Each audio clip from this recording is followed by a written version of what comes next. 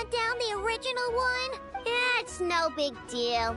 The original core was just something I salvaged from a pile of junk. Believe me, it's nothing special. The problem is, this new core is really advanced. I don't even understand half of its function. Really? Is that why it can talk like an Eppa? No idea. What I can tell is that this core went through a massive explosion at some point. Almost all the modules are damaged, but I can't fix any of them. Wow! If even I know stumped, it must be really complicated. The core originates from Fontaine, but little is known about this How technology. did you know I was alive? Without relevant knowledge, a breakthrough will take time. Forgot about that, dang it. But it's not all bad news. I managed to extract a useful bit of information from the data I could salvage. One word. Charred. Charred? Is that its name? I doubt it, but I'm sure it's important. It was stored in the deepest part of the core. That's the best protected part, which is why I was able to salvage something from there. I'm just eating Lucky Charms right now. In the event that my core sustained damage, that's where I would move all Ino-related data to keep it intact. Ah! Knock on wood, knock on wood! Your core is gonna be just fine, Inefa. Don't jinx yourself like that. I was engaging in a hypothetical discussion. Doesn't matter, you still gotta say it. Say knock on wood. Knock on wood. Yeah. Huh? Anyway, I bet there's other data preserved deep in the core too. Otherwise, this thing wouldn't be able to talk. And I'm gonna extract it all. Here, data, come to Ino. Man, this core is so mysterious. But if it's so high-tech, how did it end up inside a random prospector bot? Bingo! That's the question, isn't it? Who replaced the original core with this one and why? I mean, even though it's damaged, the research value is off the charts. Bingo! That has to be the answer. You know what happened the day before it started malfunctioning? The Fatui chased a group of treasure hoarders straight into my workshop. I'm thinking the treasure hoarders stole the core from the Fatui and needed a place to hide. Makes sense, don't you think? This is literally like the I'm pretty cutscene that clever, I was right, watching Inefa? before I went to bed last night. Of course. In fact, I got, intel from the curatorium appears to corroborate this hypothesis. I was gonna skip the entire cutscene and just Several like get Marinette's subordinates were robbed on their way to the back to quest, Size but 9. I had to go to bed. Although So, it is unclear what was stolen. The culprits were identified as a group of 3 treasure hoarders. Their leader is a silver-haired woman wearing a hood. As for the remaining 2 members, there is a man with pink hair and a man with purple hair. Wow! So Paimon was right. The local treasure hoarders around here are bold. Actually, this group has only been active recently. The curatorium suspects them to be outsiders not local to this area. Who cares? Yehoda said they're just a bunch of small fry anyway. Yeah. If those treasure hoarders really did mean to hide the core in this bot, they're probably gonna come back for it. Let them come. If they're nice, I'll even share my crunkakes with them. And if they're mean, Inefa will give them a good old knuckle sandwich. And if they try to take back the core? Already thought of that. I'm just gonna hide it. Inefa, can you get Little Chard and the others to come over here?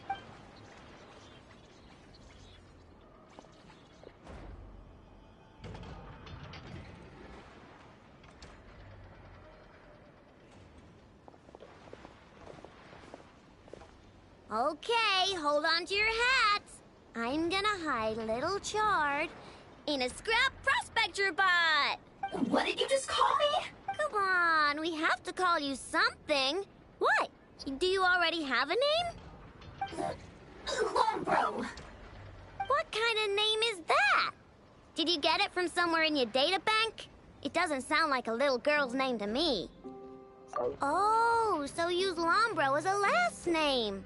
Huh, I kinda like it. Then it's decided. You're Chard Lombro from now on. No complaining, all right? You're stuck with it either way. You're the one who decided to hide out here, so from now on, you work for me. Don't think it likes the sound of that. Correction. This bot has no capacity to like or dislike something in its current state. Huh? Why? Because its core was destroyed 6 ways to Sunday! So, right now, its tone and mannerisms are all just a simulation of whatever data has been preserved. Like, remember how I found the word charred in the data? Well, if that refers to a person, then basically, little Chard is just imitating their way of speaking. Oh, so that's how it works. Anyway, we can figure all that out later. First, we need to make sure little Chard is hidden. Why don't you take the reins, Traveler? It's super cool. You'll see.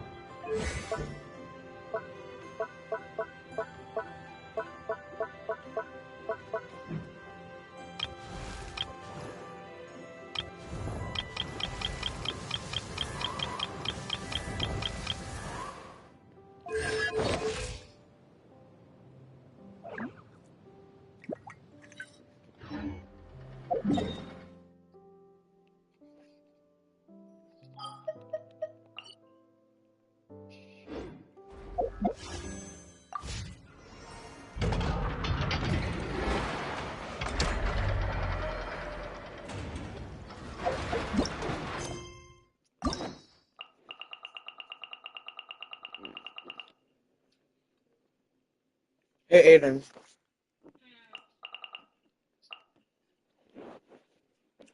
I want to do one of these story quests, but I'm not sure which one I should do first. Like, I'm not sure if I should do the Near Villette quest or the Farina quest first. I'm not really sure. Could you tell me which one I should do first? Say them again? Near Villette and Farina. Like a man or a woman, which one? Which one was the man? New Villette. New Villette. So I should do the dragon What's the other one? Farina. Arena. So you're saying I should do the Farina quest before any other quest? I should. Boys are not able. Boys are not what? Nothing. Wait, but if you do the quest, you get the skin? Some quests, yes. I got a mega dragonfly. Bro Garden or Steel Brain. I was thinking about giving you one. You want it? I'll take whatever. Okay. You want this dragonfly? I mean, yeah. If you can give me like if you can give me one more story quest to do today, then I will accept it. I mean, it doesn't matter either way, but could you do you want me to do two story quests or just one? Like two or one? Okay, so you want me to do Farina quest this live stream? Yeah. Bro, my friend, no, not my friend. Aiden's not my friend. Because he does too much and I don't want to be friends with him anymore. Nah. Want something that happened in choir the other day? What? Now, one student had a pencil, and Aiden was literally mad because he thought that student had his pencil. But it was actually the person's pencil and not Aiden's pencil. So what he do? I don't remember. I heard him say some stuff. I don't know if it was inappropriate, curse words or something, or if it was just some insults, but not curse words.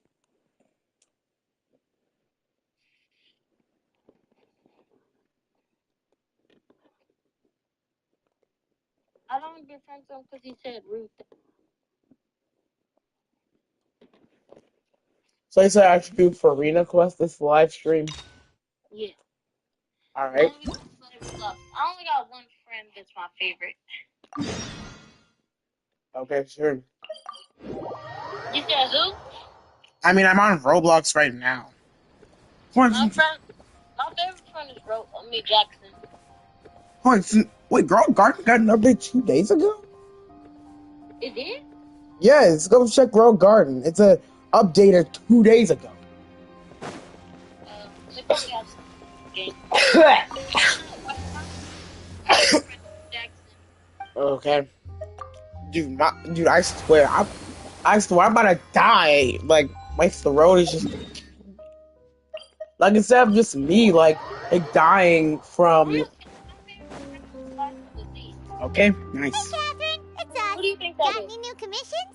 Specifically one with a huge more attack, perhaps? Mm. I mean, it's pretty obvious. Me. Yeah.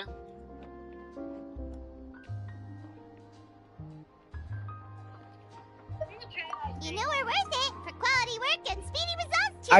You're trying to Isaiah. It's What? always a pleasure You guys to gonna see trade our two Isaiah most for avid something? adventurers again. Yeah. Looking for Oh, the there's next gonna be a new challenge, I fall see. market on the Actually, 13th. we do in fact have a rather urgent I commission mean, that is fall still is open. coming up. Having read the details, however, I don't Oh, believe yeah, I you'd just joined consider you. it to be lucrative. Don't worry about that. We were just kidding. So what's the situation?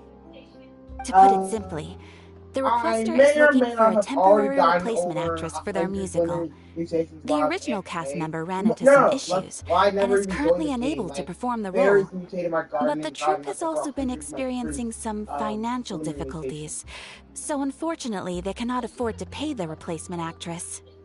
That does sound like a tricky situation. So basically they're looking for a Like, volunteer? it's like I can make a wish and then like. That's Let me right. see what. Our adventurers reached out to many actresses, but none of them were willing to take the job. There are only a few days left until the So performance. you, If they can't find someone in time, they'll probably have to yeah. postpone the show. And delays tend to create all sorts of new problems. Got it.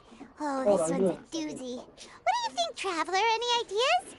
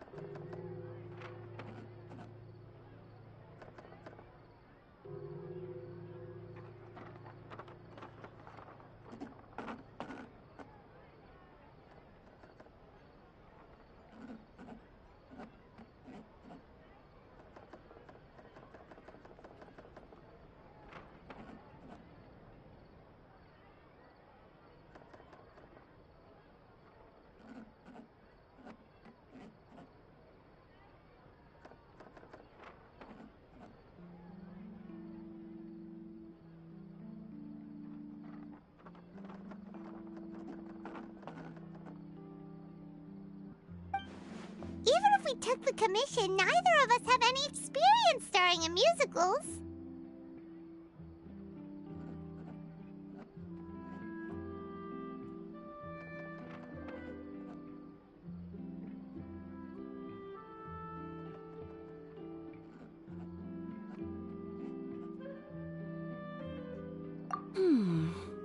If you're interested in helping, why not start by having a chat with the requester? He's right over there. Maybe you can't fill the role yourselves, but you might be able to help him figure out another solution.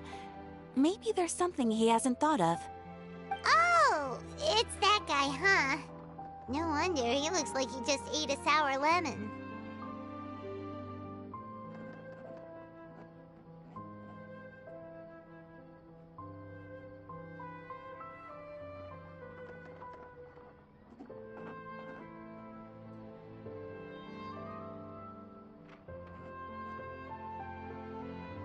Hyman approves! Let's go!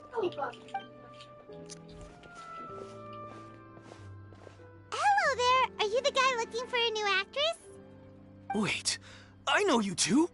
Are you really willing to act in my musical?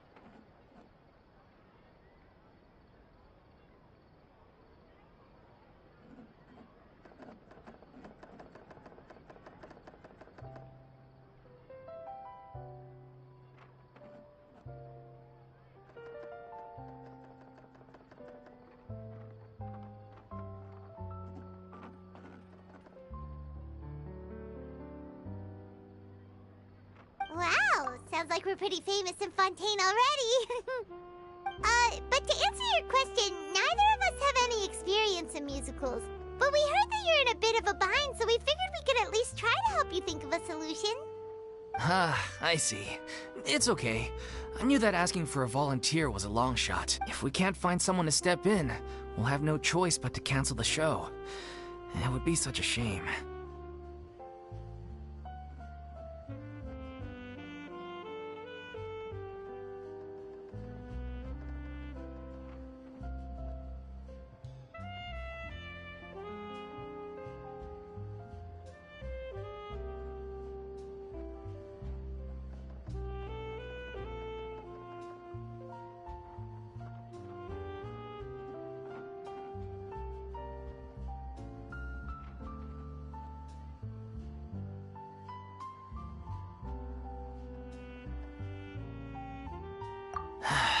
That's the thing.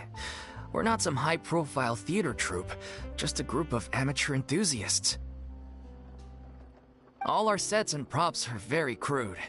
We're grateful enough just to get an audience, never mind ticket fees. If we had a way to make this profitable, things might have turned out differently. But now, it looks inevitable that we'll disband. Disband? You're splitting up the troupe? Oh, I guess the lady at the Adventurers Guild didn't tell you? Yeah, this is supposed to be our final show together as a troupe. One last show. And after that, we go our separate ways. So we were really hoping to end on a high note. Nobody wants things to just fizzle out. Not after all the time and effort we've invested into it.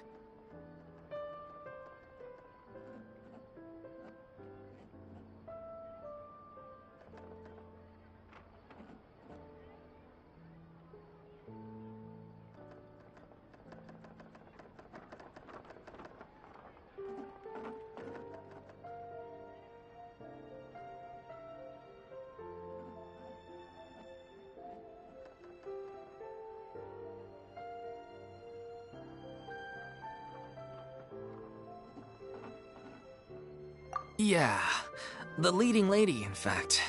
She's been dealing with a chronic illness ever since childhood, and unfortunately, it flared up again recently. It really drains all her energy, so she's in no state to perform. The show just won't be the same without her. But for everyone else's sake, I still hope we can find a way to hold the performance on schedule. Got it. We have a clearer picture now. Let's see if we can come up with any ideas. What if we sponsored the show?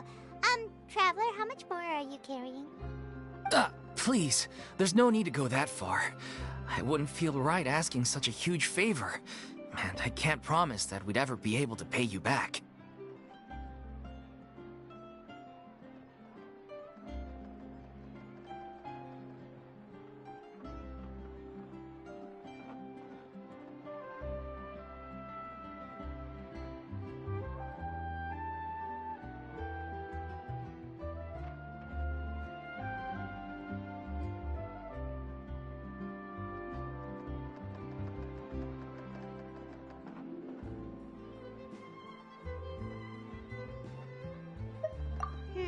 Good point.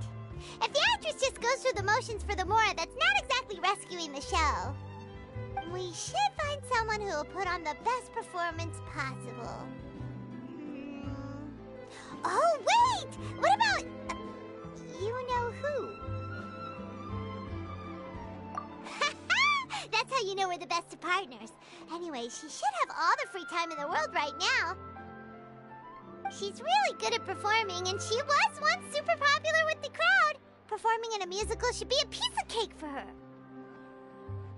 Who are you thinking of? Sounds like someone famous. Her! You're... That was a joke, right? Nope. Paimon doesn't actually know if she's performed on stage before, but Paimon's pretty confident that she'd be really good at it. You're not wrong there. She has actually performed in a number of big-name shows before. They were one of the reasons she was so popular. But even if she's no longer the Hydro Archon, it's not like she's suddenly a commoner. She's still an idol to many people in Fontaine, including myself. I just think Lady Farina might feel a bit out of place in an amateur troupe like ours.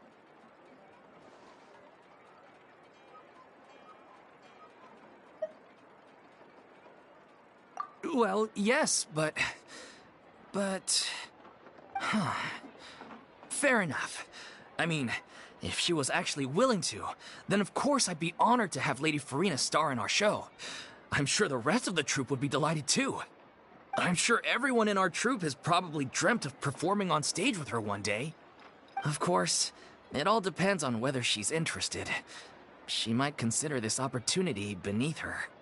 No point in stressing about that. We'll only know if we ask her.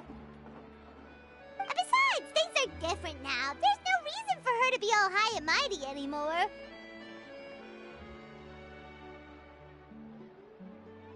Thank you for your help. I guess I'll just stay here and wait for the good news. Good luck. Wait, where does Farina actually live nowadays? She used to live in luxury at the Palais Mermonia, but she's, moved out, right? As it happens, I have her current address here. I can provide it to you.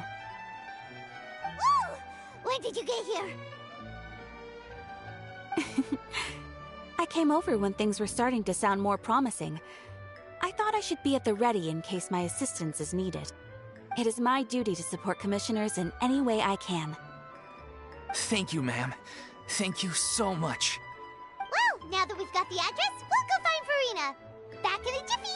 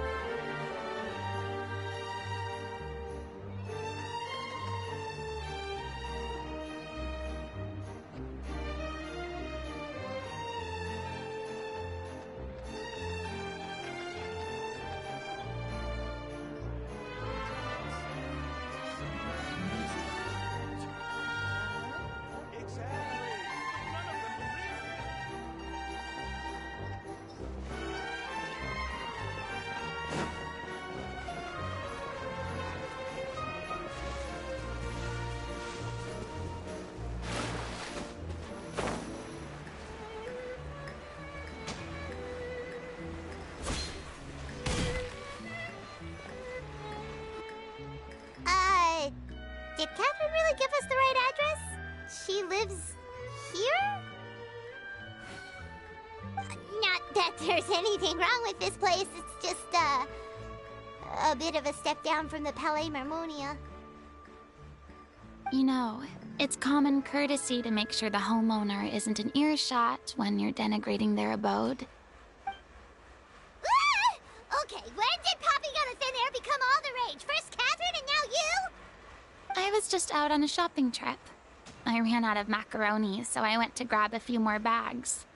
I used to have a much wider range of choices when it came to food, but now I'm finding that simple, traditional home cooking can be quite delicious too.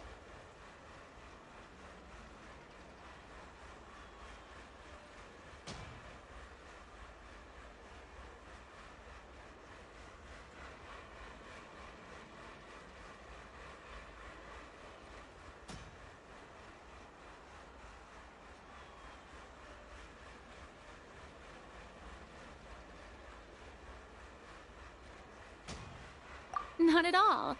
As long as you have different kinds of sauces in, you can have macaroni and tomato sauce one week, macaroni and bolognese the next. Oh, sounds like you're really struggling to cope. How rude!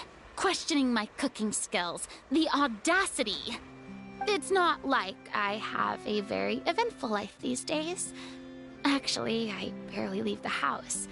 So I don't see how it's unusual that my meals are a little simpler now too. Besides, I'm sure I could master dishes like la lettre faucilor or blubber profiteroles in no time, if I felt so inclined. Ah, there it is. You don't know how to cook. Not yet, maybe, but... Anyway, what are you even doing here? I do hope you didn't come here just to ogle at my fall from grace. Let me first be clear that I'm not taking guests at this time.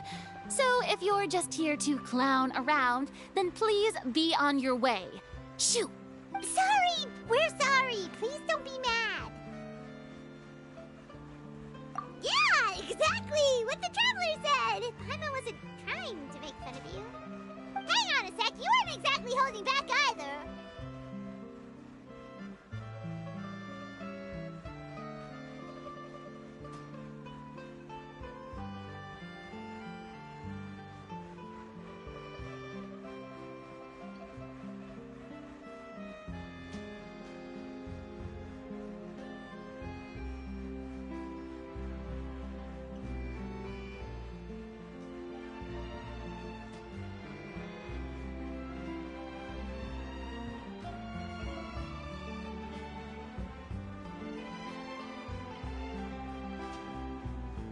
My help?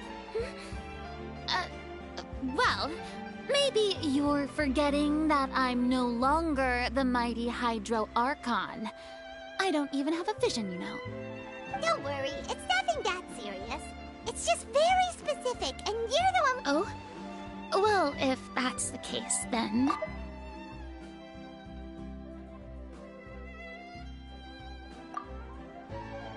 So tell me, what specifically makes this matter so... specific? Ah, I see. I knew you couldn't have come all this way just to amuse yourselves at my expense. After all, I was once the brightest star in all of Fontaine, well-versed in all the various performing arts. A mere musical is well within my capabilities. But given the present circumstances, I'm afraid I must regretfully decline your casting request.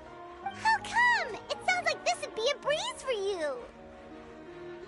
True, but I have made a decision to retire from the stage.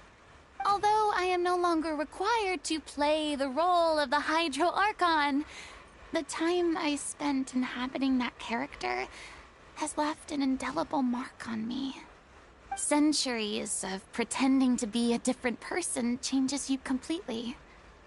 I'm not the same person I once was. Of course, that can't be undone now. It's too late, and I have no intention of reinventing myself all over again.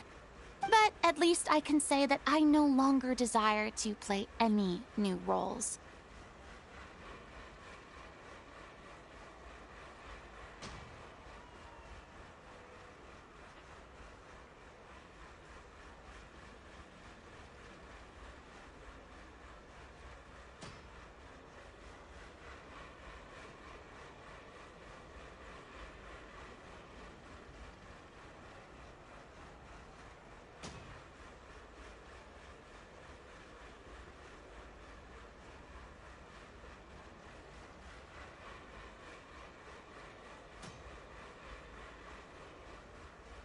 Paimon can understand, but this is just a one-off part to fill in for someone who's sick. Surely that's okay. Whether it's a one-off or not, it's a boundary that I've committed to no longer cross.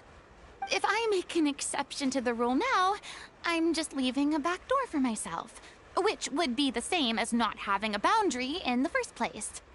So I'm not going to perform, and that is that. Okay, guess there's no convincing you.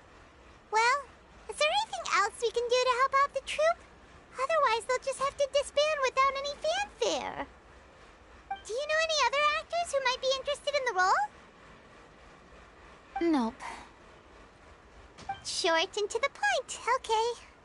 I've never been great at maintaining relationships. Besides, anyone I've ever worked with probably couldn't wait to get rid of me. Since I'm just an ordinary person now, they'll probably just laugh in my face if I go asking them for help.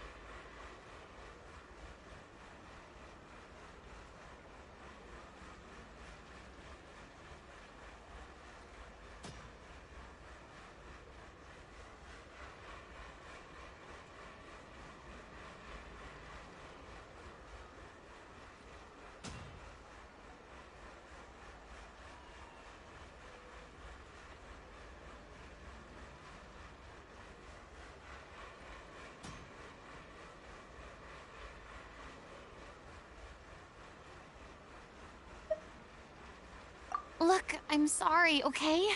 I'm sorry I drew a line in the sand without thinking about every possible grain on the other side. Well, is there anything else we can do? This performance really means a lot to the guy we're working for. Have I not made myself clear? You're barking up the wrong tree. I don't want this job, nor do I know of anyone else who would. Sorry. I didn't mean for that to sound so harsh. I wish I could help, really. But if I thought I had the answer to this problem, I would have said so by now. It's all right, Farina. Paimon just wanted to make sure we tried everything. Oh, everyone in the troupe will be so disappointed.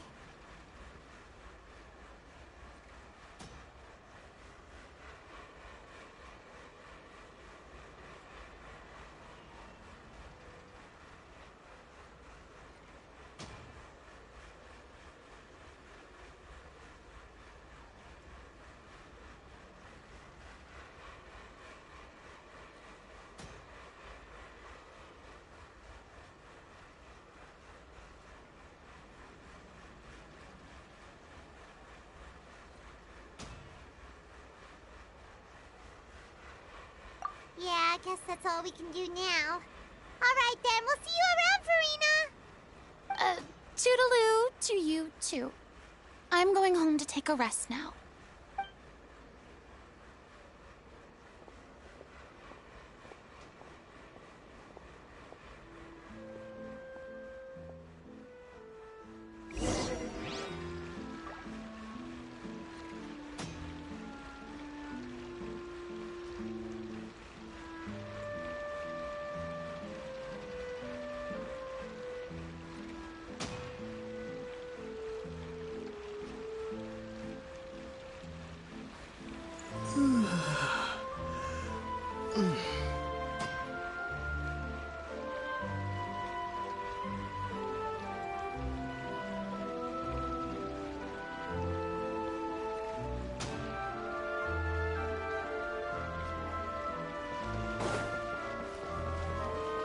It's too bad, but we have to respect Farina's decision.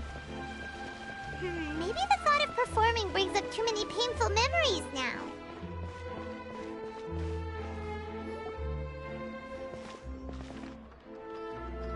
Huh? What's going on? Are they arguing?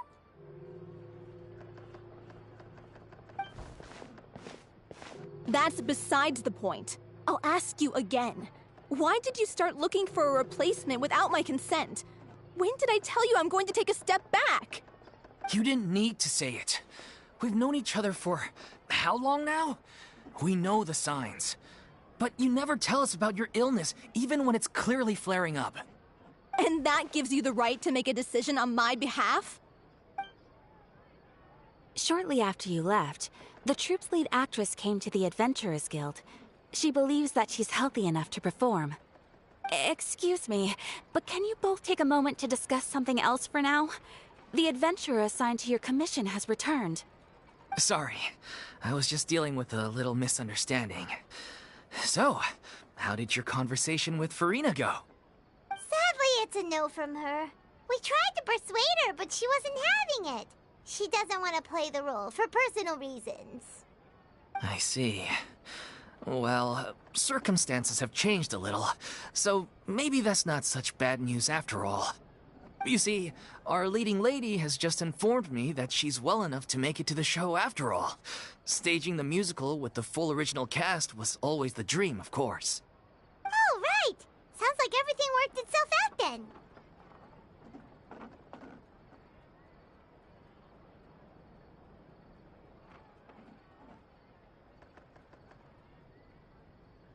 Yeah, she'd be livid. We'd get the scolding of a lifetime. Jeez, is Lady Farina really so harsh with people? Only joking, calm down. So, guess we can consider this case closed now, huh? Despite the fact that we failed to complete the commission, we were still racking our brains for ideas on the way back here.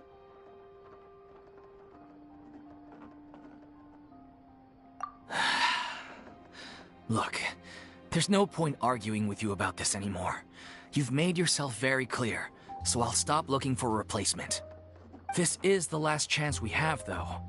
If your illness flares up again, there won't be time to find anyone to replace you. So, are you absolutely sure you'll be able to handle it? The whole team is putting everything they have into this final performance. We have to make sure it goes ahead. Yes, I'm completely confident. I've been taking a new medication from the doctor, and it's working brilliantly. I'll definitely be able to tough it out until the performance day. I share everyone's desire to commemorate all our years as a troupe with a proper farewell show. So the last thing I want is to be left out. Every one of us thinks of this troupe as their home, myself included. You're right. I'm sorry. I let myself get too worried about the show. I should have asked for your permission first. All's well that ends well. Sounds like the show will go on.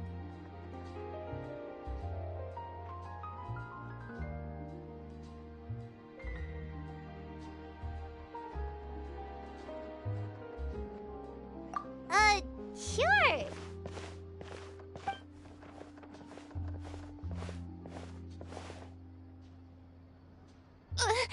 Hey, how did you... I was just passing by because I realized I forgot a couple of items on my shopping list. All right, I'm coming. No need to drag me.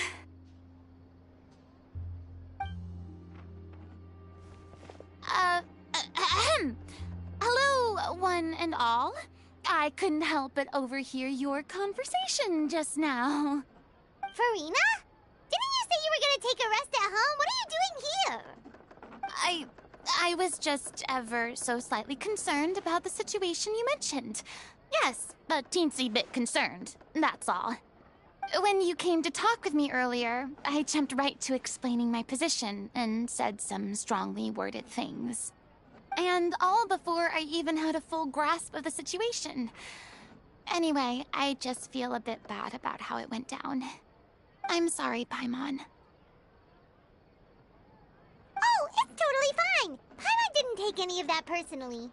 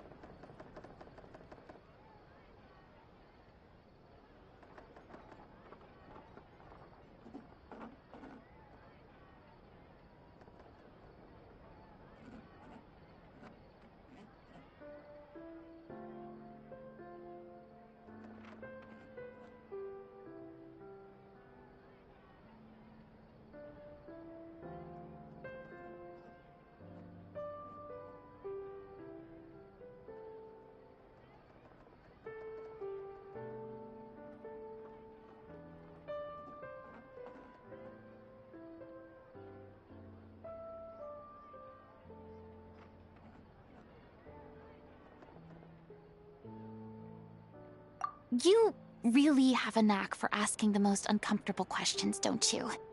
I felt very sheepish, having had a change of heart after flatly refusing you. And then, to make matters worse, you caught me. But in any case, it sounds like the issue has already been resolved. Yeah. When they said they were gonna ask for your help, I almost had a heart attack. I mean, how could we be worthy of having Lady Farina star in our show? There's no need to think like that, and no need to keep addressing me as Lady. Just Farina is fine. I was wondering, if this troupe is so important to all of you, why does it have to disband? If the difficulties are purely financial, then there must be a solution. You could put the shows on pause while you look for a sponsor, for instance. Everyone seems so devoted to the troupe. I'm sure if you keep chipping away, you'll find a way through. We all want to believe that, but some things are just beyond our control. Everything's been going downhill ever since we lost our director. She was the heart and soul of our troupe. She kept us going. Her name was O'Reilly, and she was the founder as well as the artistic director of our troupe. And tragically, she was a victim in this serial disappearances case. What? That's actually how I recognized these two. It was all thanks to their efforts that the true culprit was brought to justice. But still, no sentence can bring our director back to us. She was a loyal fan of your performances, Miss Farina. They were what first inspired her to get into musical theater. She rallied many people around her who were destitute or had lost their sense of purpose in life, and convinced them to join her troupe. She wrote her own scripts, acted on stage, and mentored each and every one of us. People loved our performances back then. We seemed to be going from strength to strength. Things were really looking up for us. And then disaster struck. Yeah. After that, the entire troupe fell into disarray. None of us know anything about script writing, let alone how to handle the business side of things. We've been doing the best we can. But despite our efforts, things are slowly but surely falling apart. It's agonizing. But ultimately, we'd rather end things now on our own terms than stick it out to the bitter end and watch all our dreams turn to dust. Oh.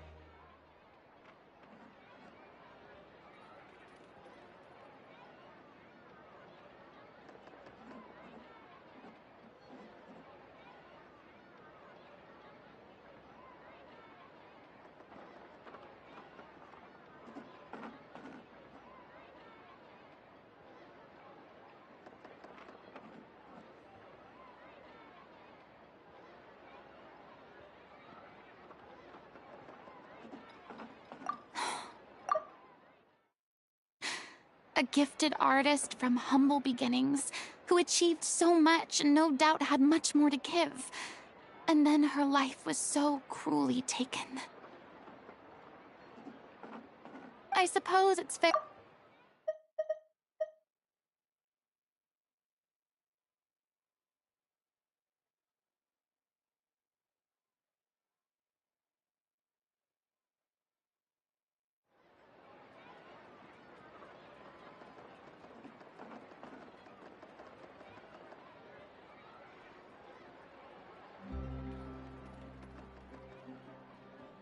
Yes, exactly. We all miss her terribly. Well, good thing I followed the traveler here. After hearing this tragic tale, I can no longer stand by and do nothing. Farina. I know what you're thinking, but I by no means plan to cross the boundary I've set for myself. Besides, they're no longer looking for a replacement anyway. I can, however, provide some artistic guidance from the vantage point of a highly experienced audience member. But only if you feel this is something that would help, of course. Oh, most definitely. We'll take any guidance that you can give. We unfortunately don't have any budget for a consultant, though. Will that be a problem? I don't need any compensation. All I'd ask in return, if you're willing, is that you tell me some more about the life and work of your late director. Something I've begun to realize since my departure from the Opera Epiclese is that there's a lot you don't see when you observe everything from on high. The law only judges criminal behavior and does not weigh human emotion. The court's verdict can settle the question of criminal liability, but what about all the unresolved emotions of the parties involved? What happens to them?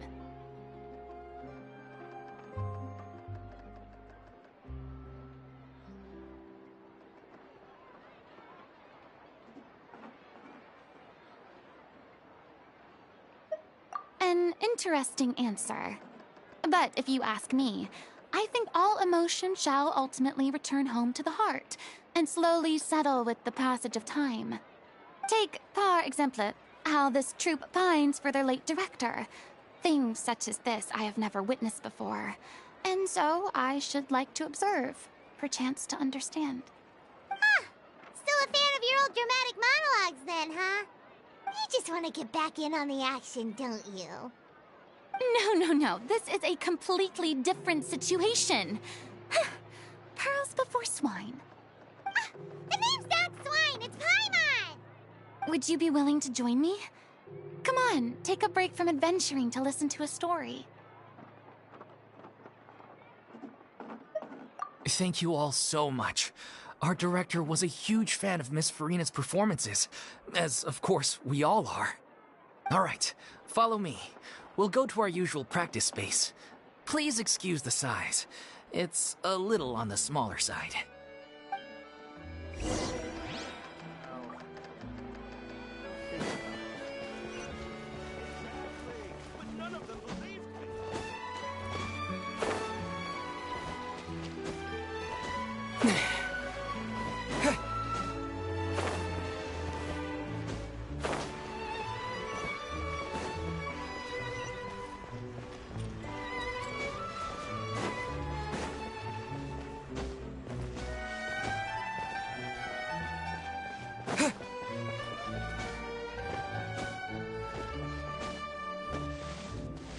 Faster!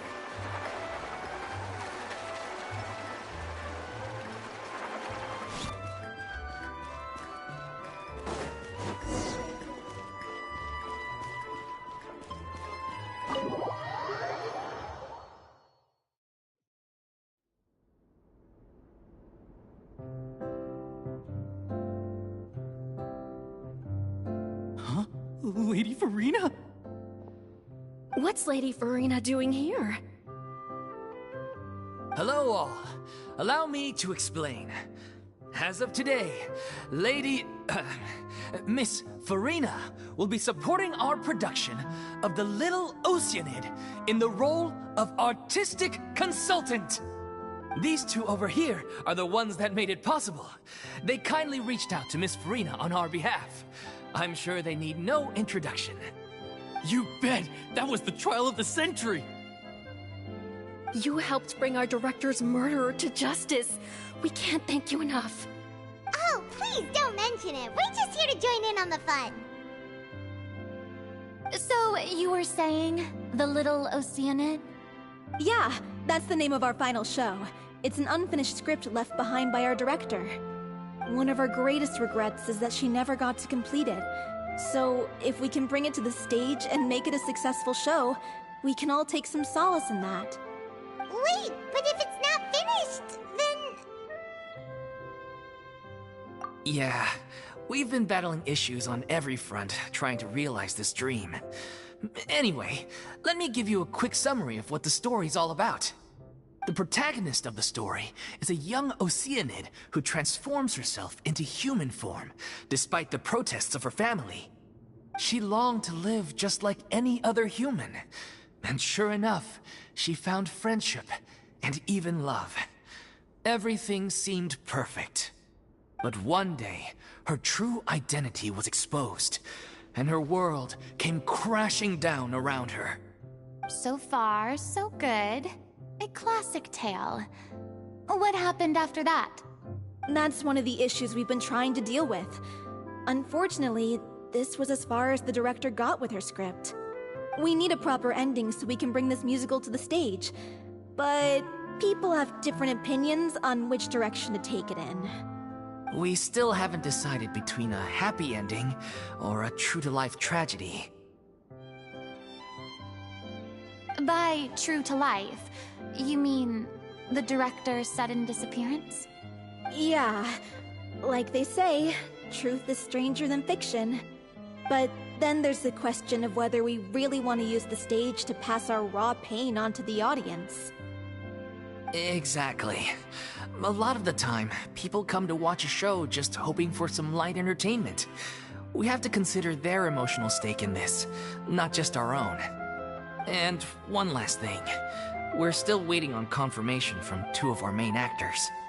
The first is Paulo, who plays the protagonist's lover. He's locked himself away to focus on writing an ending for the script, but the deadline's passed and we still haven't heard from him. The other is Villemont, who plays the main antagonist. He took the director's death pretty hard. Hasn't set foot in the city since.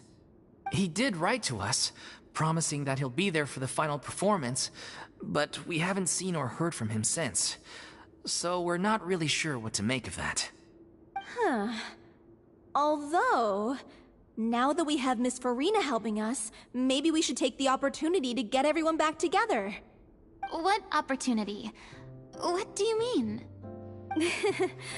Maybe you're unaware, but your name has always been like a rallying cry for us. Our director was constantly singing your praises. All of us look up to you as a role model. Oh, stop! You're making me all flustered. Although, not in a bad way. I suspect the reason they're dragging their feet is that they have their doubts about whether the show will really go ahead, considering all the issues you've been facing. But one by one, all the obstacles are being removed. Now is the time to rally the troops. Makes sense. Okay, priority number 1, let's check in with Paulo and see where he's at with the ending. He went back to Poisson a few days ago. Said that staying in a friend's home might help him to relax and escape the feeling of isolation. I thought the last thing his friend would want right now would be to take visitors, given that Poisson was flooded not too long ago. But I guess it's the opposite. A friend in need and all that. Yeah, maybe he could use some company. Poisson.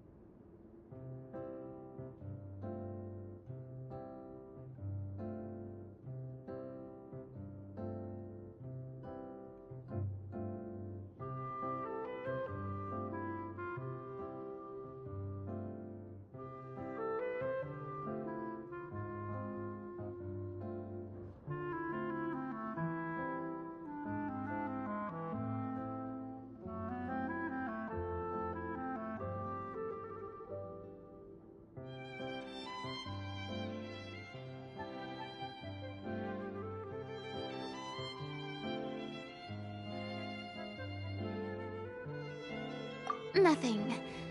I suppose my presence will be indispensable if we are to restore his faith in the show. So, allons-y. To Poisson!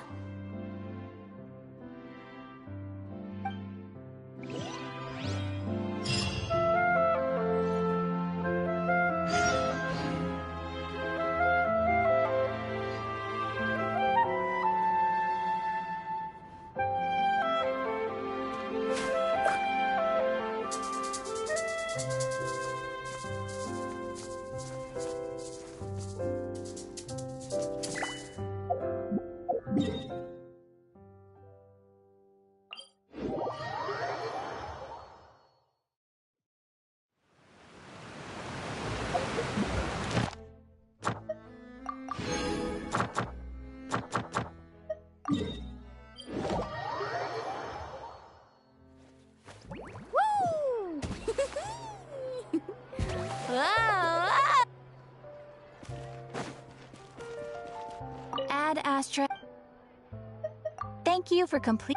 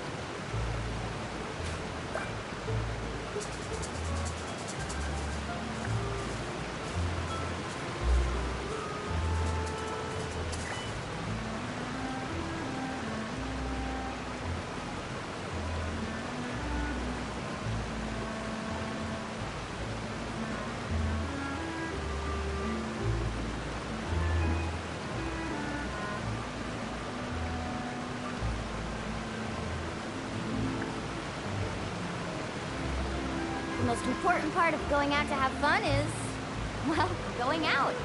So just show up and I'll handle the rest.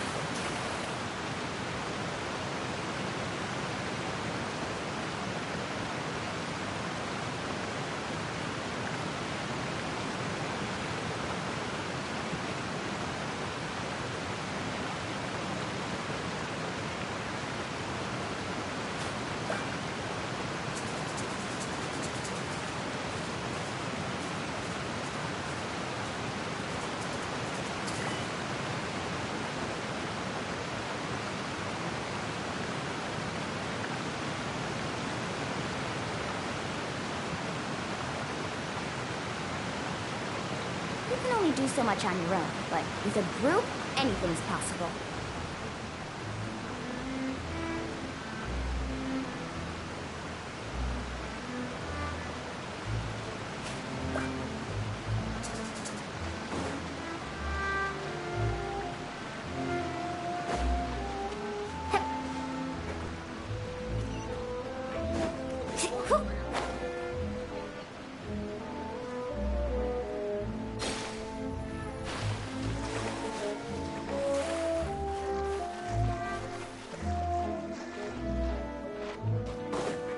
Need a surfboard?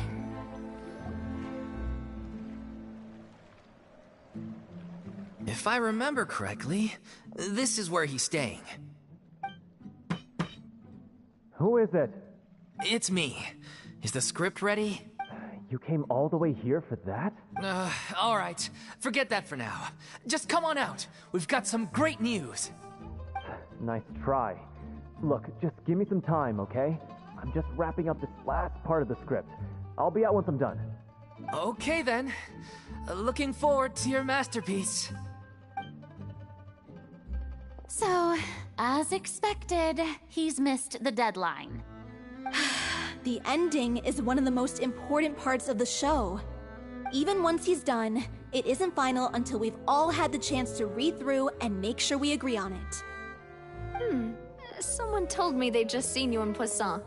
I assumed it was a case of mistaken identity, but sure enough, here you are. And Farina, too. I was wondering if we might run into her. So, you're here for Paolo? Looks like he could be a while, so feel free to take a stroll around town in the meantime. I've made all the arrangements already. Oh, it's okay. We can just wait here. Thank you for being so considerate, Miss Navia. That sounds wonderful. We'll take that stroll. Get over here, you! How oblivious are you? How are things in Poisson now? Any better? Things are on the mend, but it's a slow process. Some people may never recover from the trauma they experienced. I'm sorry to hear that. I wish there was something I could do. Please, must our conversations take such a depressing turn every time we meet? We all have painful memories, but we don't have to let them cloud everything we do. And if you're trying to make a new start, perhaps it's best if you don't bring up the past all the time.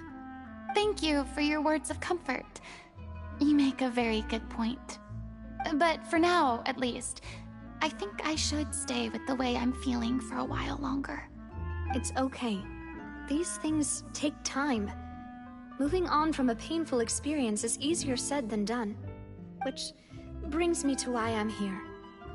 I I thought you should probably know that not everyone here is ready to forgive and forget after the Hydro Archon's inaction in the face of catastrophe.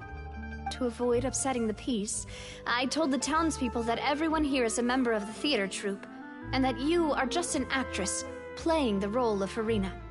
It's not a perfect solution, but hopefully it means you won't have to lie low while you're here. That's so thoughtful of you, Navia. Well, what do you expect? I am the courageous and considerate president of Spina di Rosula, after all, like my father before me. Anyway, that was all.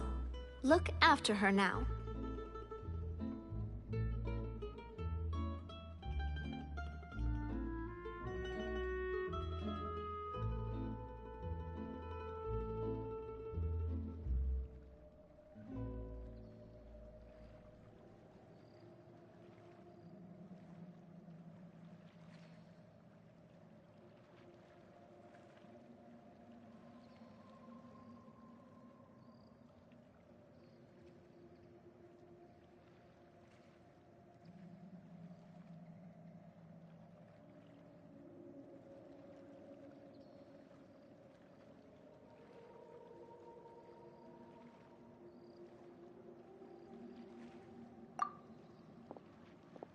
Off we go then.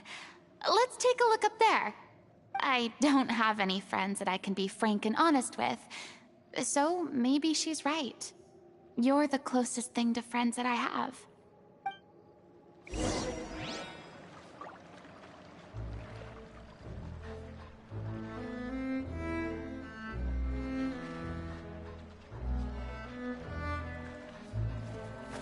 Woo!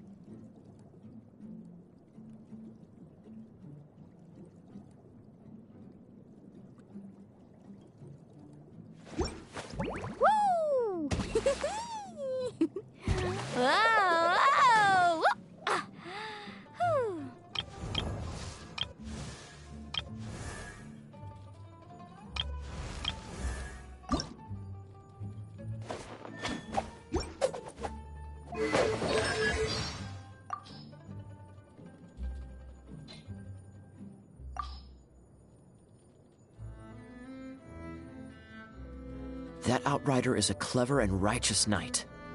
Be careful not to step out of line in front of her. Diluc? He was cute as a young lad, but nowadays he just seems to be in a world of his own. Overall, not much fun to hang out with. Klee. Seems she has failed to elude the acting Grandmaster's investigative skills, despite the pointers I gave her. I'm kidding. No need to go reporting me or anything. Oh, Kale. Oh, now there's a name I haven't heard in a while. You came to the right person. Let me tell you her whole story, starting right from the very beginning, with all the delicious details.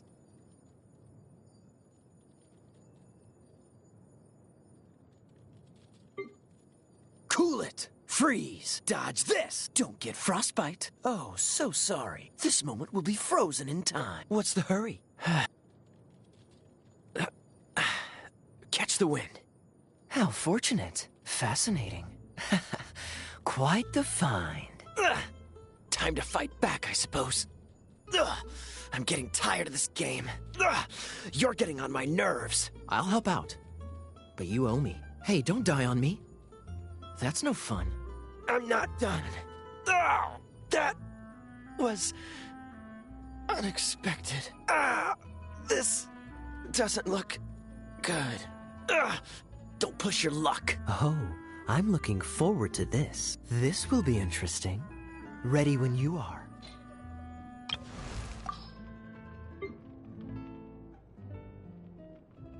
Damn you! You will pay for that. Let's finish this, swiftly. What's our objective? Let's go.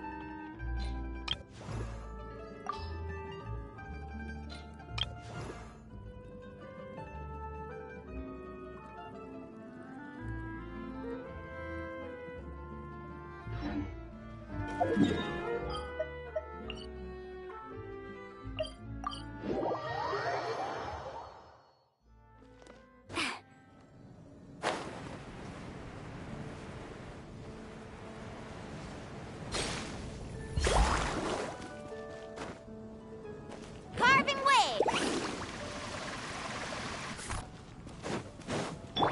Let's go, Swirly!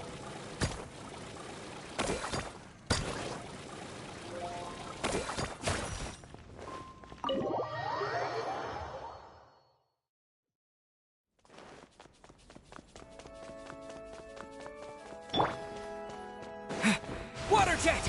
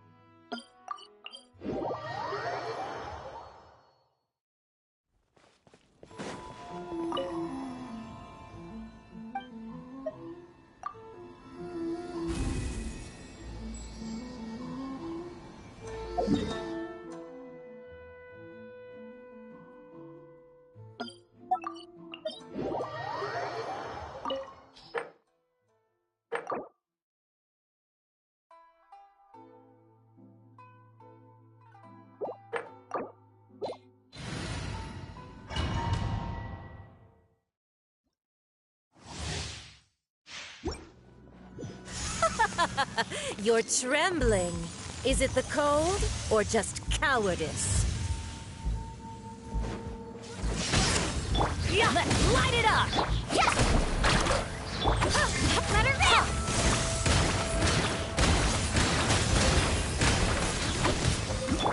Here!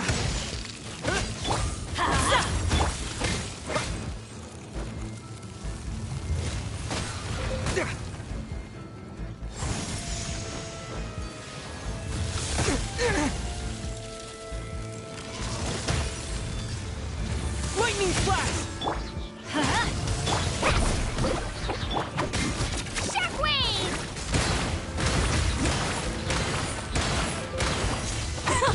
Detestable! Here!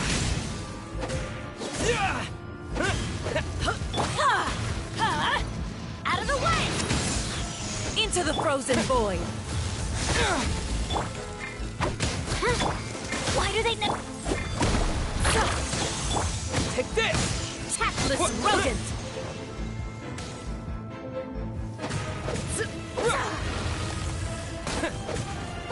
Into the frozen void! Everybody stand back! Detestable! Let's go, Swirly!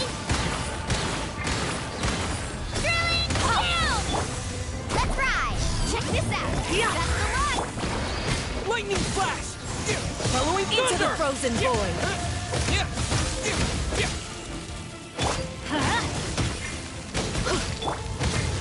Carving wave! Let's light it up! Take this! Out of the way!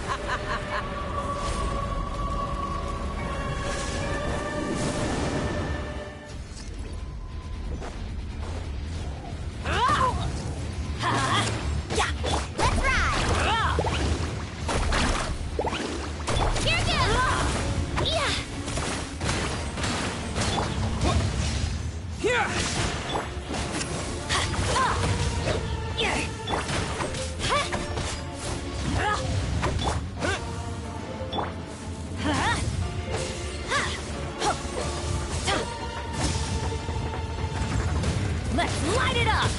Not every wound will heal! Lightning flash! Carbon wave! Catch an epic wave! Let her rip! Here!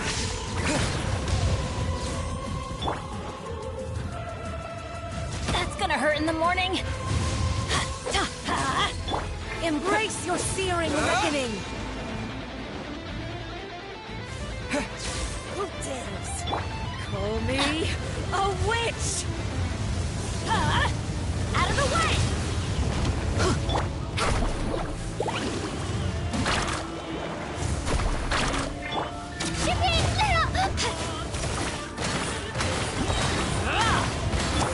Let's light it up! Let's ride!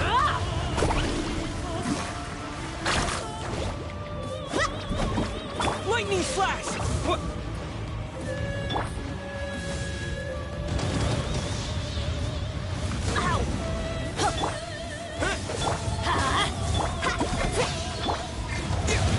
Carbon wave!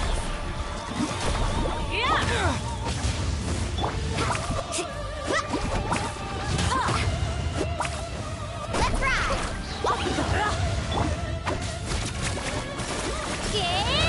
I'm going in! Thunderclap! Check this out! Best of luck! Yeah.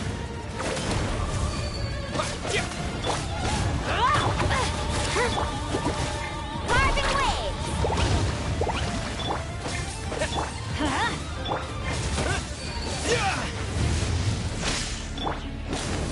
Here goes! Come on! Pull yourself together, Kachina!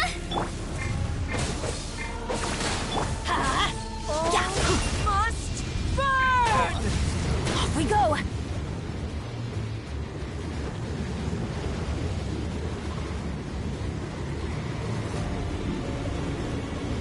Adventure time!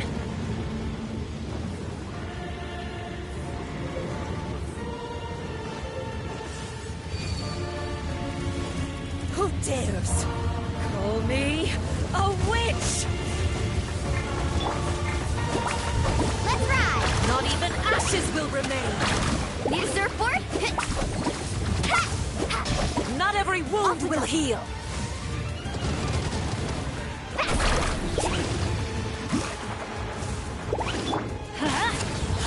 Couldn't break the curse.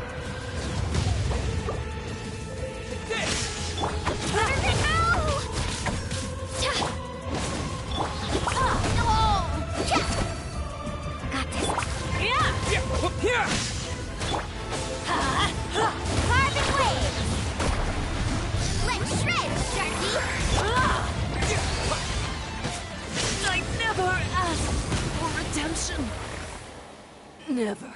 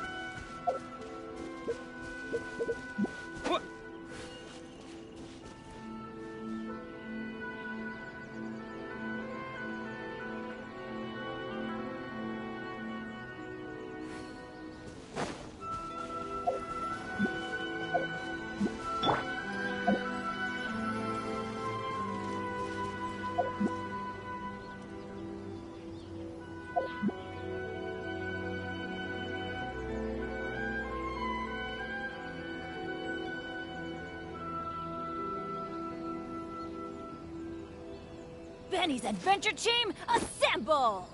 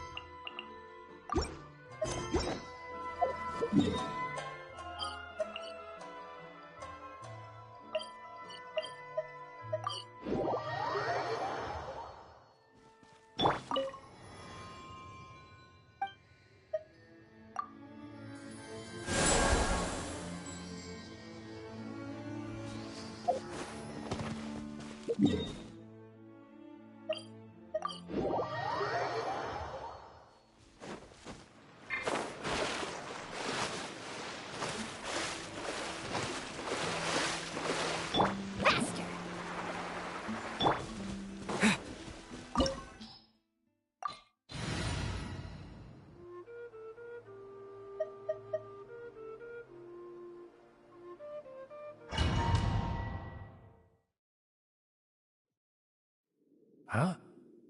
Why have you put on a mask all of it?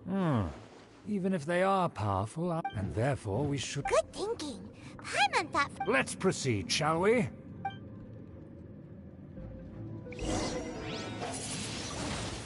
As you'll see in a moment, there are many already helping us. I heard that this area had already been purged once by the Knights of Favonius, but it's the only place around Mondstadt that is well concealed and spacious enough. Although it has fallen into disrepair and does not suit the tastes of the nobility, we simply have to make do for now. Sorry, can we walk any faster? Of course not. An aristocrat always moves with grace in his steps. Moving hurriedly is unacceptable.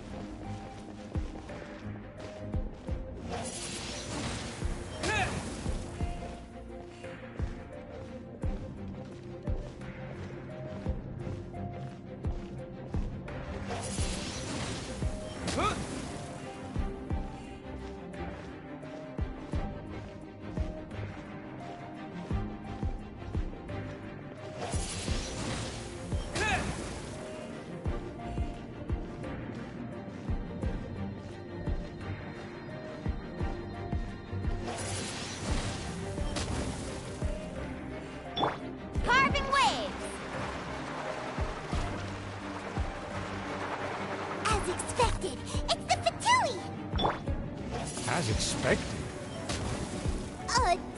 Because we always see them around the city. They must be very powerful. Huh. Nothing more than foreign ruffians with power and the ability to flaunt it. But they are favorable business partners.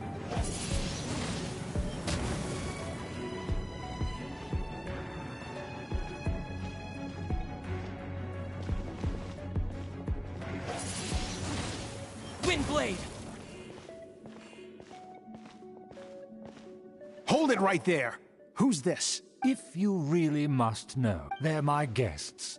If you happen to offend them in even the slightest, then you will be held accountable by the Lawrence clan. But this matter is of utmost secrecy. We must exercise caution. You dare question the ways of a nobleman? I don't have time for this. Make way! No need to sound all high and mighty like that. Fine. You may proceed. Come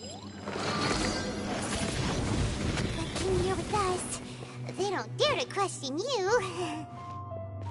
Of course. That is the benefit of prestige. In past times, it would be a dire offense to speak to a nobleman in such a manner. We could determine a person's fate with the blink of an eye. Huh. And such glory will return to me again before long.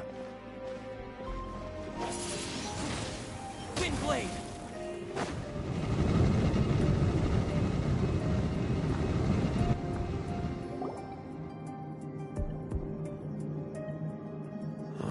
Where have I seen this person before? And who, may I ask, is this? We mustn't bring just anyone in here. This is our new ally that I've recently met. They are completely trustworthy. You have the... Our plans are strictly confidential. It's not wise to bring in an outsider at this time. Furthermore, there's been word that an outlander who joined the Knights of Favonius has been very active in Mondstadt recently. Don't be ridiculous. Besides, my guest is well versed in the etiquette of the nobility. I must treat them with the proper mutual respect. The Knights of Favonius pay no regard to such details. They could never understand the intricacies of our etiquette. And what about this thing?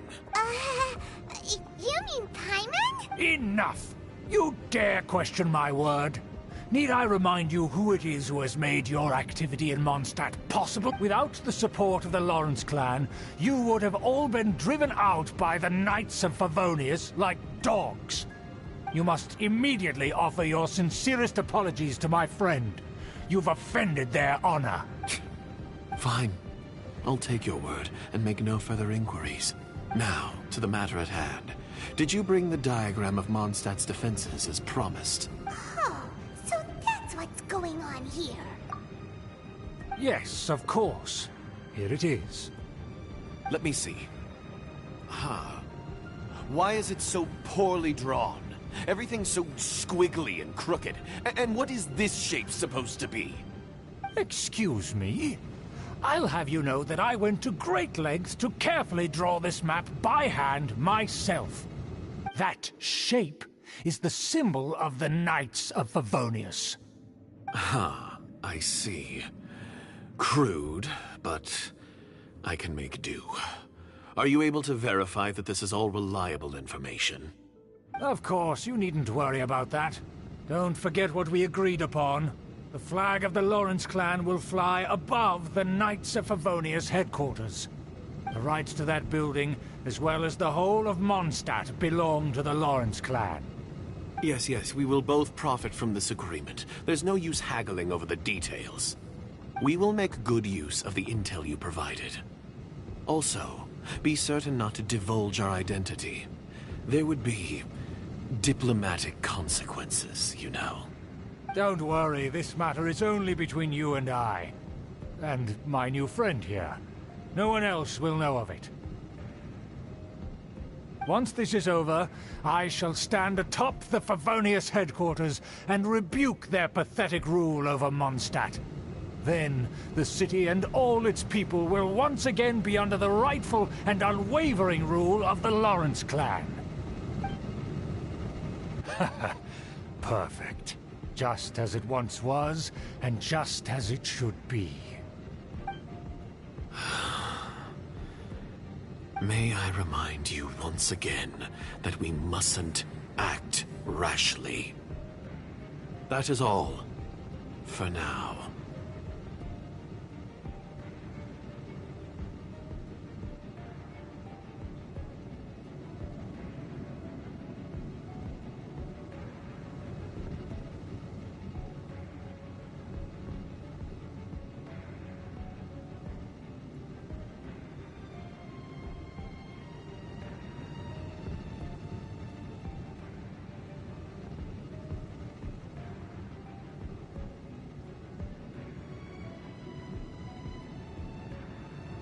Very well. Huh? What are you doing?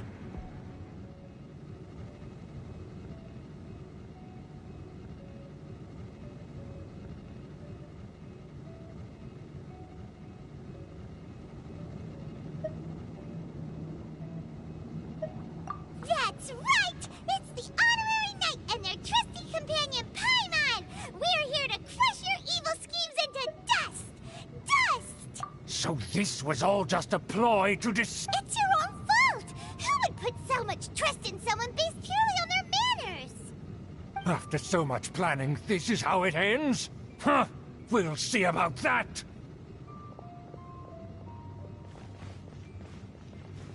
Just as I expected. I knew I should have never trusted these foolish aristocrats. No matter, we already have the intel we need. Get them! They're running off in different directions.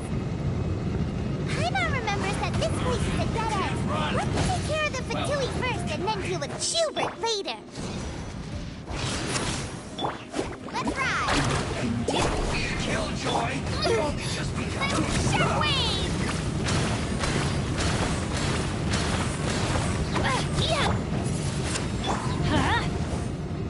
Carving wave! Clear the area! Everybody stand! Let's light it up! Looks like I went too far.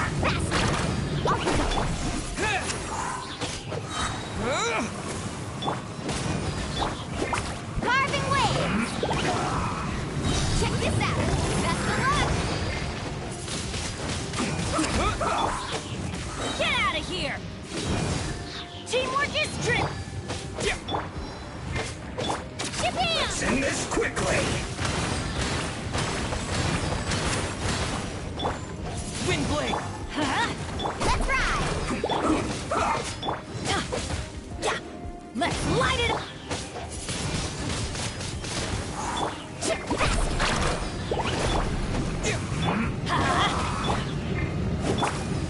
Disappear!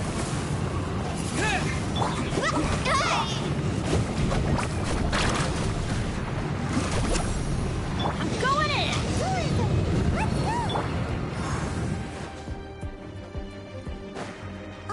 Is they... Don't touch me! Get out of my way! I'll leave on my own!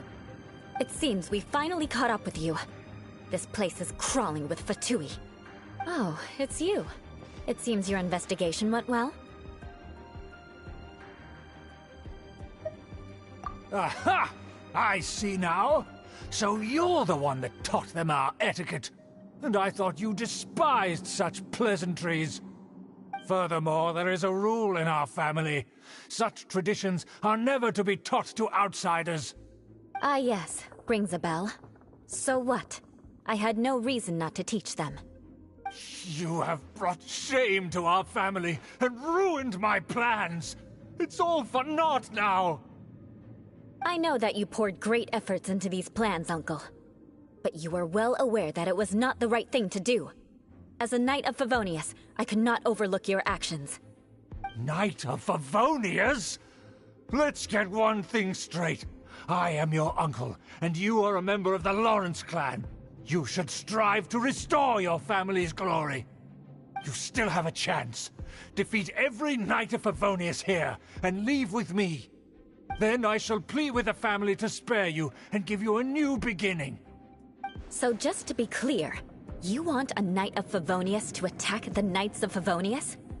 I shall say this one last time. You are not a Knight of Favonius. You are a descendant of the Lawrence clan. The blood of the Lawrence clan flows in your veins. You must comply with the will of the family. Since when have I ever complied with the will of the family? Why, you unruly maid! If anyone should be angry, it should be me. As a member of the Lawrence clan, you knowingly plotted against the city of Mondstadt and threatened its safety. Had you ever stopped to consider the trouble it would bring to so many people?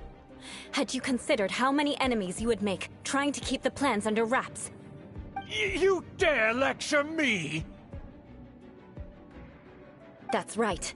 In the name of the family that you so dearly revere, Uncle Schubert. I've never experienced the age of glory you always speak of. And I've never understood our family's incessant pursuit of it. But I am capable of discerning right from wrong, and I deeply understand what freedom means to the people of Mondstadt. The Lawrence clan should never and will never become what you've dreamed it to be. Oh, the disgrace of it all! How could such a rebellious monster emerge from our own family? Things are starting to get pretty hysterical here. Politeness and elegance seem to have gone out the window. That's enough fuss for today. You two, take him away. The honorary knight and I have other matters to attend to. Given that you've already taken action, I assume you've come across some Paimon took a peek at their diagram. Your uncle had mapped out all of the Knight's patrol routes and marked out key information about Mondstadt. And there was me thinking that he was just another elder of the family. And a lazy one at that. I never suspected he could stoop this low. So stubborn. Mark my words, vengeance... Let's discuss this later. Our first priority is recovering that diagram.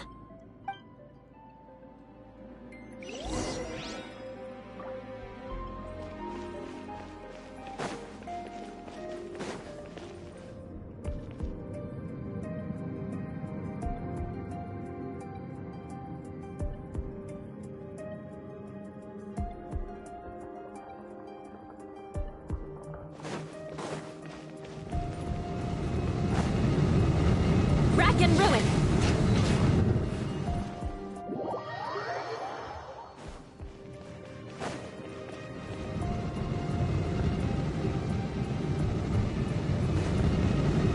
Eye for an eye!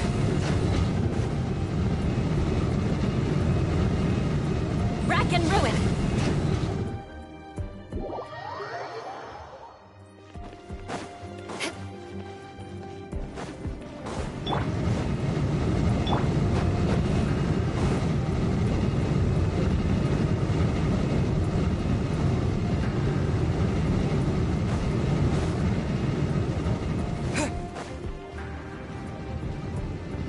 Adventure time! Here goes! Shudder! They're here! Stop them! Yeah! Huh? Take cover! Why do they never miss? Windblade first!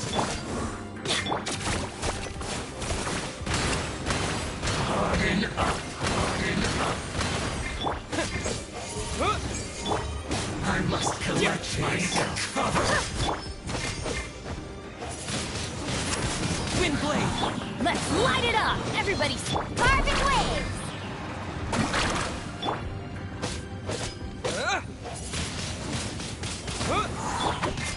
What an annoyance. This is trouble.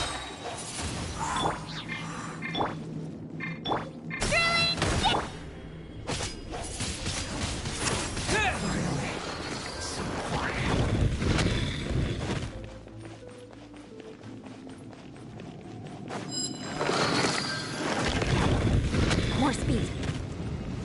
Eye for an eye. Windblade! Can't run! With the wind! Let's light it up! Teamwork is trick!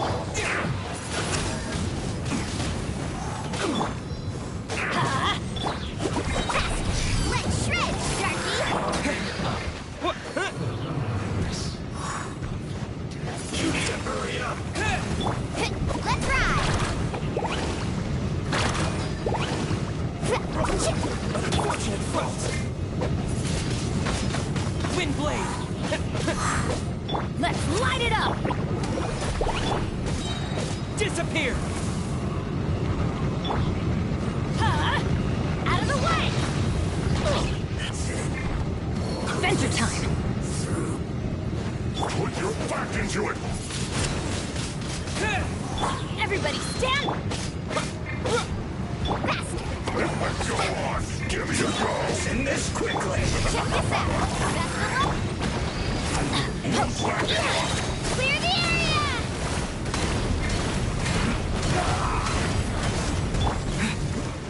Not breaking a sweat.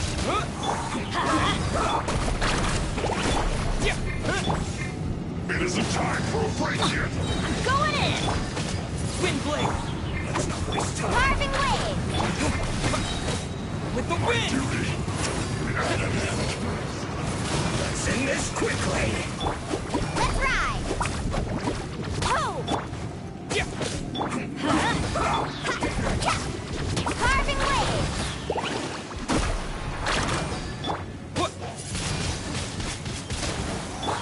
Get out of here. Out of the way. Catch an epic wave!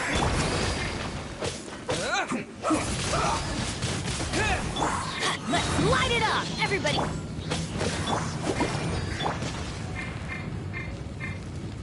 Let's end this quickly. Vengeance will be mine! I slipped up. Wind blade. This is it.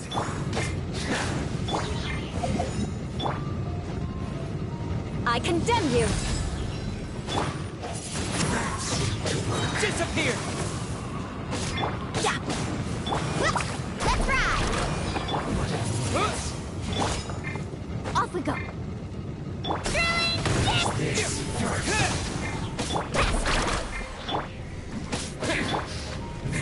Teamwork is trick.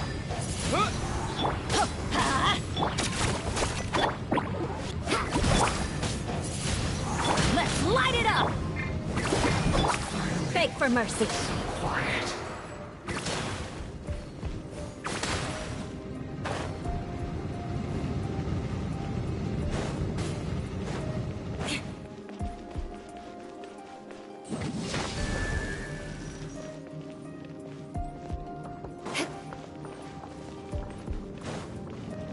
More speed.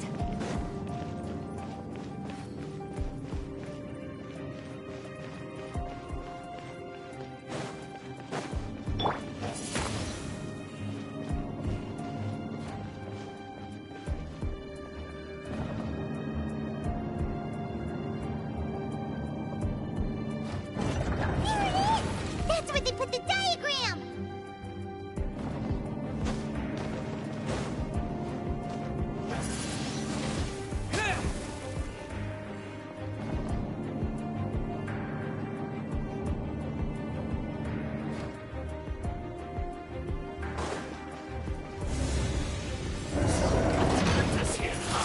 I guess there's no other option but to fight.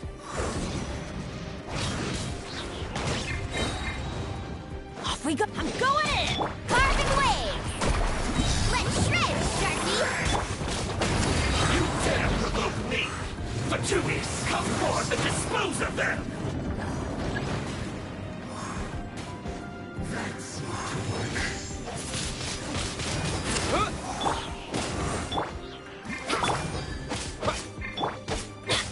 Let's ride! Harden up! Let's light it up. Japan! Clear the area! I must collect myself. Wind blade.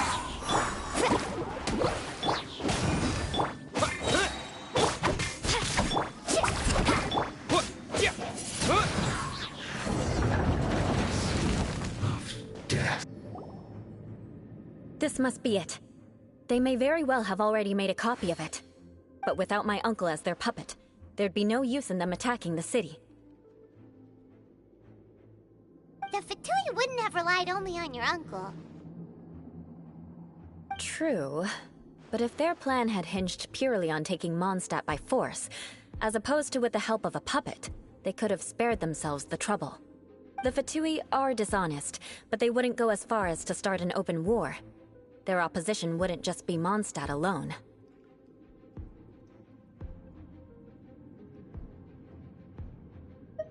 Anyway, I'll inform the acting Grandmaster. She'll know how to handle things from here.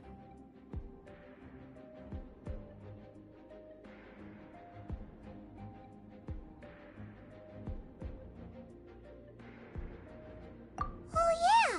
You suddenly appeared at just the right moment! Yeah, about that. Because you stole my targets by attacking the Fatui I'd been tracking earlier. I came to exact my vengeance. You tried to do my job for me, and I'm here to return the favor. Finally! After all this time, Paimon understands what you're saying! In reality, you sensed that something might happen to us during our investigation. You were worried about us and your uncle, so you brought a team to take a look. My purpose was vengeance. Don't twist the story. You don't look too bright, but it turns out you have a knack for scheming. And mark my words, I'll remember that. Hey! What do you mean Paimon doesn't look too bright? You have seeded a deep enmity between us. Just you wait. Even if you were to be completely destroyed, I would never forget you. Bring it on! I like your fighting spirit. I'll take this diagram back to the Knights of Favonius and take it from here. Sure. Well, see you around. That you will. And make sure not to steal my targets next time.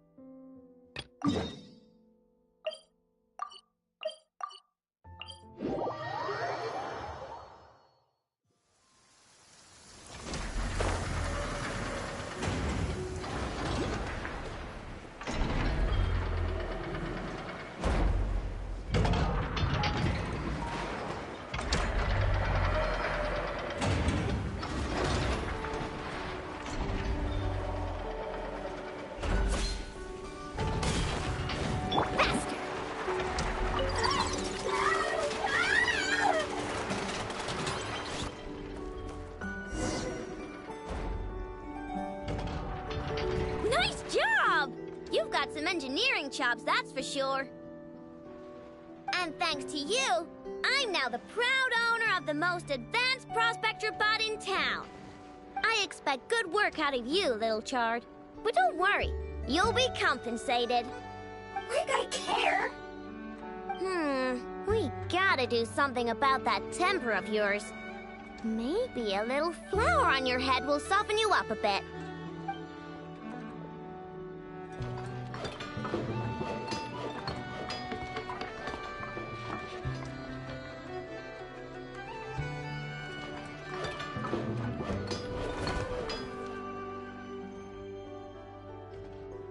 There.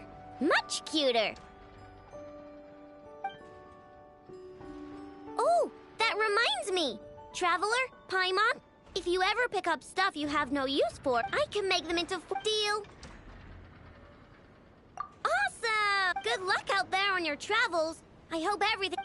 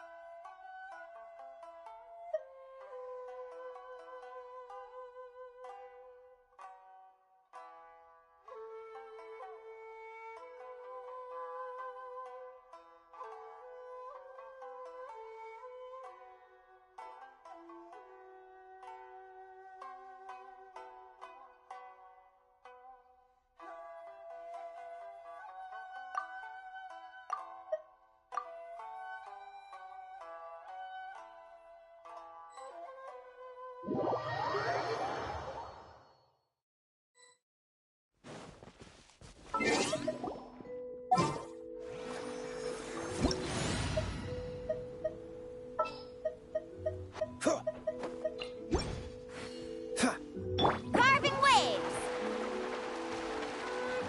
Lightning flash!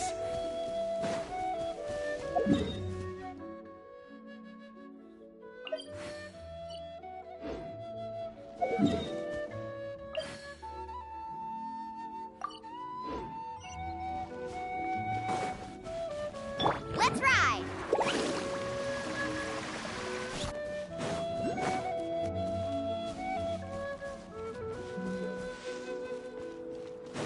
Need a surfboard?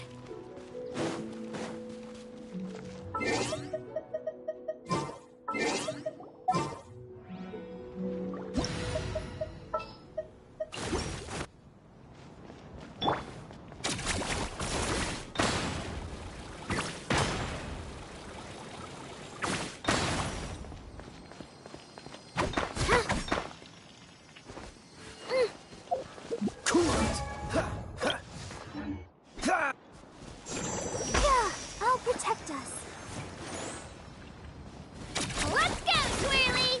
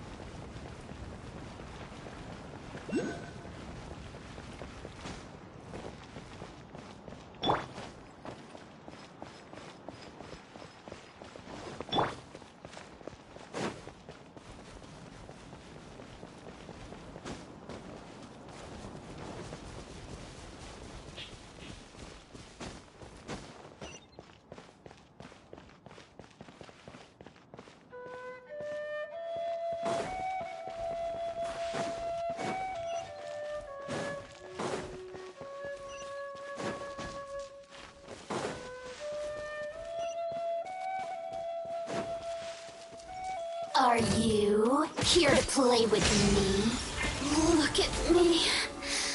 Just once more.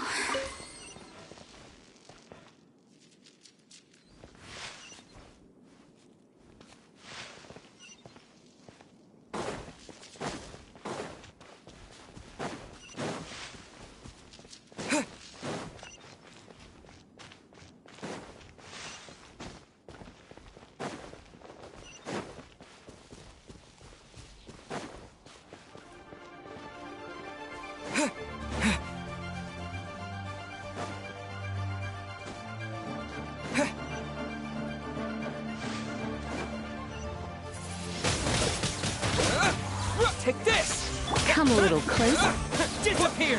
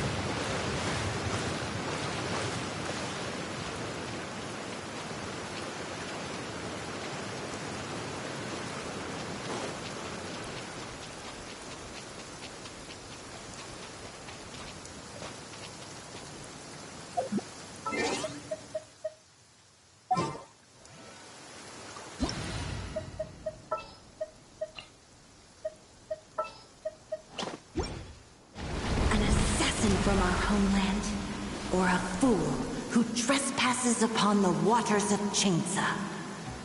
Coveting the shapes of the living, pure water can take on many forms. In this way, shall water deliver your punishment.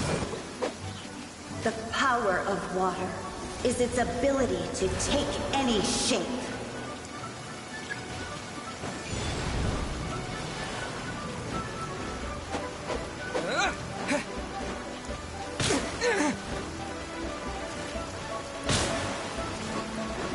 Take this!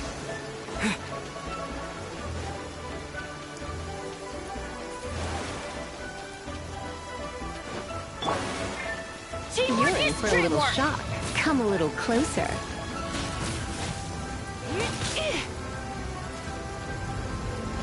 You've been a naughty boy.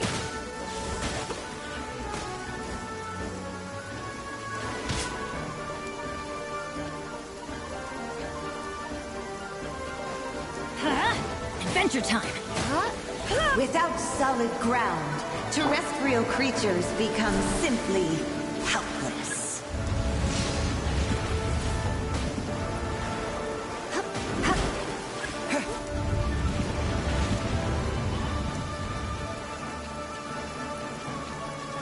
The power of water is its ability to take any shape.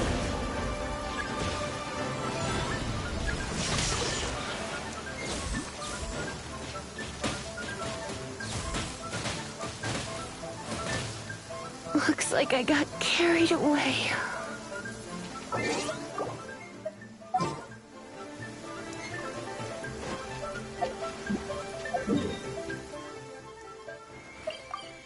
Maybe I wasn't meant for this world.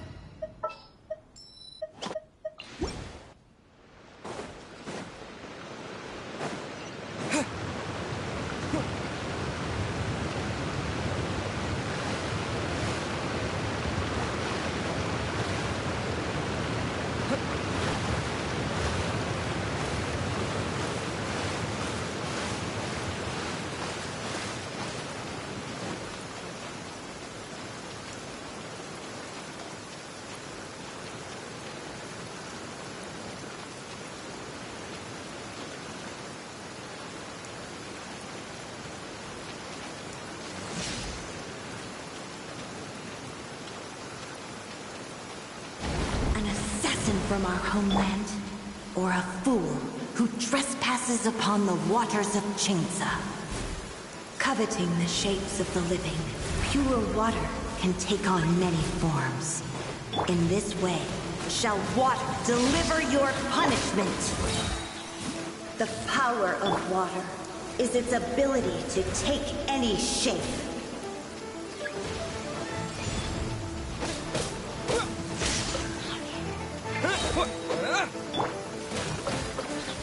Without solid ground, terrestrial creatures become simply helpless.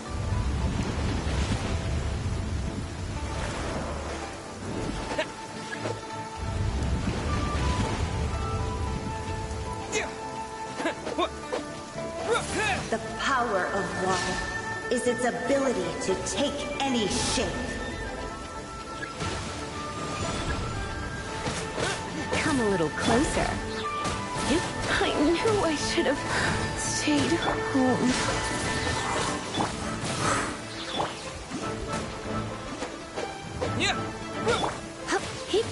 One who is ignorant of water's treasures fails also to comprehend its horrors.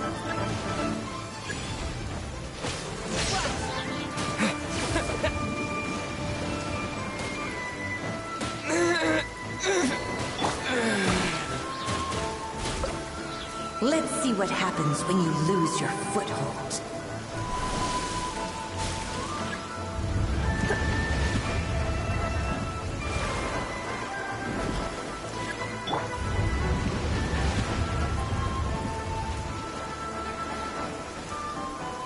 The power of water is its ability to take any shape.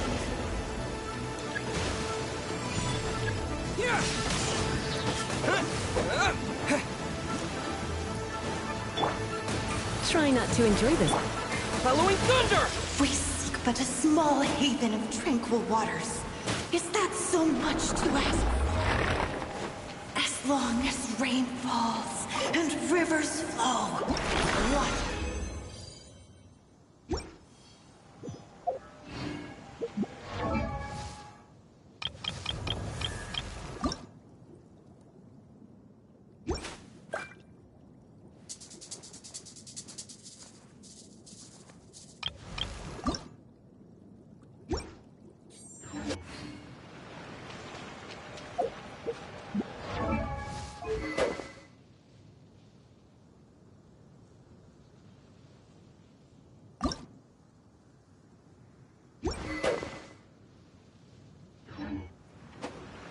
Take this!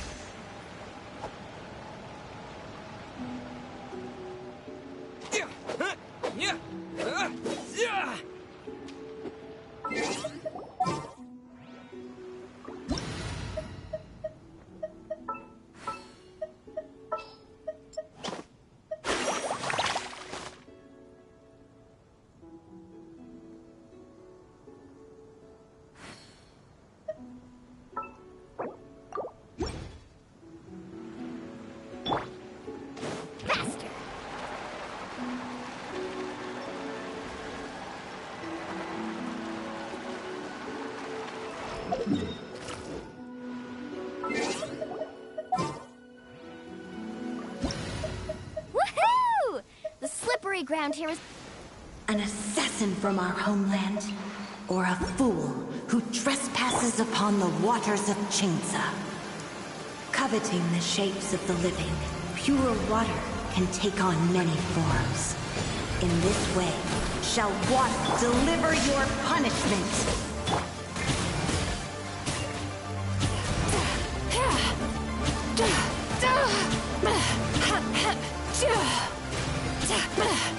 Sweet dreams!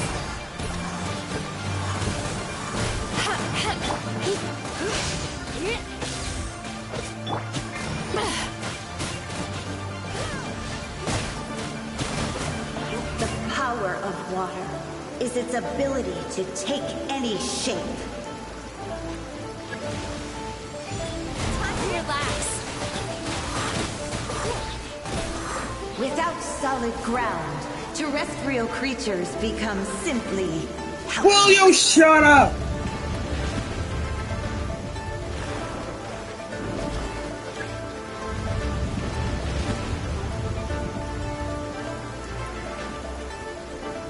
The power of water is its ability to take any shape.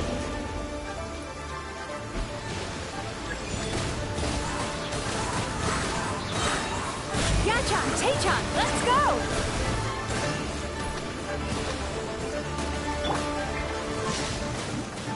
Thunderclap!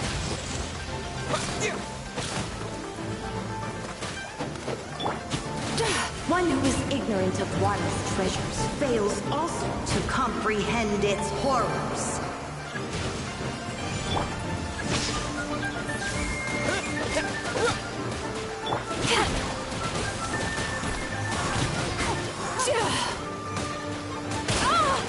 How rude! Take this!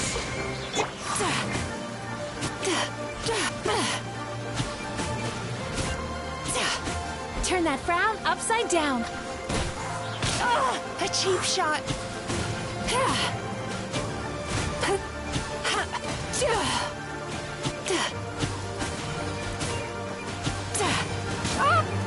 see you hurt. Bad dreams be gone.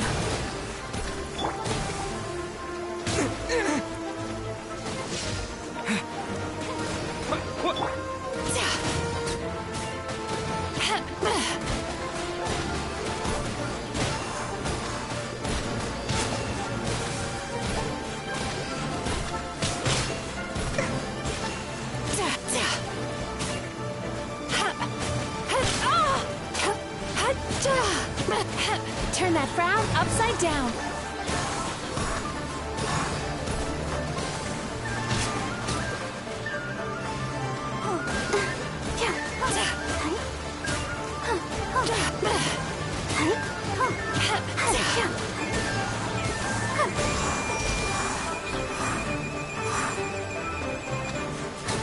Let's see what happens when you lose your foothold.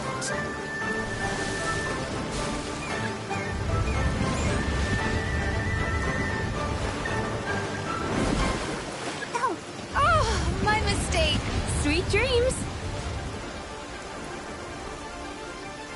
The power of water is its ability to take any shape.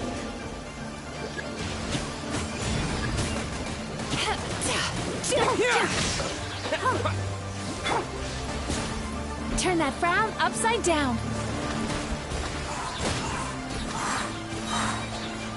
Yachan, Taechan, let's go! Following thunder! Take this! We seek but a small haven of tranquil waters. Is that so much to ask?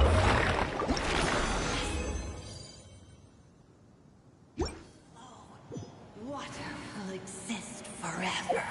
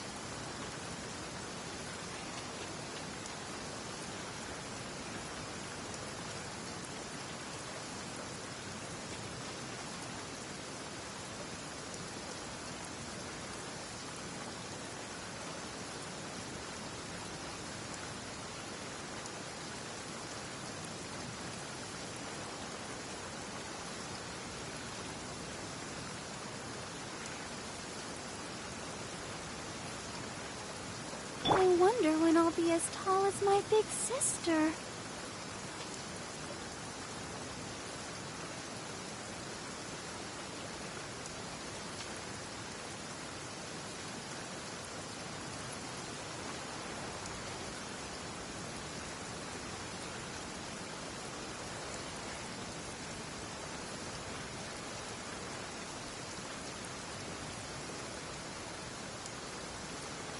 Everyone is working super hard. We should be too.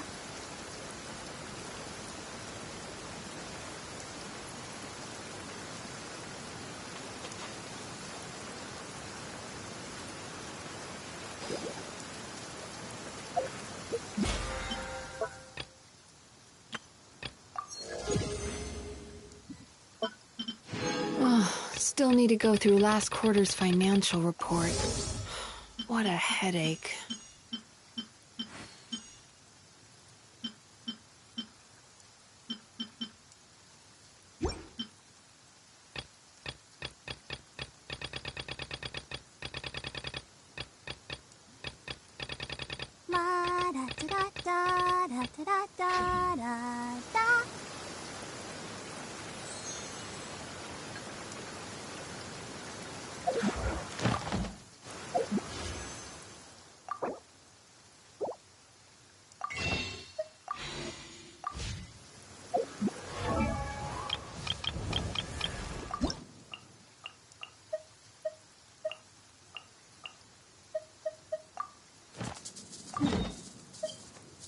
wonder.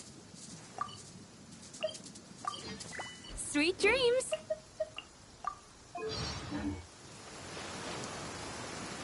Time to relax.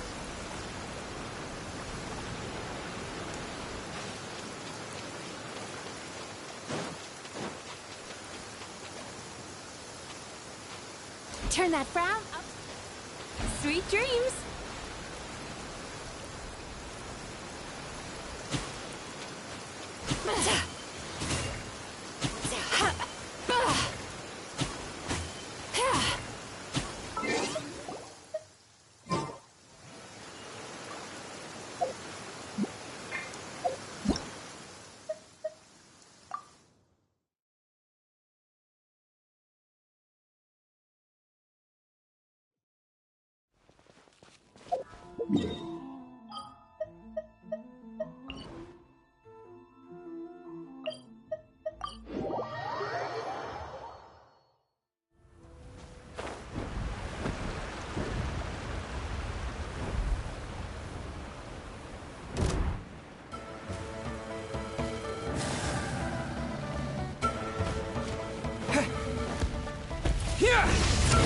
Let's light it up! That's gonna hurt in the morning. Let's ride!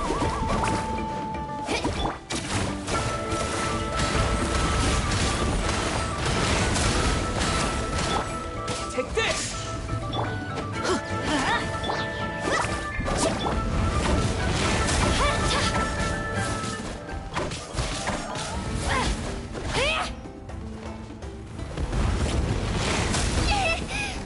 Spin to win!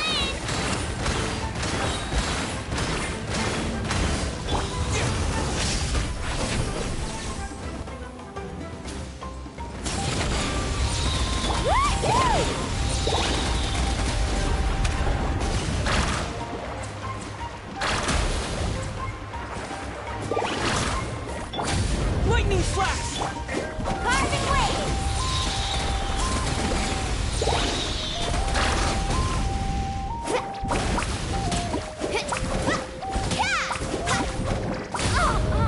Let's ride!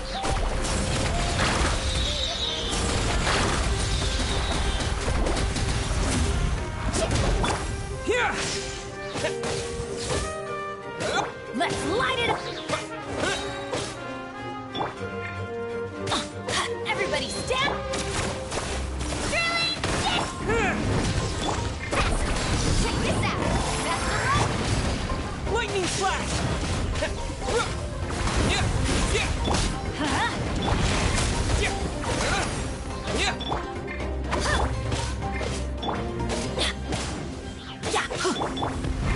Here! Teamwork is true! Let's light it up! Let's go, Twirly!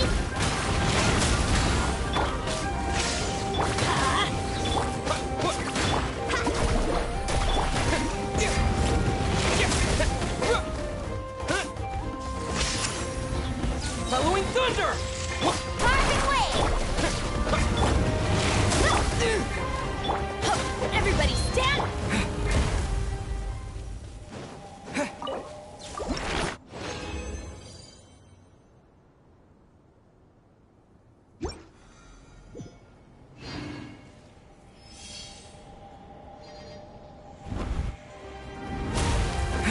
Lightning flash!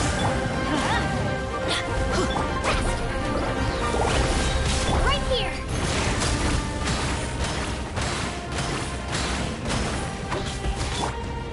Here! Let's light it up!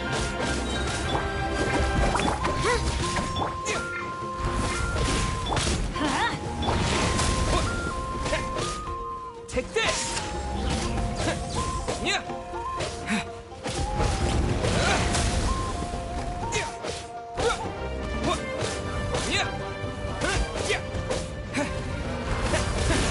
Lightning flash! Let's ride!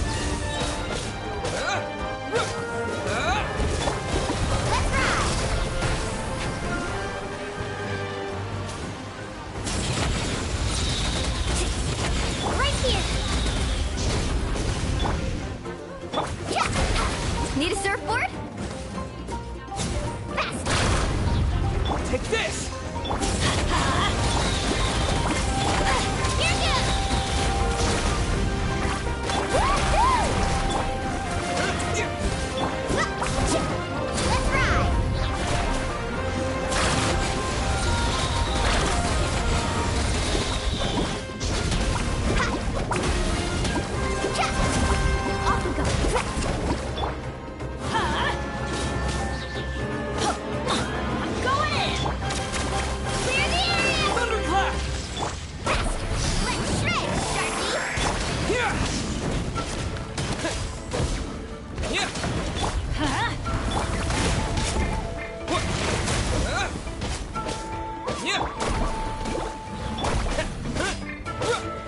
Lightning flash!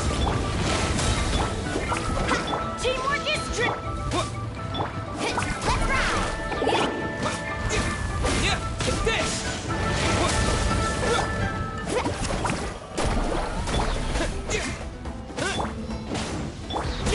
Following thunder!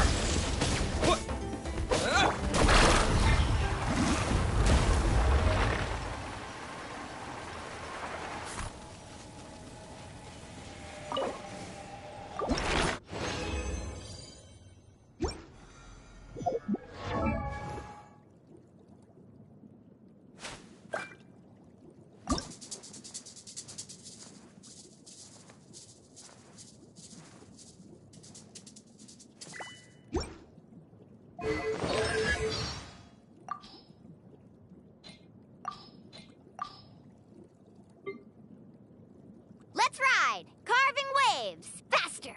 Woohoo! Amazing! Surf's up! Catch an epic wave! Whoosh! Let's shred, Sharky! Check this out! Best of luck! Off we go.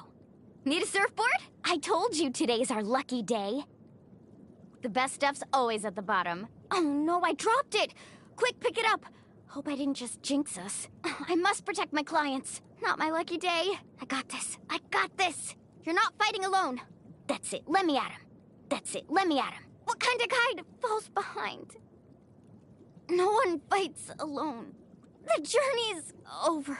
Hey, come on now. Oh, chill out. Watch the surfboard. Whoa, what a lineup. We'll be unstoppable. Hey guys, how's it going? Woohoo, let's go.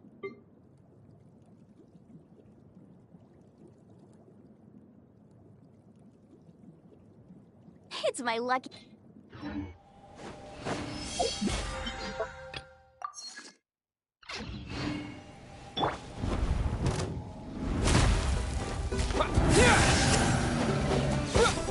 Carving waves! Right here!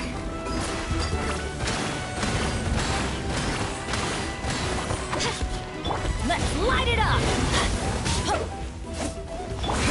Lightning flash!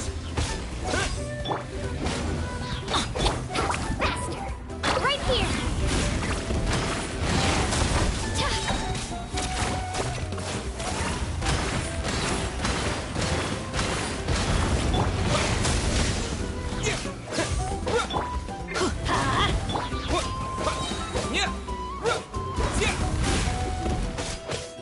Let's light it up!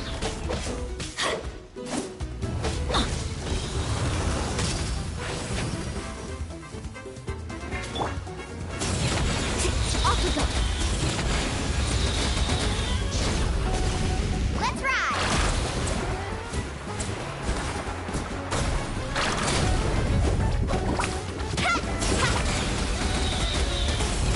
Take this!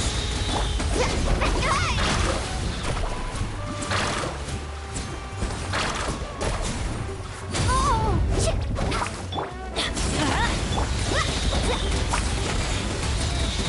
I must protect my clients. Lightning flash! Yeah! Oh! Let's light it up!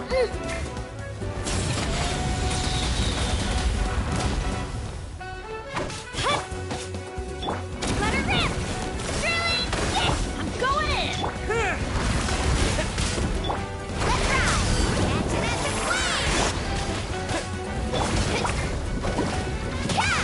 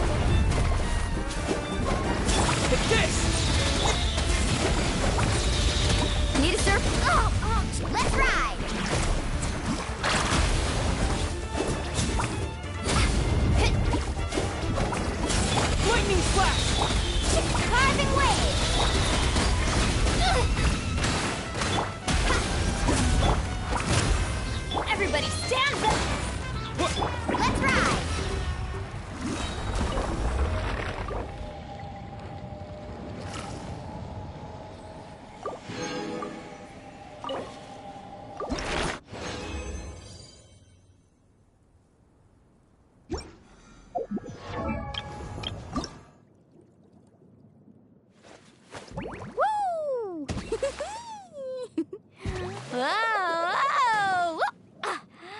Whew.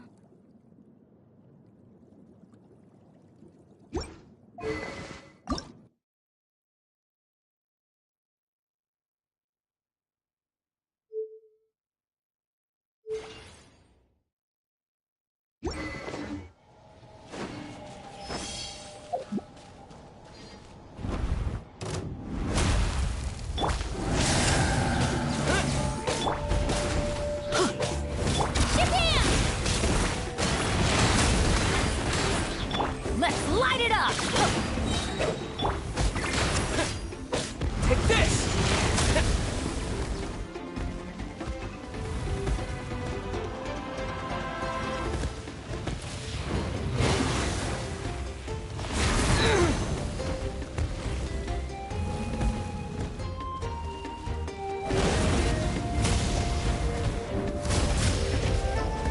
Here!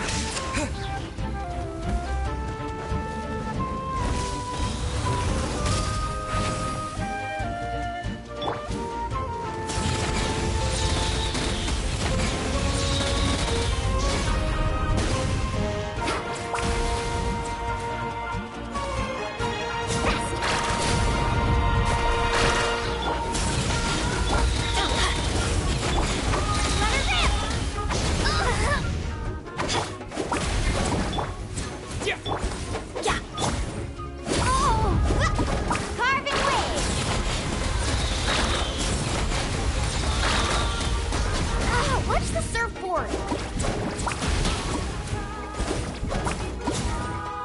Let's ride!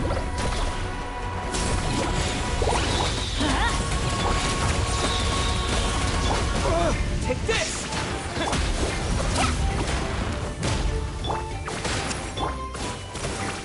Clear the area! Thunderclap! Teamwork is dreamwork! Action at the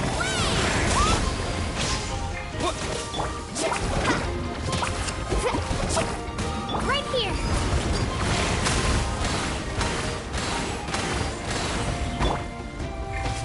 Lightning flash!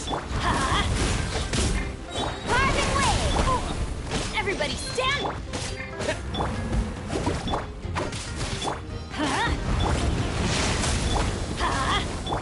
Let's ride!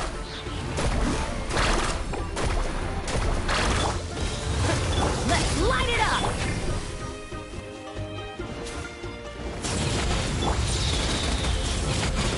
Right here! Yeah. Carving wave! Here!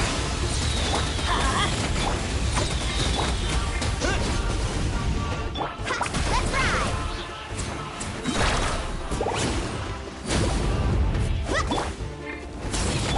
Here goes!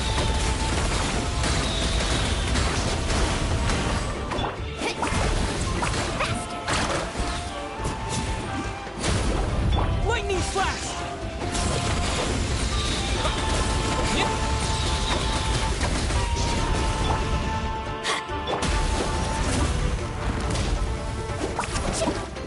Yeah, let her rip! Here!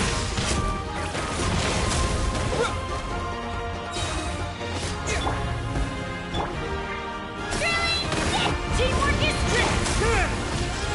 Check this out! That's the rope!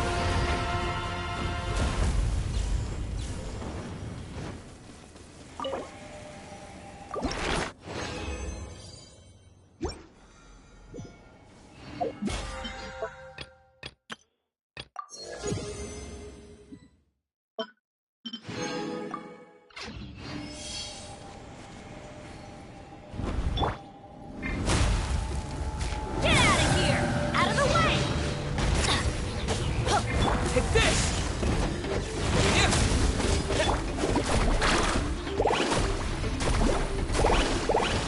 Shabam!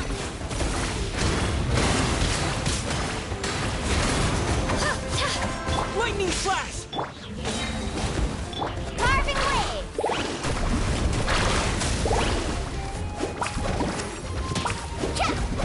Here! Let's ride!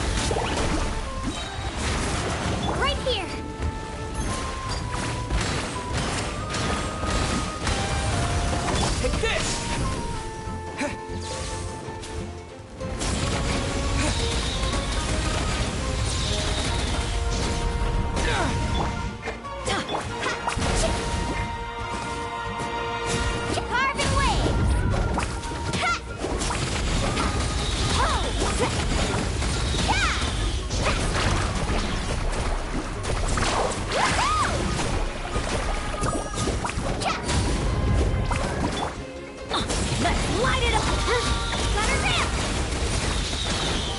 Ow! Let's ride!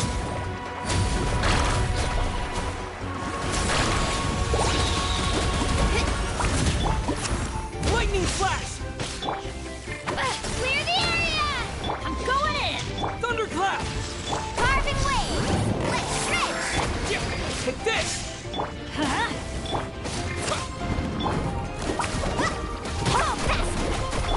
Let's light it up! Lightning flash! Teamwork is dreamwork!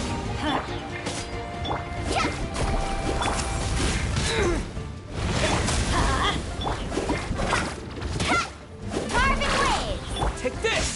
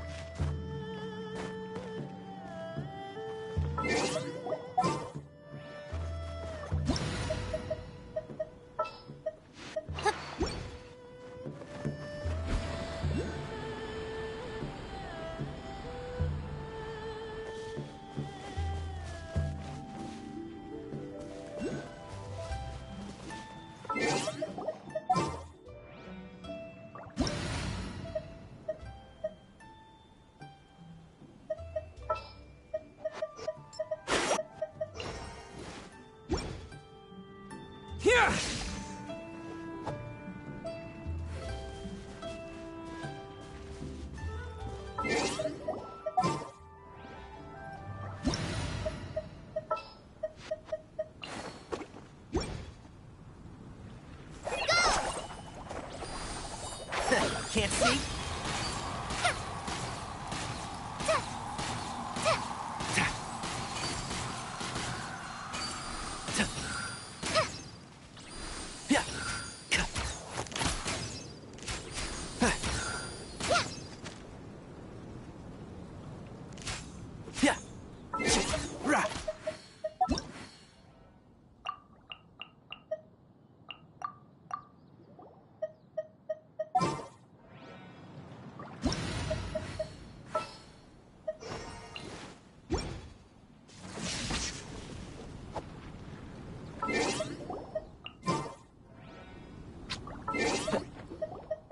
Time to relax.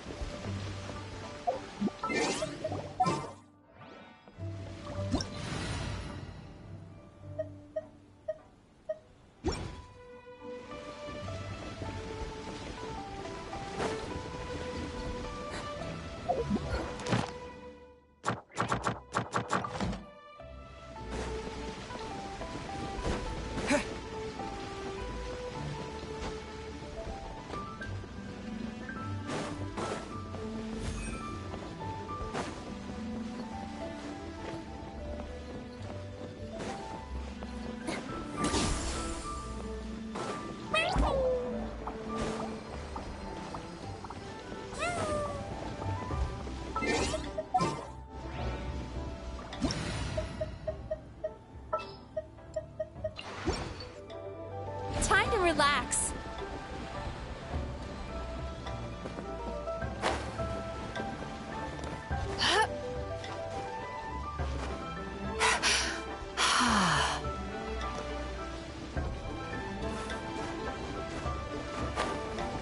Sweet dreams.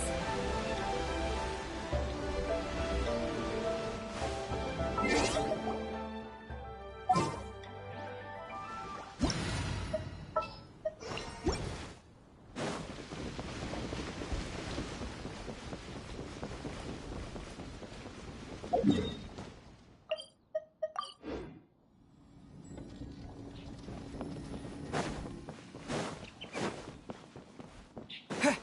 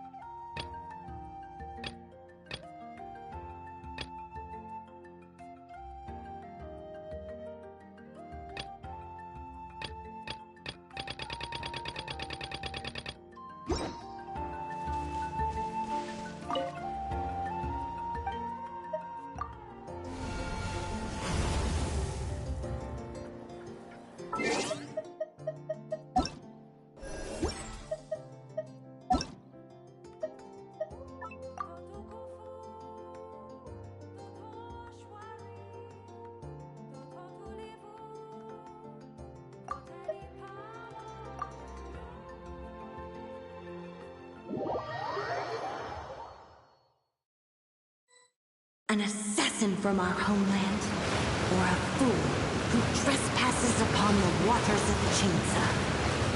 Coveting the shapes of the living, pure water can take on many forms. In this way, shall water deliver your punishment.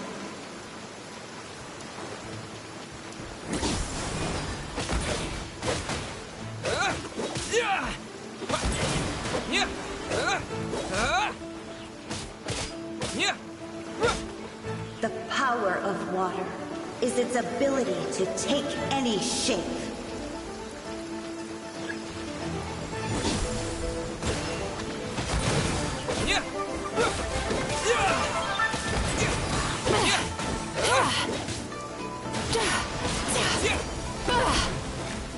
Turn that frown upside down. Let the show be... Without solid ground, terrestrial creatures become simply helpless.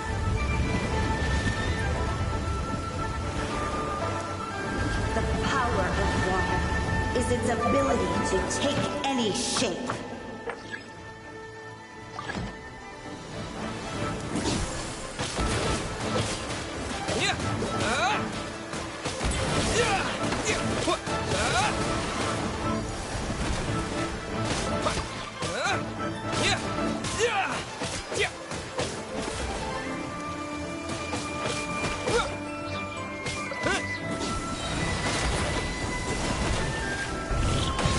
One who is ignorant of water's treasures fails also to comprehend its horrors.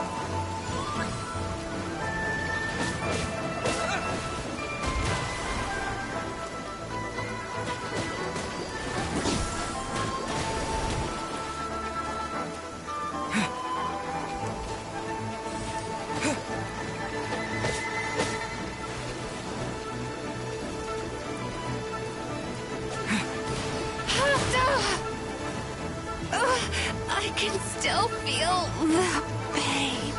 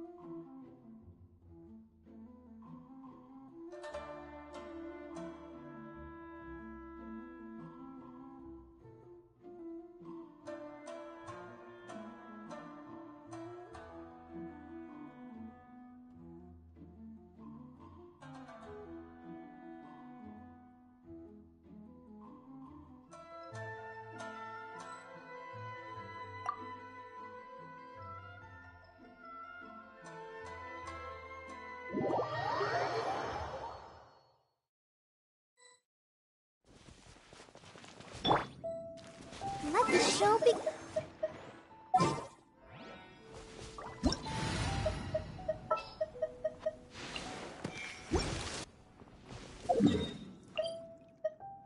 Turn.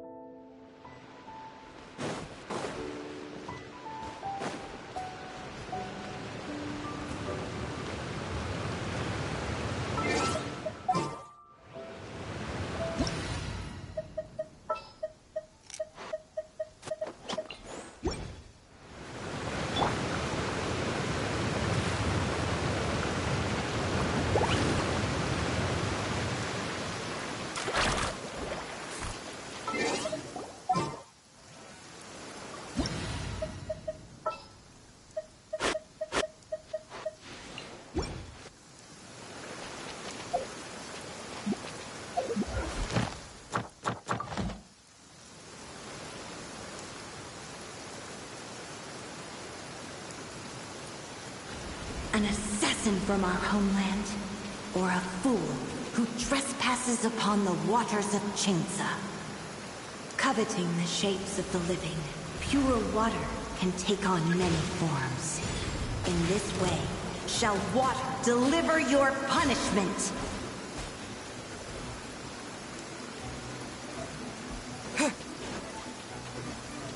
Take this!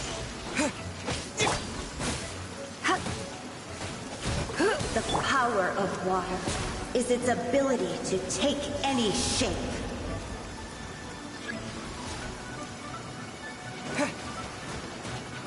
Come a little closer.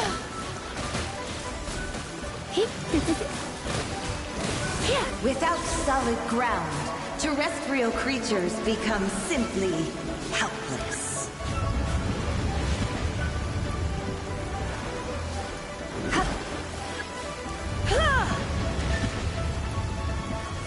I'll protect us. The power of water is its ability to take any shape.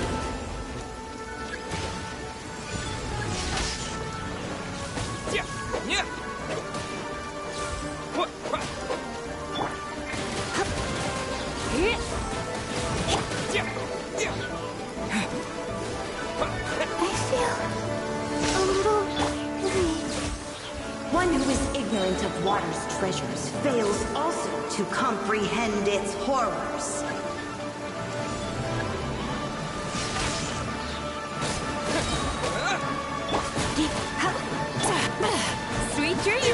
Bad dreams be gone!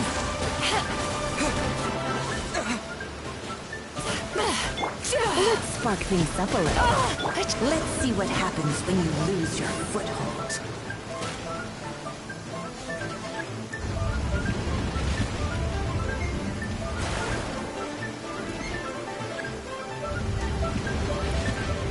Turn that frown upside down. The power of water is its ability to take any shape.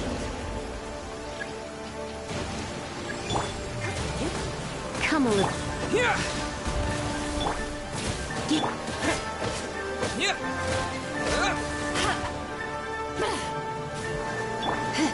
Darkness closing.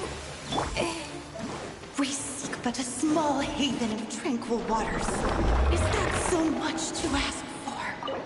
As long as water will exist forever.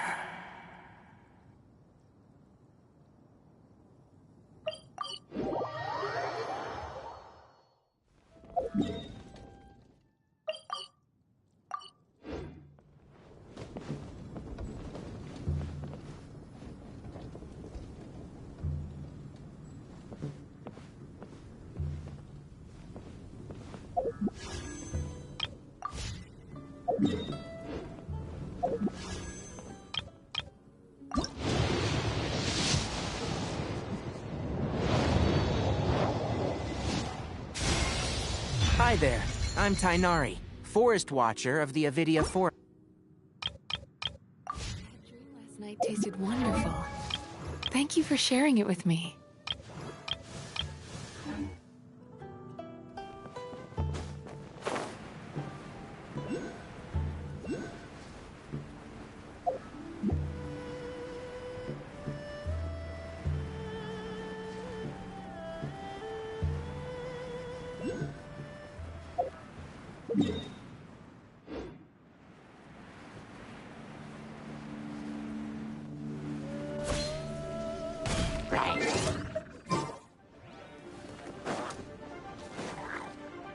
Take this!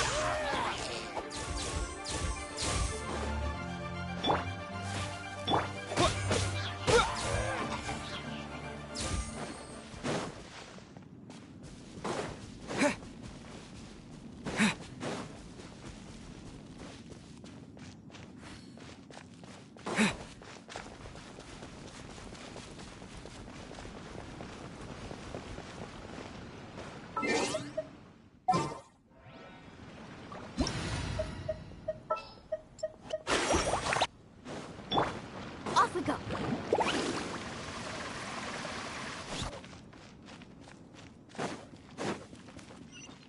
Need a surfboard?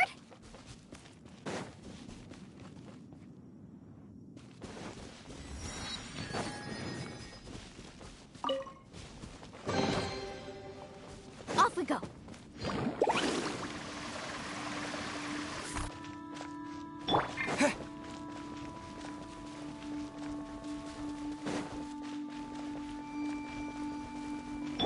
Carving waves.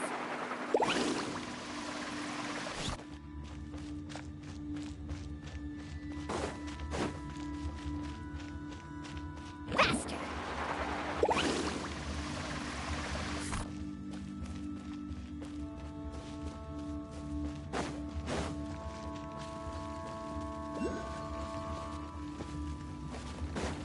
Yeah.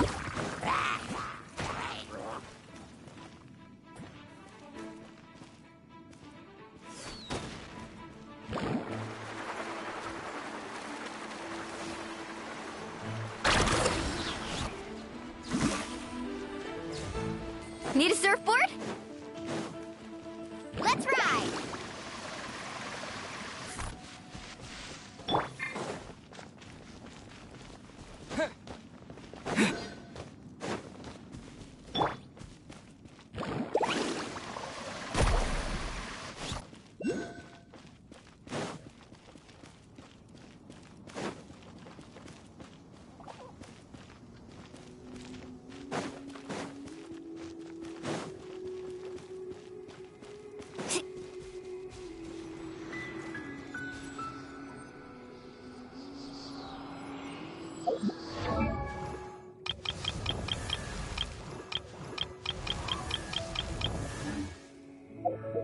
Woo!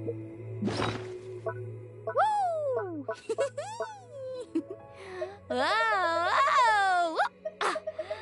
Whew.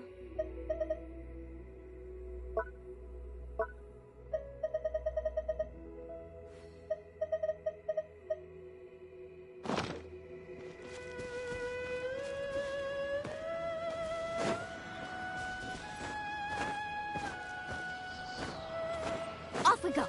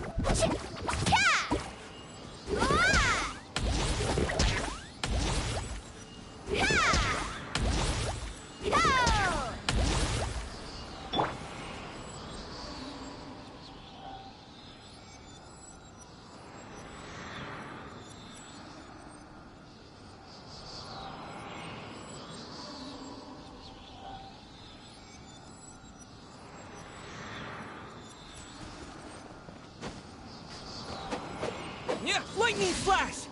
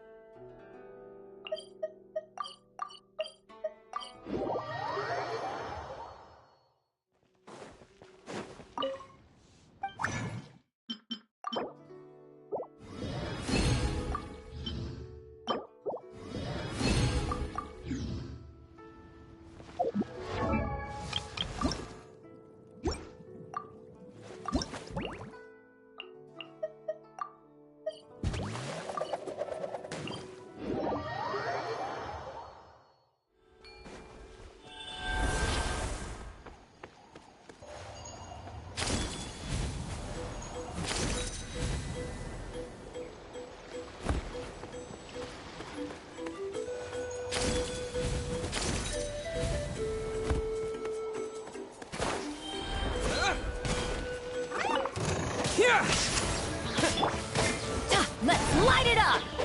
Carbon wave!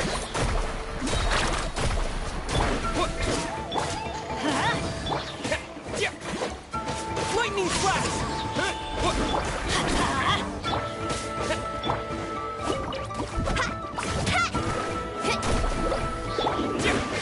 Ow! Let's light it up! Take this!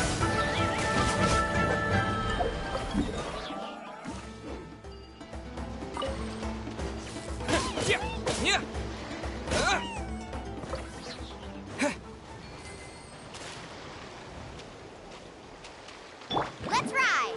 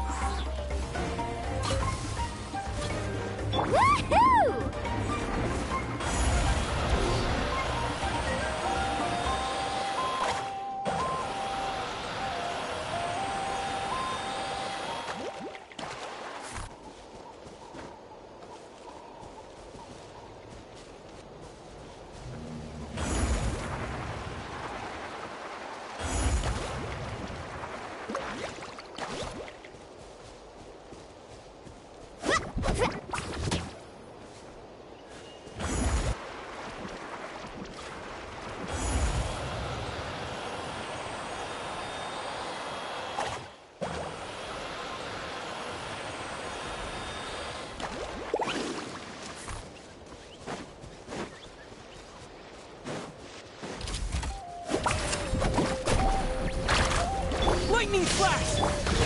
Let's light it up! Shabam!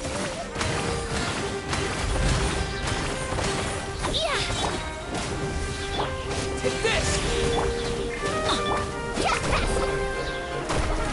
Right here!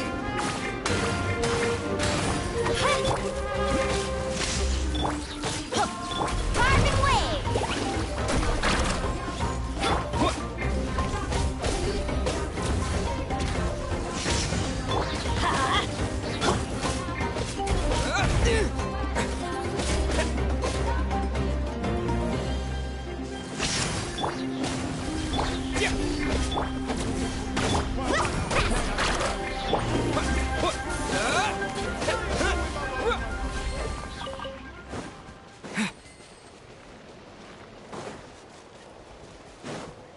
Woohoo!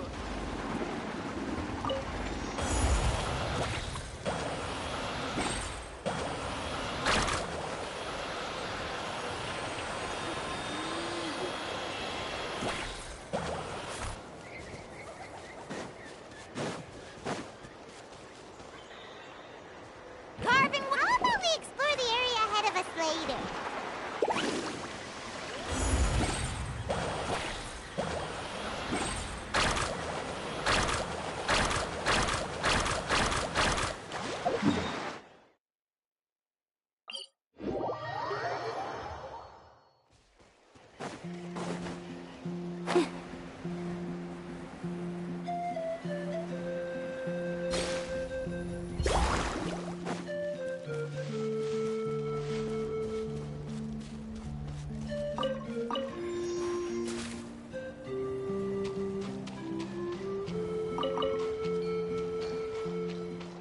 Let's ride!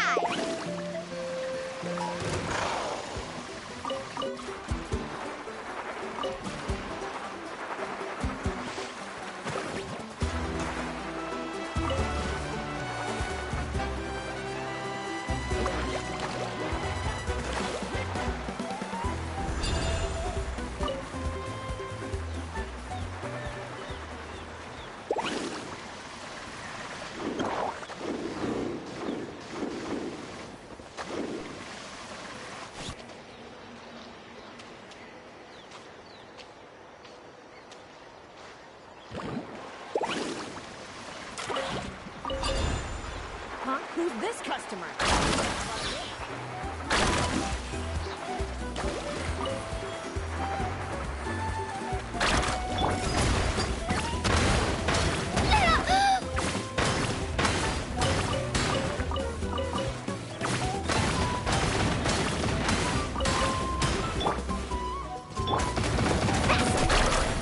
Lightning flash!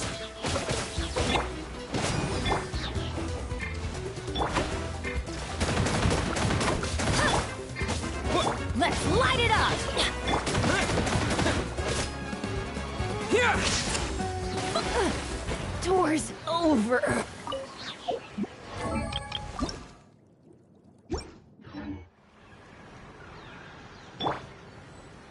Carving wave!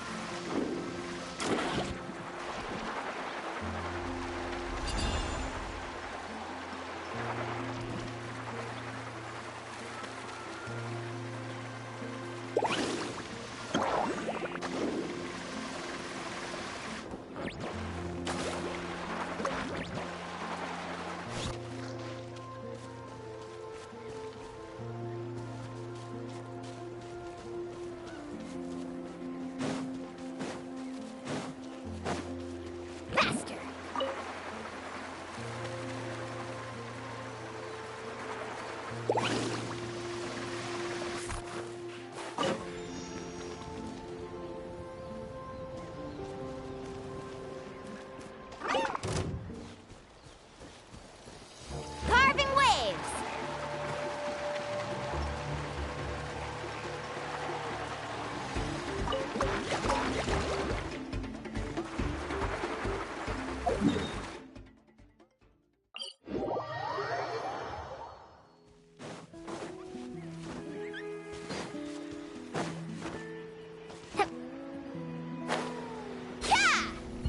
Let's ride!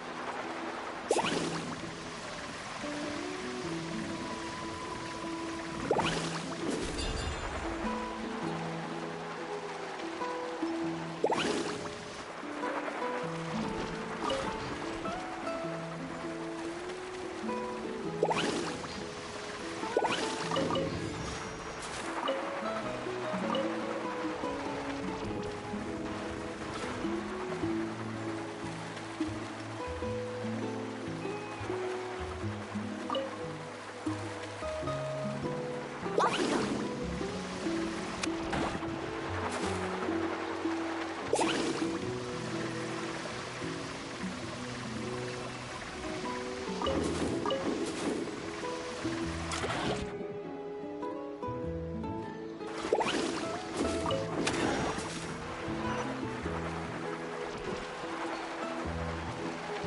Need a surfboard?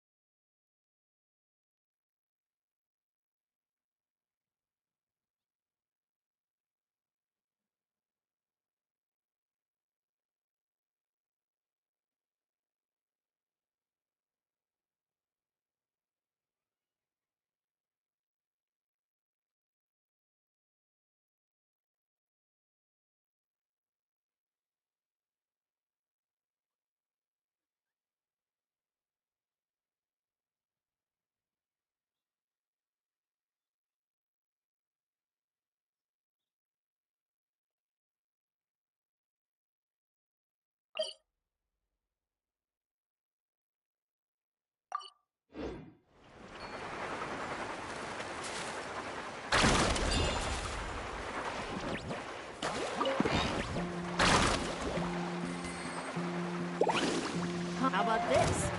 Take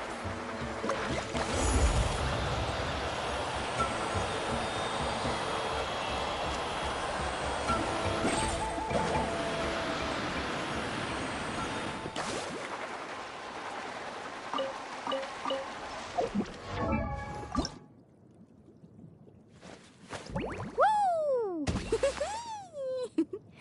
Whoa! Whoa! Ah. Whew.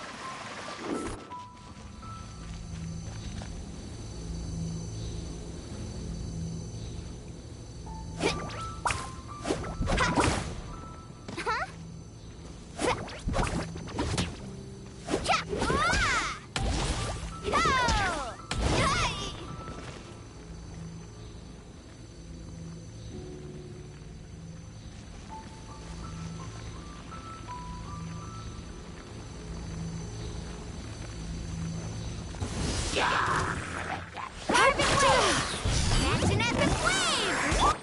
Time to relax. Thunderclap! Need a sip. Let's ride!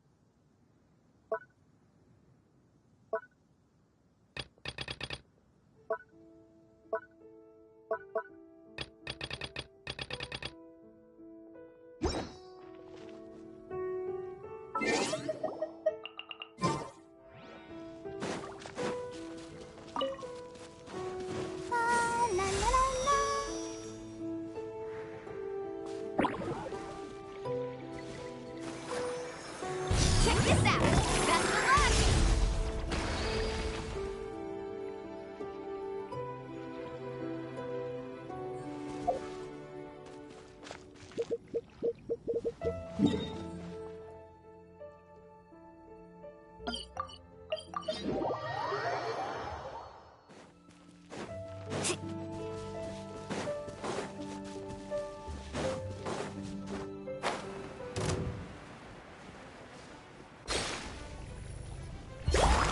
Off we go! Take this! Carving wave!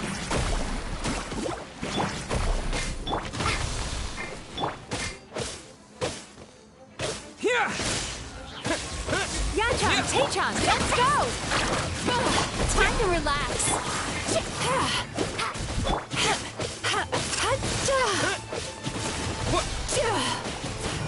Take this! Bellowing thunder! Carving wave! Three dreams!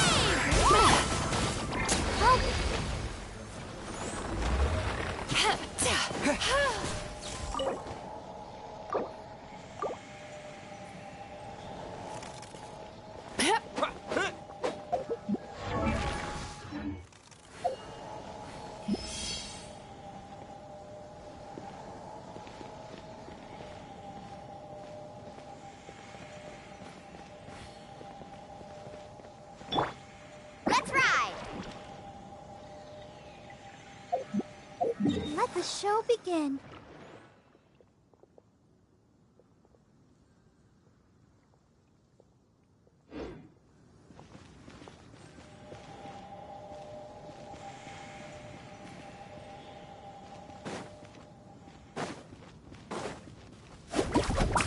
Oh! Ah!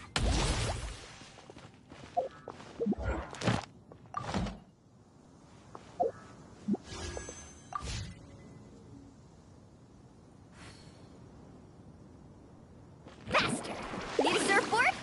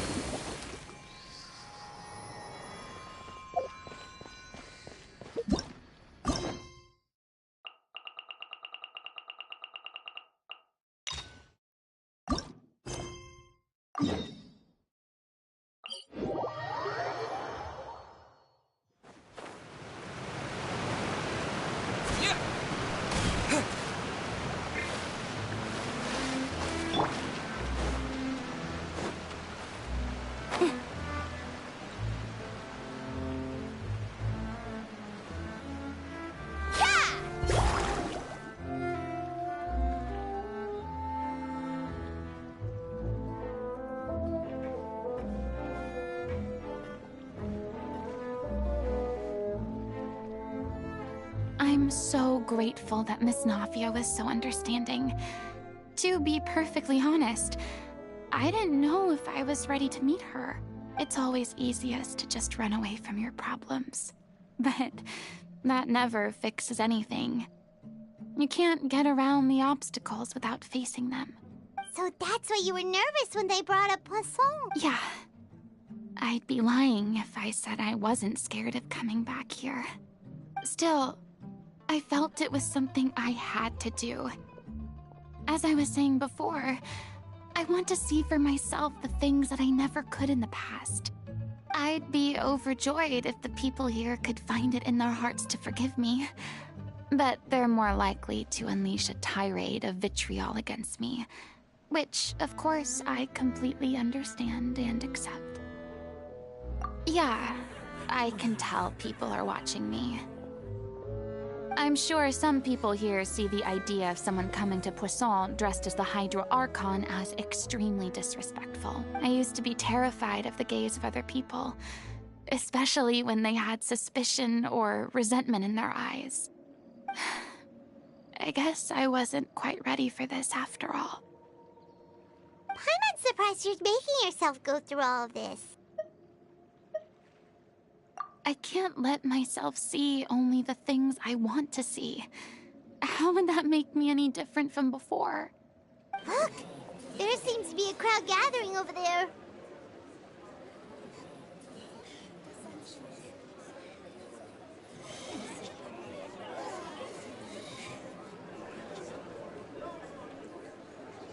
Probably time we made a move. How about we check out Spina di Rosula's ship? We should have a view of the whole of Poisson from there.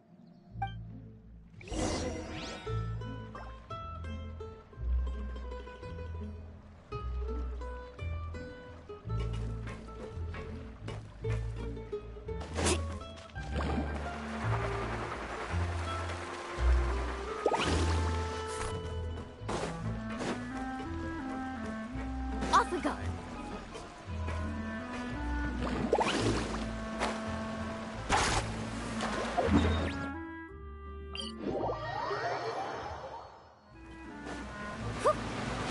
Need a surfboard? Ho!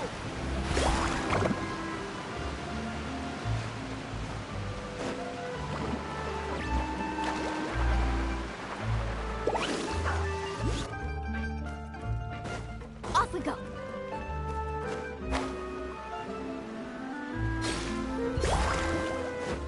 Let's ride.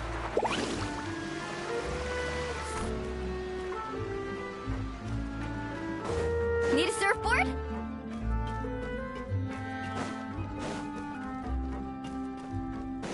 Off we go. I'm sorry. You probably just wanted a relaxing stroll, and here I am dumping all this heavy stuff on you. We don't mind.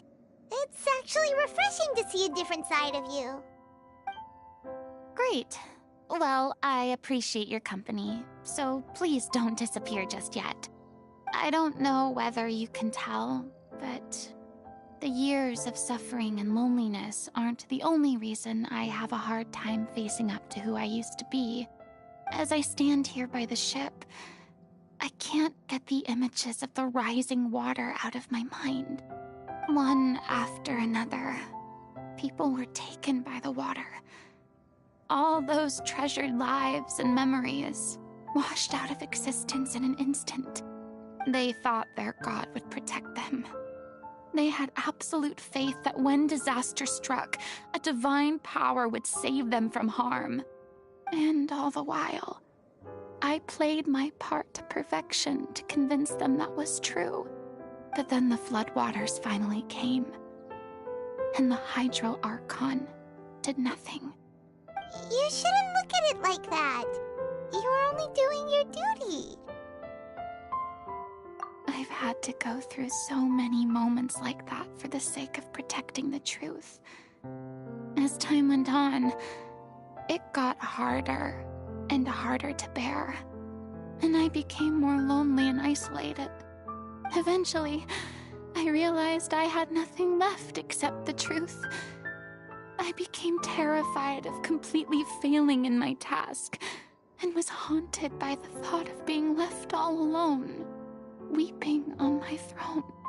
Fortunately, we were able to avoid the worst-case scenario thanks to the help of heroic individuals such as yourselves.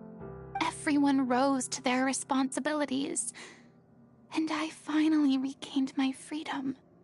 But on some level, freedom also means no longer being needed. I have no further use to people. Paimon would have never imagined you'd see it that way. A reward? I guess so. Back then, I didn't even dare to dream about having someone to confide in. I was scared of someone recognizing me for who I truly was, and exposing the secret I swore to protect. Believe in the Farina you see on stage. She is the one you can trust. I had to keep all my feelings, all my curiosity about life to myself.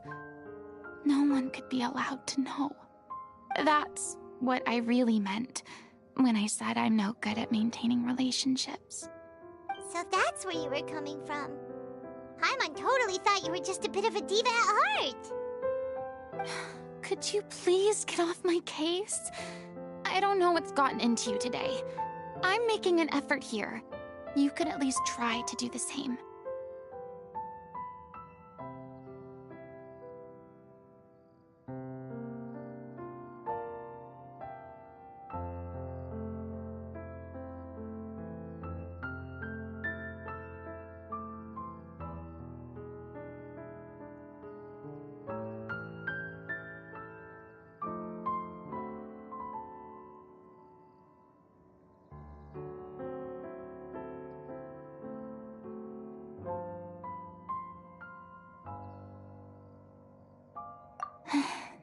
I do. I once had nothing but the truth, and now I'm finally free to live my own life again. And even though I have no idea where I'm going right now, at least the choice is in my hands. All right, it's about time to head back. Paulo should have finished the ending by now.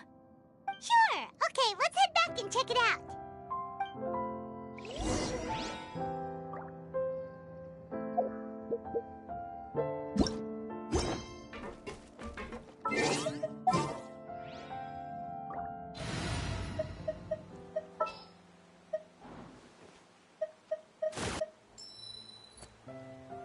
Oh, I'm...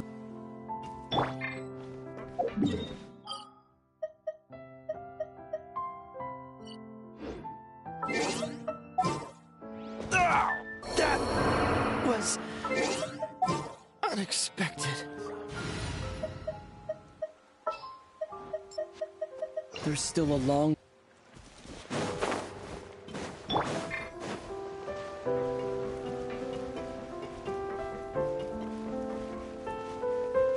Carving waves!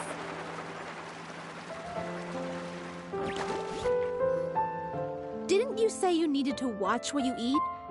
You're supposed to be cutting down on fried foods, not wolfing down copious quantities of fish and chips, you know? Come on.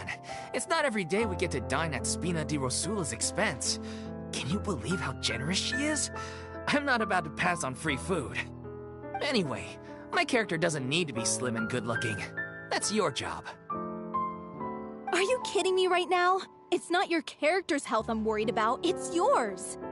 I've spent my whole life battling the effects of ill health, and it kills me to watch you willingly ruin yours by filling yourself up with junk all the time. Oh no, looks like they're arguing again.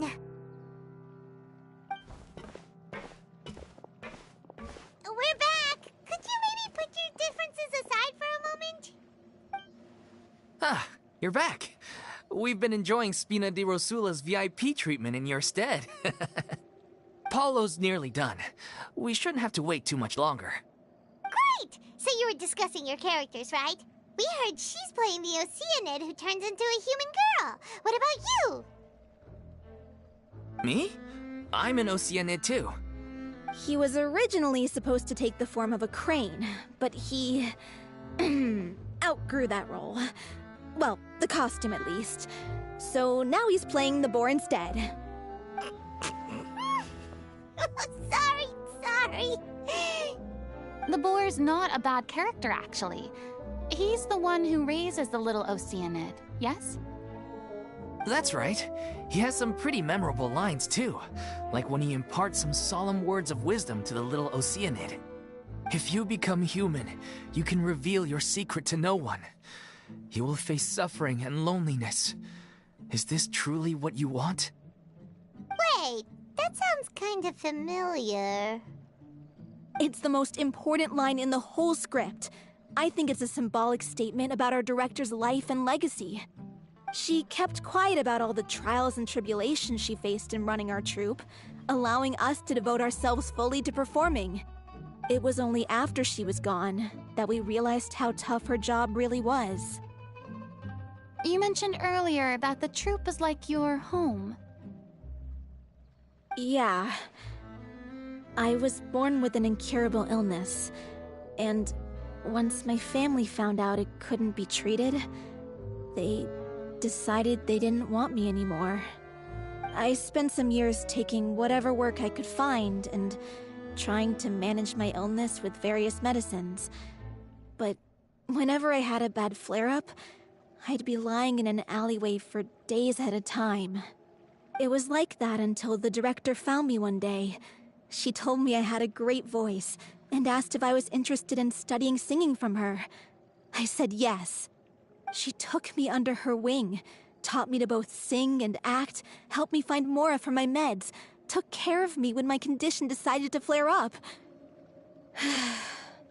I know it was all a huge burden on her. She sounds like a really incredible person. She really was. She gave everything she had to her troupe and the people in it. All of us were so proud to call her our director. I was a lost child too when she found me. As the child of a murderer, my parents weren't around when I was little, so I got sent to an orphanage. The other kids were always picking fights with me. They'd say things like, "Come on, you must be pretty tough if you're the son of a murderer." It was just to taunt me, though. I was an easy target, and they knew it. One day, I got beaten up so bad that I just couldn't take it anymore, so I ran away. I lost all faith in humanity by that point. Thought the whole world was out to get me. Let me guess. Fortunately, the next person you ran into was the director. Yeah. For the first time in my life, I was somewhere I felt safe. And I promised myself I'd stay here until the day the group parted ways. The day you hoped would never come. How times change. Oh, you're finally done? Get your butt over here. There's someone I need to introduce you to. This is our new artistic consultant, Miss Farina. Farina? The Farina? Oh my god, how did you manage to wrangle that? Please, the honor is all mine. I was profoundly moved to hear about your troupe and your wonderful director. I just wanted to do something to help. Same here! Even so, this is just... Oh, wow. I'm sorry. I'll try to calm down. Now, where was I? Ah, yes, the script, of course. Let me give you a rundown of how the story unfolds in my version of the script. I'm sure you're already familiar with the beginning of the story. A little Oceanid decides she wants to become a human, against the wishes of her family. She finds love and friendship in the bustling city. But then, disaster strikes. The people start to notice that all the fresh water in the surrounding area is slowly disappearing. The soil is becoming arid, plants and flowers are withering, and the people begin to panic. The little Oceanid, Cleo, and her lover decide to do something about it and investigate the truth of the matter together. In the end, they discover that all the waste and pollution created by humans over the years has caused the fresh water to flee the land, as if driven by a consciousness of its own. Consciousness? You mean the water is sentient? Water as a conscious entity. There's actually quite a few stories that explore this theme. Since the little Oceanid is a water spirit, she immediately understands how the water is feeling. She then tells her lover about her true identity, as well as the truth behind the crisis. Her lover accepts her for who she is, and works with her to find a way to bring the water back. However, unbeknownst to them, there were some people eavesdropping when she revealed her secret. The little Oceanid is accused of being directly responsible for driving the water away, and faces the greatest dilemma of her life. And then? In the end, she makes the brave decision to sacrifice herself to save her lover, and the rest of humanity. Huh? But didn't they all treat Cleo like a villain? Why would she want to save them after that? Well, she mainly wanted to save her lover, plus everyone who'd stood up for her. Through her love for her human partner, she was able to find an even greater love, one that extended to all of humanity. Surely the biggest strength of Cleo's character. There's actually something else that bothers me. You know the protagonist is supposed to represent the director, right? And she never had the chance to become a hero in our world. If we're serious about dedicating this show to her memory, we should make the ending as true to life as possible. What about if the little Oceanid is hounded to death by people who hate her, her lover makes sure her secret never gets out, and humanity continues down the path to extinction? That sounds like too cruel of an ending to me, and perhaps a little irresponsible to present to the audience. That ending would be a perfect mirror to Director Aureli's death, both arbitrary and meaningless. On the day when she went missing, Director Aureli had instructed us all, somewhat out of the blue, to leave the court of Fontaine and wait for her outside the city. We waited and waited at the rendezvous point, but she never came. By the time we returned to the city, she disappeared without a trace. We looked for her. The Gardamex looked for her, but she was nowhere to be found. Increasingly, all the signs seemed to point to her being the latest victim in the serial disappearances case. The director was the kindest soul in the world, yet she was senselessly sacrificed for the sake of a so-called experiment by someone who had nothing to do with her at all. But doesn't the way she suddenly told you to leave the city suggest that maybe she had some sense of what was about to happen? It almost seems as if she was moving you to safety. I've been trying to follow up on that ever since, but all my efforts so far have turned up nothing. Villemont might know something, but he won't open up to me. Villemont? The one who's playing the role of the villain? Yeah. He's been overwhelmed by grief. I think the director's death hit him hardest of all. Grief? Guilt, more like. Also, I have a hard time imagining that anyone took it harder than me. Because, well, speaking of the play being true to life, I was deeply, madly in love with Aureli. What? You kept that one quiet. It's time to be upfront with you all. No more keeping secrets from each other. We'll never be able to agree on the ending if we can't be honest about how we feel. I did tell her how I felt once, but she turned me down pretty much straight away. She said that we were all like brothers and sisters to her, and she'd never considered us as potential romantic partners. Not that it came as a shock or anything. It was what I was expecting to hear. So I told her I'd always be there for the troop, and I'd always be there for her. I said, maybe one day in the future, when everyone's settled into their own lives and on the up and up, and managing the troop no longer required her constant attention, well, maybe then she could reconsider what she really wanted in her life. And now, that day will never come. Oh, Paulo. So if I'm the one writing this ending, then I'm gonna make sure it does right by O'Reilly. I won't let anyone get in the way of that. In that case, you have to straighten things out with Vilmont once and for all, face to face. We've all had our differences of opinion over the ending, but those two have never seen eye to eye on anything. One of them has to compromise if we're ever going to reach a final decision. Well, if that's where we're at, looks like it's time to go visit Vilmont. Are you ready to face the truth? Honestly, I'm slightly terrified. But for the sake of our final performance, I'll do whatever it takes. Funny you should ask, though. You really do get what I'm going through right now. I certainly do. Come on, everyone. Allons-y!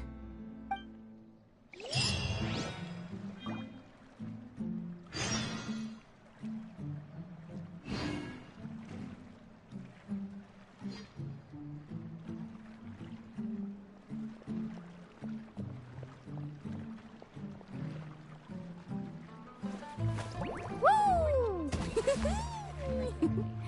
Whoa! Whoa! Ah. Whew.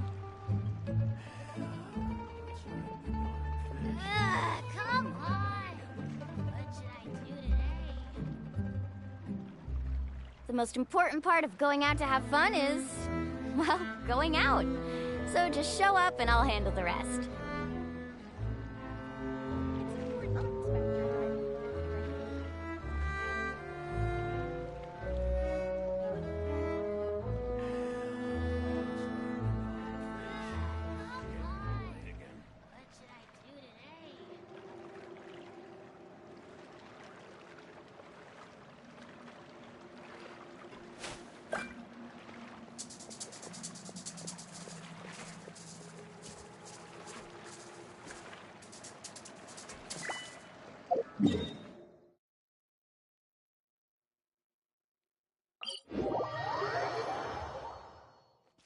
Faster!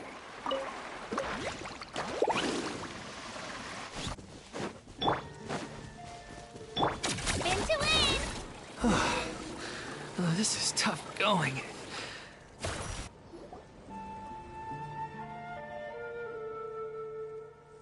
Ugh, as if this journey wasn't tough enough already without a roadblock. Don't worry. We should all be fine with the traveler here. We don't need to take a detour. Wait, why are you all looking at me? You're not seriously expecting me to fight, are you? We're just curious, that's all. I don't think anyone's ever seen Farina in a fight before. Yeah, but don't you remember why? The Hydro Archon willingly gave up all her power so it could be converted into indemnitium. Miss Farina said so herself. Precisely!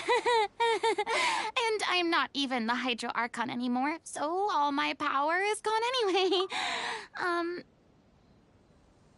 As much as it pains me, unfortunately, I should just stay put. I'm more like a damsel in distress more than anything. That sounded so smug. Ugh, secondhand embarrassment is unbearable.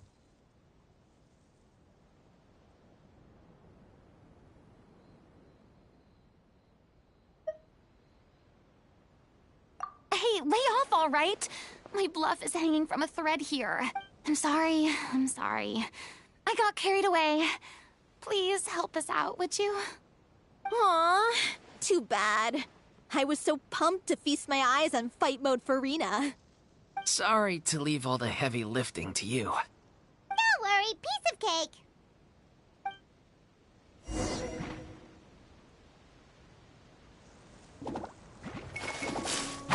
Carving wave! Water jet!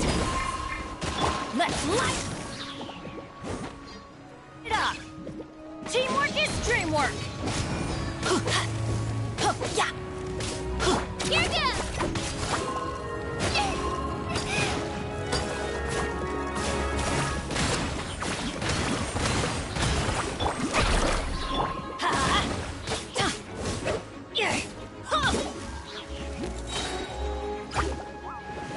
Off we go! Everybody stand back! Let's light it up!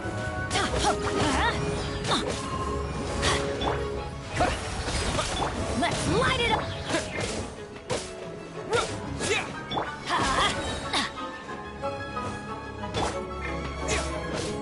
Water jet! Teamwork is dreamwork!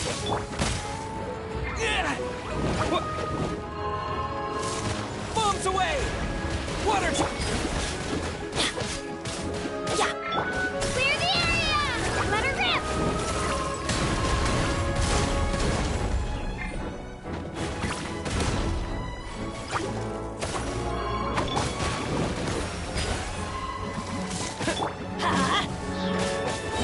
I'm going in!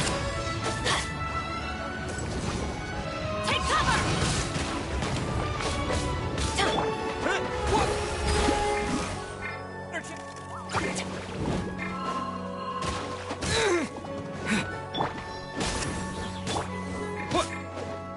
Water jet!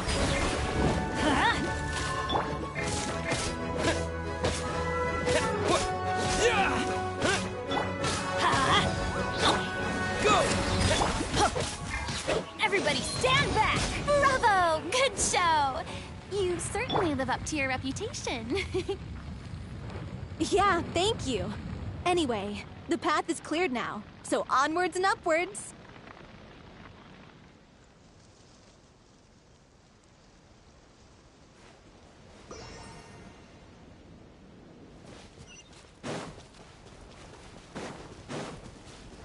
Carving waves! Vilmont, are you there? Huh? Oh, it's you guys. Wait, what's Lady Farina doing here? I can explain. We've been rounding up the whole troop. We now have everyone except you. So, you think knowing the truth about the director's disappearance will help you write an ending to the script that pleases everyone? I care just as much as everyone else about making the Little Oceanid a success. That's why I wanted to wait until after the show. If I open this can of worms now, I just don't want to make things difficult between us. We're supposed to be a unit when we're on stage. Vilmont, avoiding the truth will not help anyone. Unless you mean to suggest that Aurelie's death had something to do with you. I don't want to talk about it. Listen, Vilmont. I used to think that my love for Aurelie was a point of shame. I never brought it up to anyone. But now, I've made up my mind to put it all on the table. I'm prepared to face everything, to sacrifice everything for the sake of the show.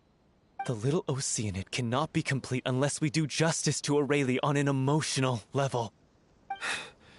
This is why people think of you as not being the smart one. As you all know already, the troupe was kept afloat not from ticket sales, but donations from the audience. Of course, that was nowhere near enough. We took on side jobs when we weren't performing, but even then, the troupe's financial situation was pretty dire. So, anyway, one day after a show, a merchant came to me and offered us a huge sponsorship. In return, we just had to provide the audience with their drinks during performances. It seemed like a win-win, so I said yes to it on the spot without consulting the director. It was only when the merchant came to deliver the goods that I realized the drink in question was synth. Isn't that the drink peddled by the culprit behind the serial disappearances case?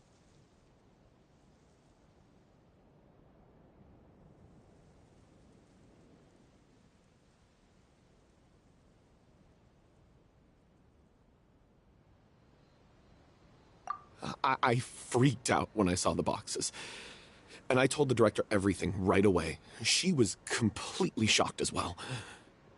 But she didn't reprimand me for making the decision without consulting her. Instead, she contacted the merchant and stated that the troupe could not agree to this collaboration. The merchant was furious, berated us for going back on our word, and threatened to sue us for damages. The amount was astronomical. There was no way we'd be able to pay. And then? I was going to sort it on my own, but the director stopped me. She said that this was an issue for the whole troupe, and it wasn't my fault. But things only got worse from there. The synth merchant just wouldn't let up, and then suddenly the director told us all to leave the city one day. I knew then that things must have reached a boiling point. I admit this whole thing was my mistake. I didn't dare to tell any of you the truth back then, and after the director disappeared, I was even more afraid to say anything. Yeah, I got Aurelie killed. There, I said it. Happy now? Hey, don't say that. You traitor! You knew Aurelie was in danger. Why in God's name didn't you tell us? What do you mean, you were afraid? This was a life-and-death situation. We could have saved her! How could you be so stupid? Please, try not to get too worked up. Yeah, listen to him. You need to stay calm. Stay calm? How can I stay calm? This guy got Aurelie murdered! She was the love of my life! And he has the gall to try and high-road us, claiming that he kept his mouth shut for the sake of the show! How about taking some responsibility for what he's done? All I can say is I'm sorry. Truly. I wanted to apologize to everyone in the troupe, but that won't bring back the director. What good is my apology now? I'm just a coward who made an awful, terrible mistake that I can never take back. Beat me up if you want. Kill me if you prefer. It's what I deserve. End my life. So I can meet the director and apologize to her in person. Get out of my sight! Go! Get lost! I don't ever want to see your face again! That's enough! You've screamed and shouted at each other for long enough. Now pipe down, both of you! Can you stop conflating the show on stage with your real-life relationships in the troupe? You keep saying that you want to use this final performance to pay tribute to your director and celebrate her life. How can you do that if you're just using it as an excuse to vent your own emotions?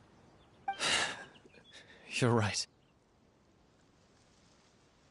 I'm sorry. On stage, the lead role is the focal point of the audience's attention. And you're all used to seeing the director as the heart of the troupe. But in her own life, her greatest desire wasn't to be the center of attention. I can tell how much she loved you all, and how much she loved the troupe. What she wanted was to build a warm home for all of her brothers and sisters. To shield you all from the storms that rage in the world outside. That's how you should remember her. And that's what you should be celebrating. I understand why you're trying to make her the hero of the story, but isn't she your hero already? After everything she did for you? Yeah. So think hard about what that means. And then think again about what you hope to achieve by arguing with each other. If you really hate each other and can't reconcile your differences, then you could just call it quits now. Why bother with the final performance if the group is already fractured? But you can't bring yourself to do that, can you? You care too much about Director Aurelie and the home she built you all to let go. What are you laughing at? I don't see what's so funny. Sorry, I didn't mean it that way. It's just that, for a moment there, it felt like our director was back with us again. If she'd seen Paulo and Vilmont at each other's throats like that, she would have scolded them exactly like you did, in that same stern voice. Really? But she sounded like such a gentle person. Of course she was. Even her harshest lectures came from a place of kindness, and it showed. She really was a truly outstanding person. What you said, it really puts everything into perspective. I'm truly sorry. I really meant for this to be a genuine apology, but I ended up making it all about me and my self-pity. It's all right. Let's save all this for after the performance. So, the ending. What are we gonna do about it? Clearly, everyone needs to take a step back for now and reflect on what really matters. When emotions are running high, things get lost in the fray. The end of the story needs to focus back on Aurelie herself. She's the true star of the show.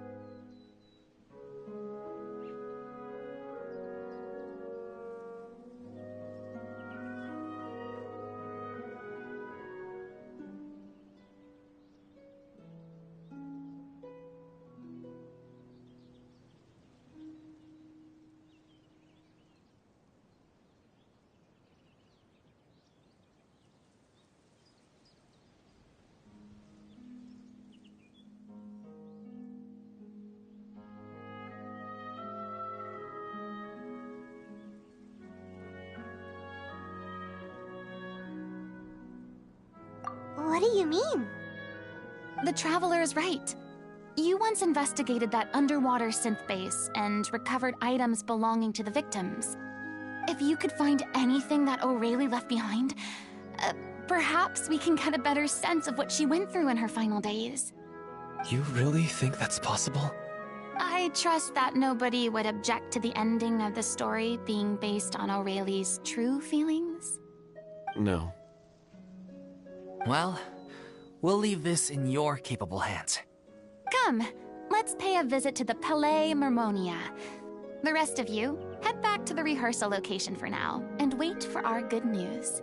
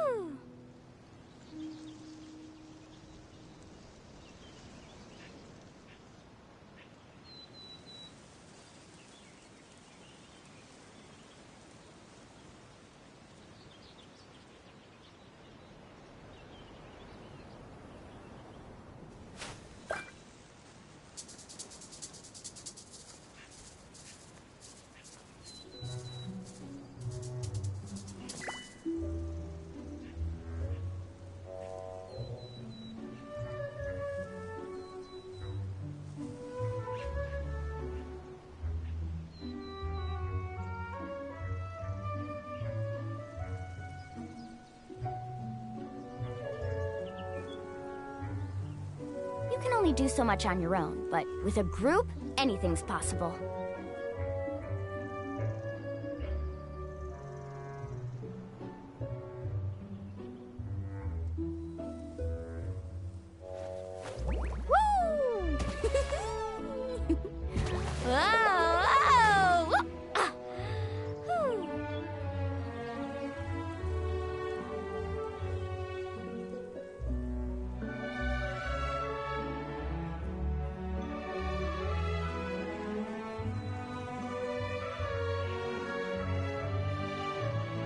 Ever tried chasing waves before? You want to try? Well, come on, no time like the present. I'll help you find the closest beach. Woo! Whoa!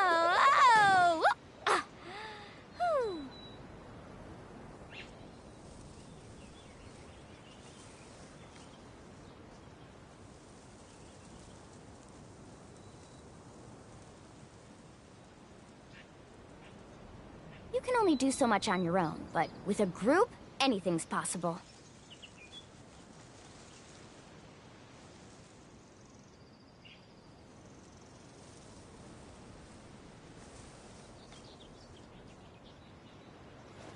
Woo!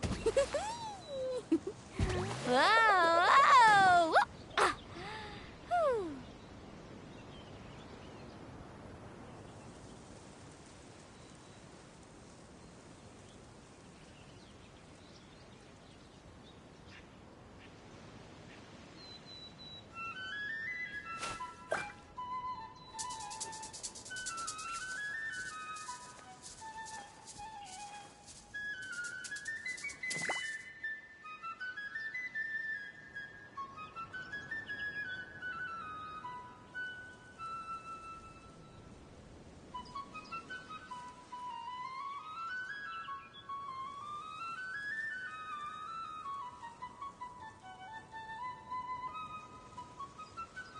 The most important part of going out to have fun is, well, going out.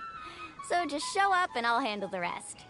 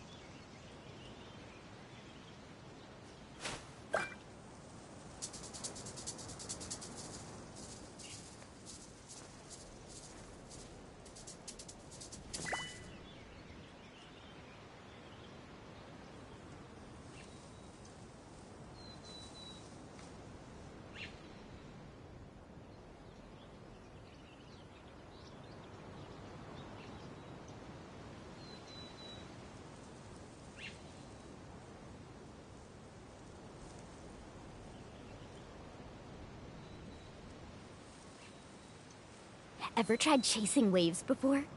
You wanna try? Well, come on, no time like the present. I'll help you find the closest beach.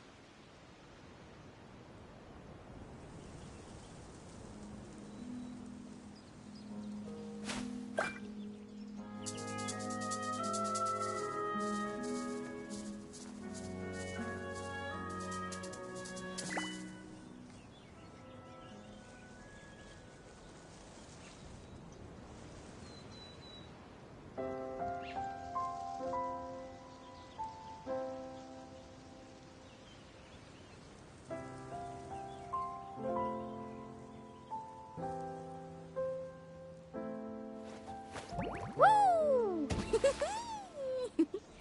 Whoa! Whoa! Ah. Whew.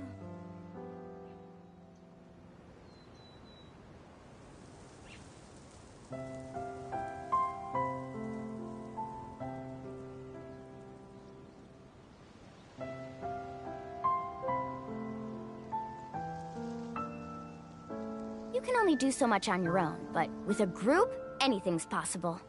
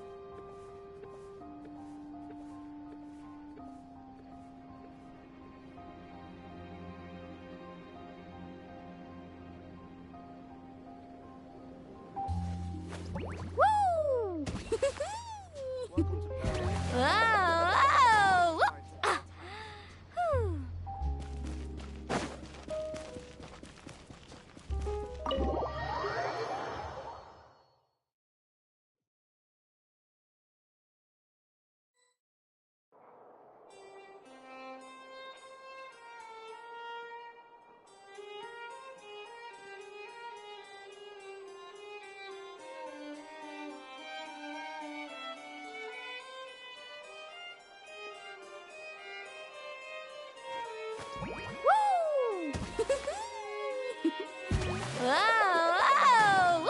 Ah. Whew.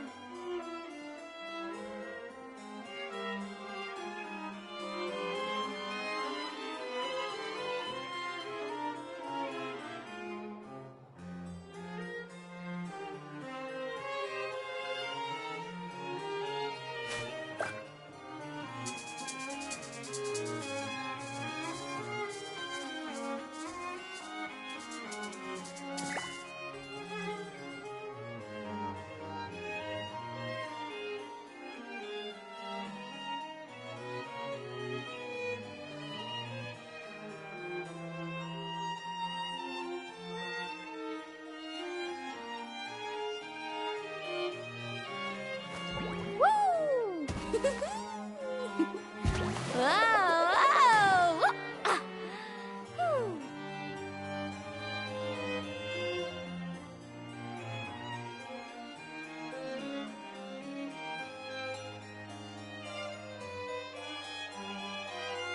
Ever tried chasing waves before?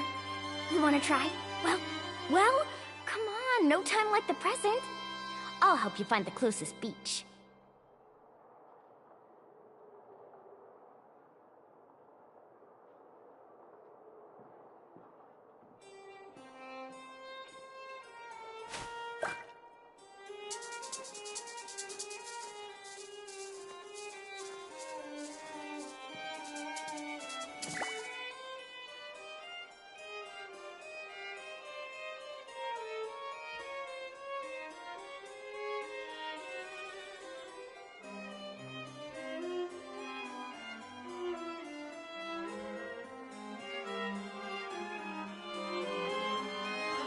Whoa! Whoa! Ah.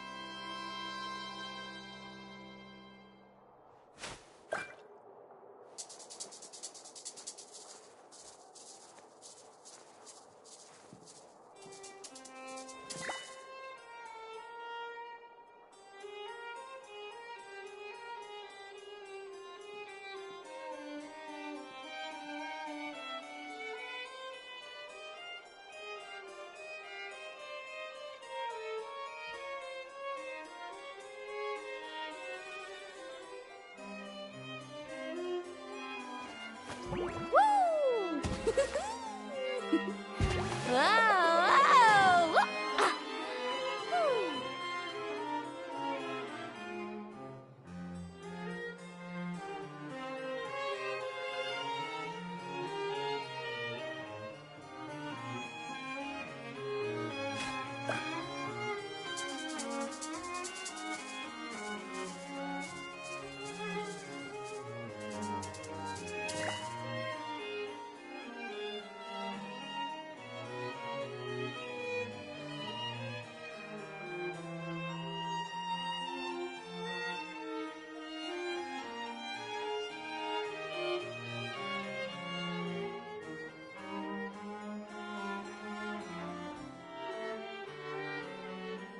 The most important part of going out to have fun is, well, going out.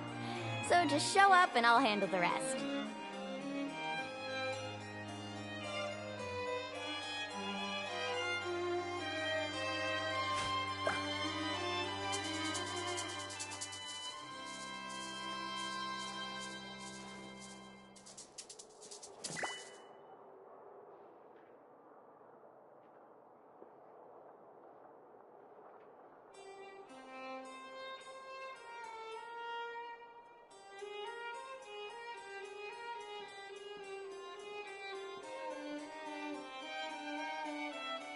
Ever tried chasing waves before? You want to try? Well, come on, no time like the present. I'll help you find the closest beach.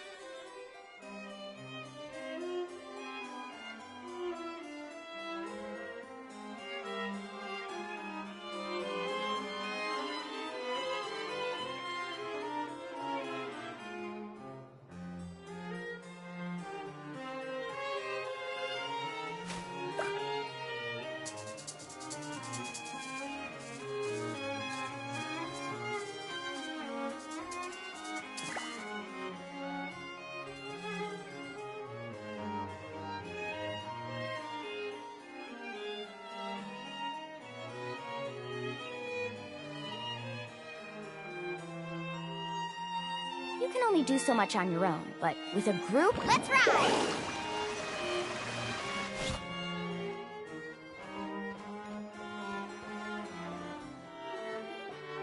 You want to review some recovered items connected to victims of the serial disappearances case? But, that case has been closed for quite a while now.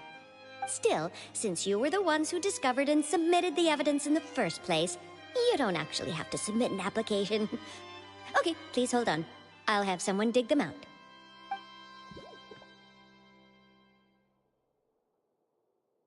So, this is all O'Reilly left behind. Just whatever she was carrying on her person, and this tattered old notebook. Hey!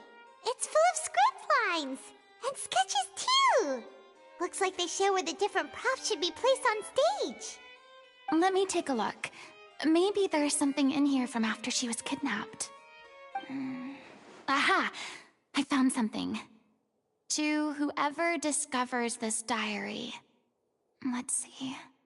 Looks like she kept a detailed record of her captor's actions.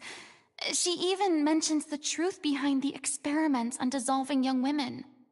If we'd had the chance to examine this notebook carefully back then, it would have been a conclusive piece of evidence proving Vachey's guilt. Vachey took so many lives. It's still so unthinkable how many victims he had. I guess O'Reilly must have written all of this down in the hope that her records would one day be of use to investigators. Wait, it cuts off.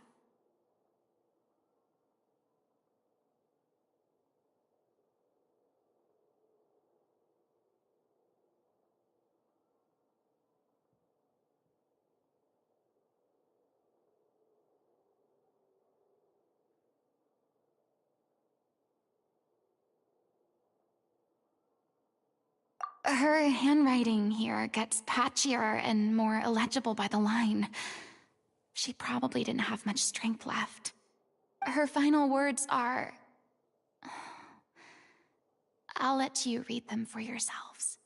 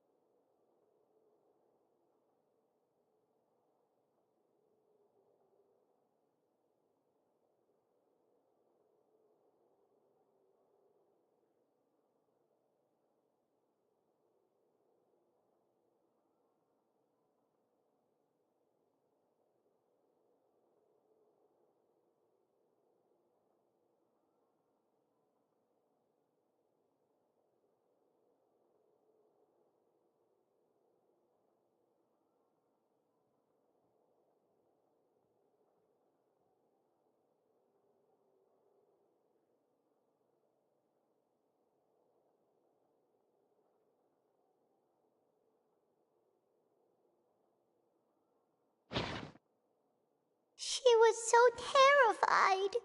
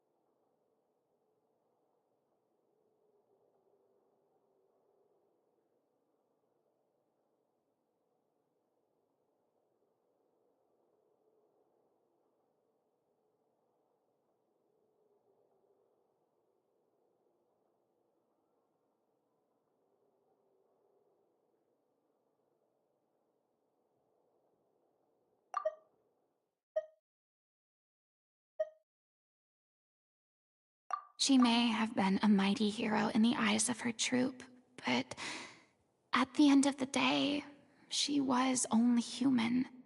I can't bear to think how painful and lonely her final days must have been. Wait. This part on the last page sounds strangely familiar.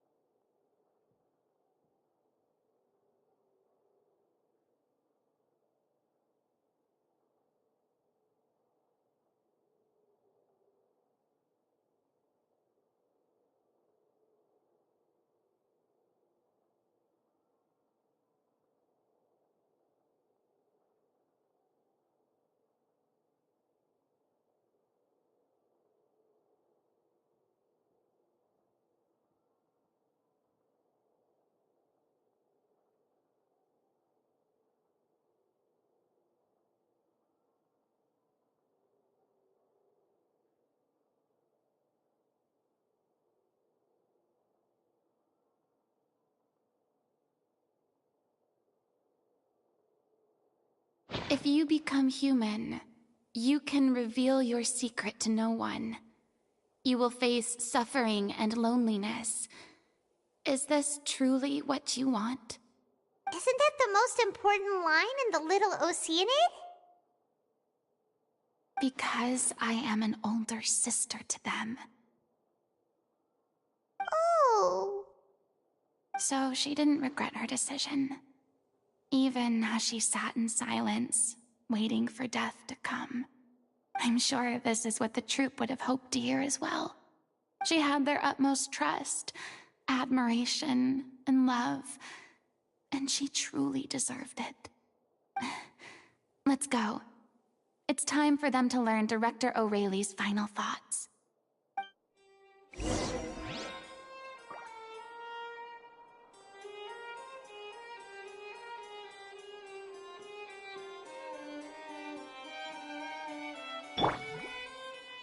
Water jet!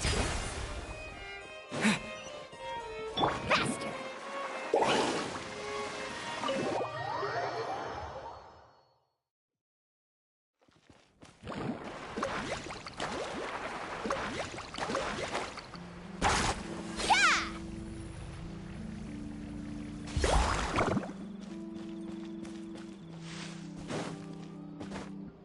Let's ride!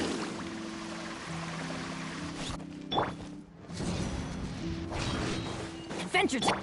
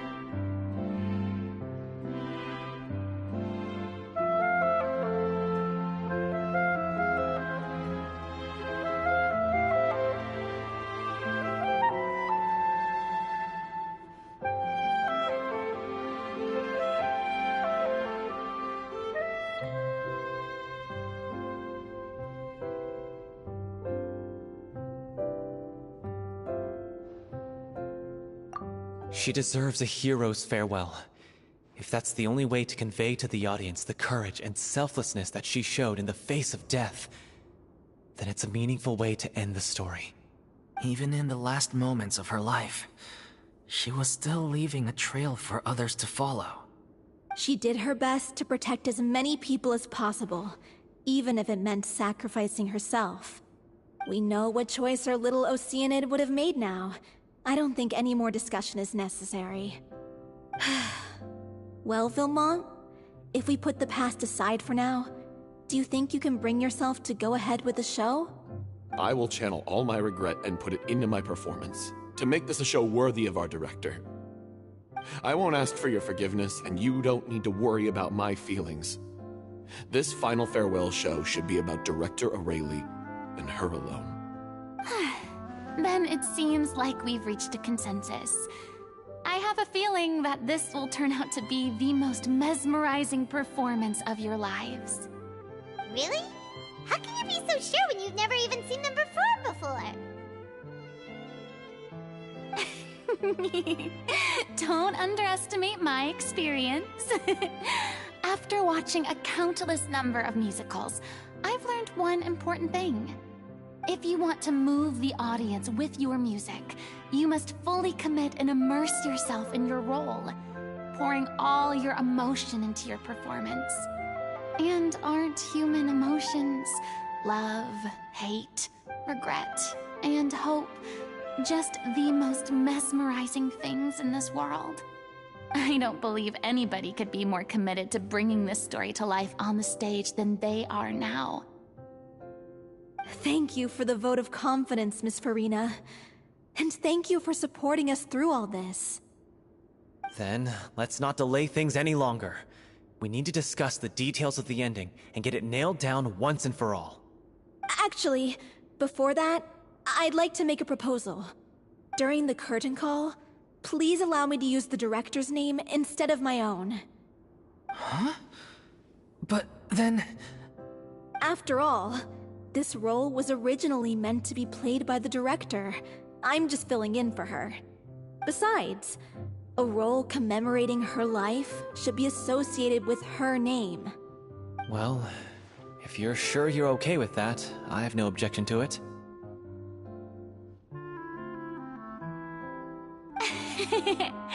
Now we're talking like a serious acting troupe. All right, I'll leave you to fine-tune your musical while I go and procure a stage. Procure a stage? Oh, it's okay.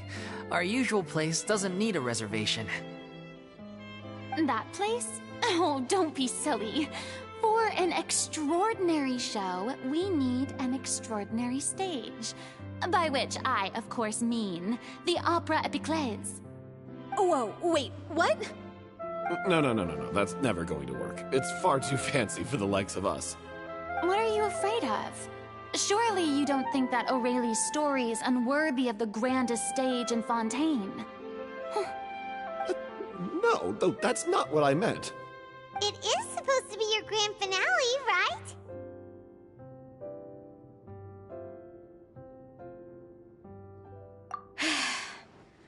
I have no problem with it then. How about the rest of you?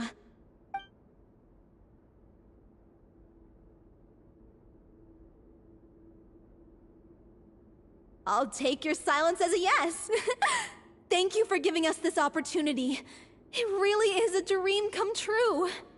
Well, then don't disappoint me. If you mess this up, it'll reflect poorly on me too. Come on. We'll need to get the go-ahead from Nerilette. I know just where to find him.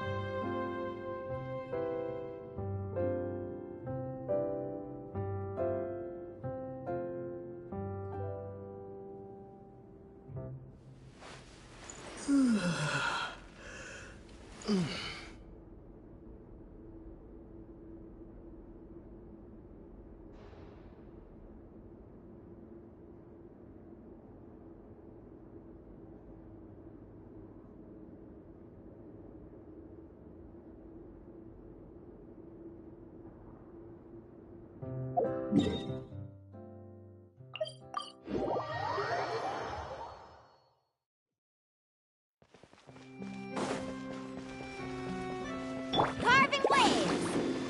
Hey, look at that! Looks like I guessed right. You were just guessing? I knew you'd be here. I'm here merely for a short break. It has been a while, Miss Farina. And you too, Traveler in Paimon.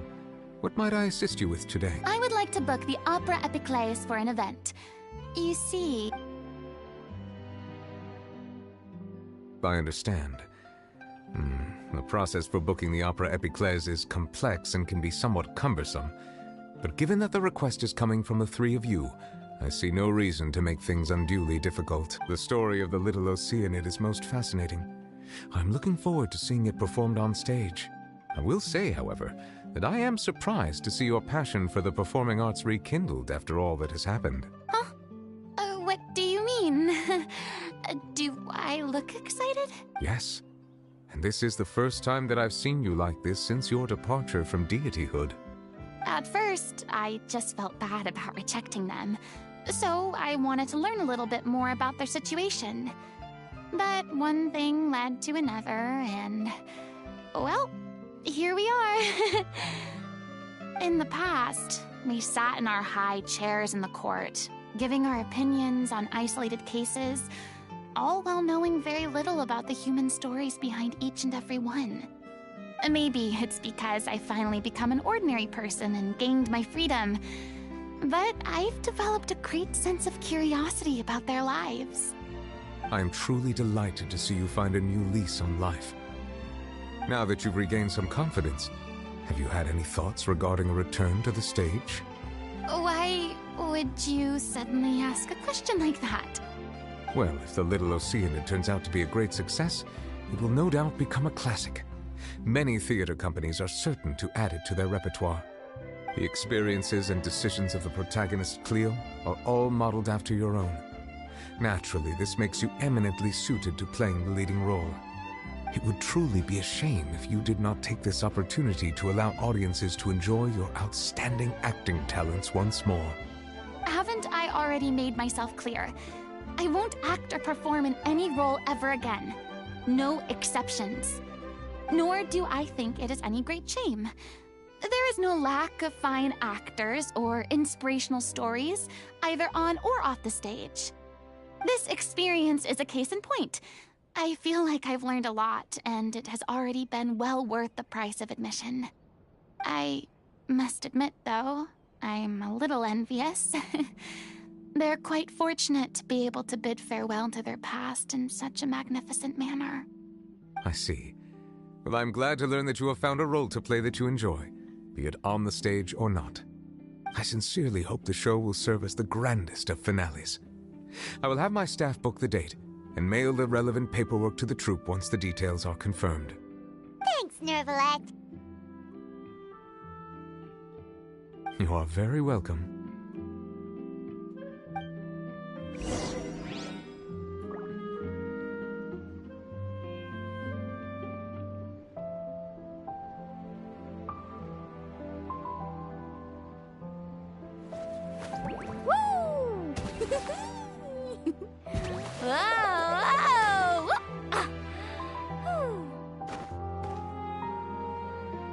Many people were once enthralled by Lady Furina's performances, myself included. I hope that one day she'll be able to understand that our appreciation was always sincere.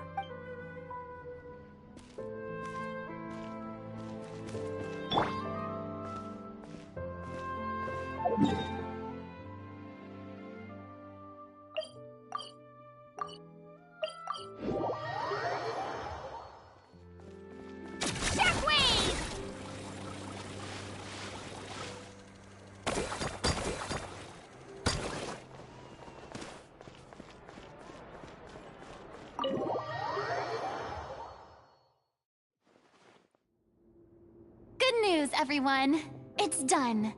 The Opera Epiclese is booked. Thanks to my eloquent and impassioned speech, Monsieur Nervalette was moved to provide us with a fitting stage for this special performance. We've had to fight every step of the way for this opportunity, but we now have all of the ingredients necessary to stage a truly spectacular performance. A touching story, a magnificent venue, and last but not least, a passionate and dedicated cast. Now, let's work together and make this show the best it can be. This is truly wonderful. The sooner we can finalize the ending, the more time we'll have to rehearse. Fiumali and I just went over some parts of the script and tweaked a few things. I think it's really going to resonate with the audience now. you two had a constructive conversation? That's great! Communication is vital to any good performance. Look at us. We've come so far. I never could have pictured this scene a few days ago. It's amazing! Even though Farina's still being a bit of a drama queen about it all, she's really fired everyone up!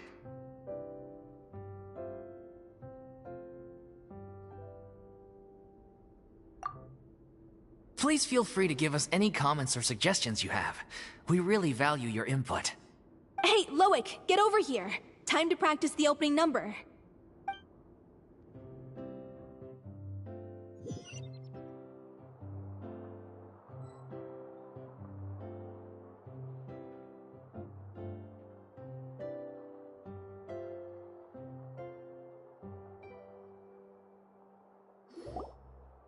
Cursed Cleo. She stole the waters of life from us. She's a fraud, and she must pay for her crimes. This has nothing to do with her. The ignorance and hatred of our people is to blame. How can we hope to win back the water's favor if we don't change our ways? This guy could be useful. Take him hostage. If Cleo wants him back, she'll have to show herself. Leave this place, oh little Oceanid, and never, ever look back!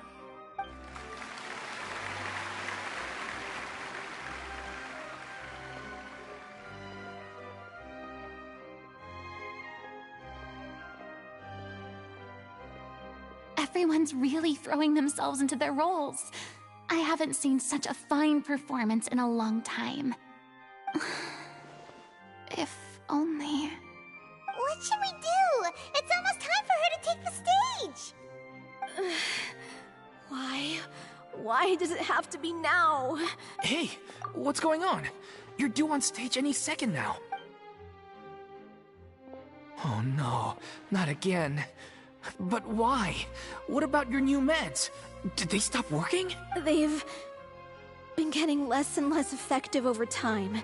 I've had to keep increasing my dose. What? I thought they cure it.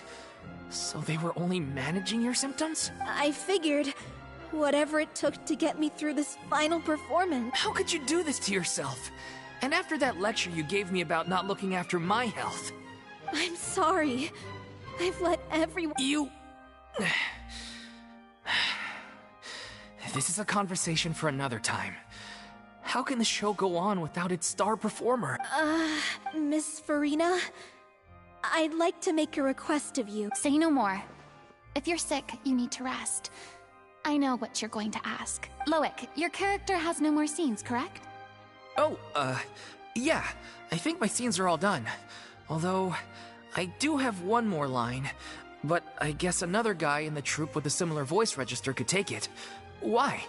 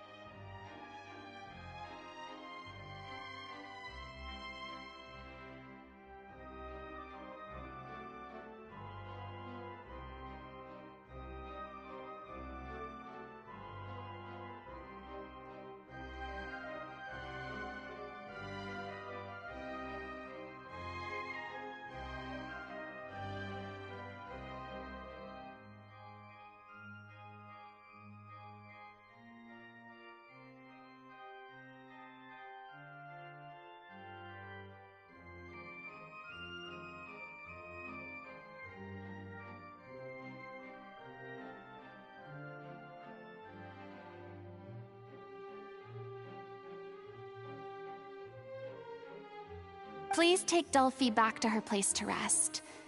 I'll sing the finale. From the sublime to the ridiculous. After all that, everything's come full circle. Thank you, Miss Farina. I'm so sorry to put you in this position after everything you said. Never mind. What's done is done. It's really my own fault for getting in too deep. No one likes regrets. Myself included. Leave it to me. I've watched you rehearse so many times that I've learned Cleo's part by heart. I do not doubt your acting skills, but please allow me to ask just one more question. After all, this show is dedicated to the life and legacy of our director. What, in your opinion, is the reason Cleo shines so brightly? It's her pure heart, despite all the pain and loneliness she had to endure. She never once stopped believing in the beauty in this world. Well said. I leave Director O'Reilly in your hands.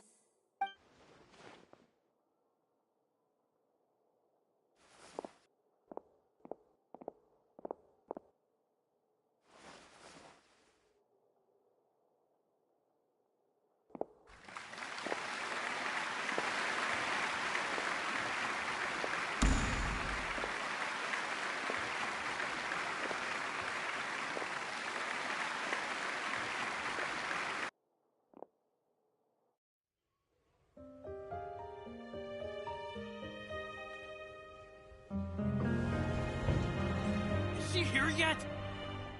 Let's get here! She's not coming! You're wrong. She's here.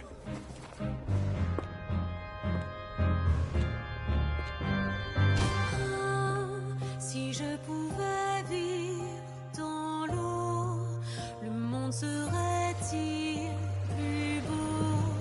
Me pardonneras-tu, ô chère mère? L'eau dans son courant fait danser nos vies, et la cité elle nourrit, ainsi que toi, mon doux amour. But what about your wish? My wish.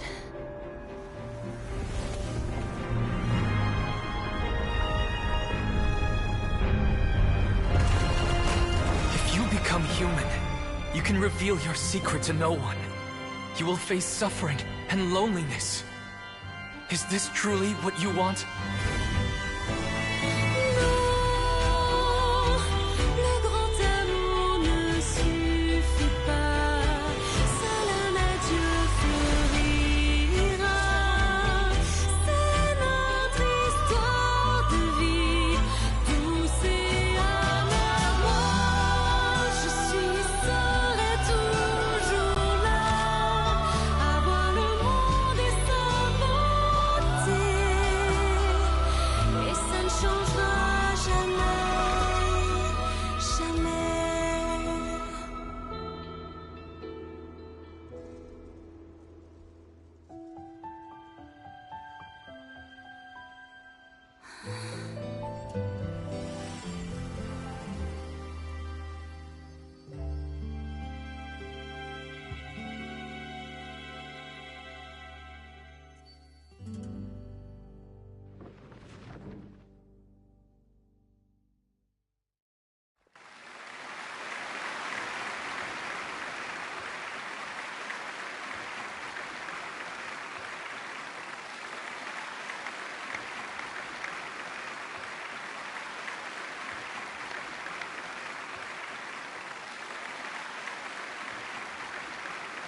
Is it just me?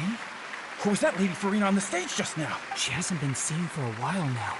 And she just appears out of nowhere? Gotta say, though, her acting skills are as superb as ever. The little Oceanid, Cleo, played by Aurélie Fumont. Wait, that's not her name. What's going on? I don't know. Maybe it's just a doppelganger. I've spent a lot of time out of the spotlight, and they didn't use my name during the curtain call either. Hopefully, not too many people recognized me. It's too bad that I had to break the one clear rule I'd managed to make for myself. Even if I had no choice. Still, I have to admit that, despite everything, it felt good to be back on the stage again. Finally, we would like to give a special thanks to our artistic consultant and event coordinator, Miss Farina. Hey, that's not what we agreed on. Oh, so it was Farina after all. She's back. Honestly, what is he doing? He should have run that by me first. All right, calm down. Don't be mad. This was a group decision. We just didn't want your contributions to go unacknowledged. After all, it's been the rule in Fontaine since ancient times that everyone's work, visible or invisible, is equally deserving of recognition. Yes, I know the rule, but it should still be applied on a case-by-case basis. I wasn't ready for this yet. It's no big deal. What's the worst that...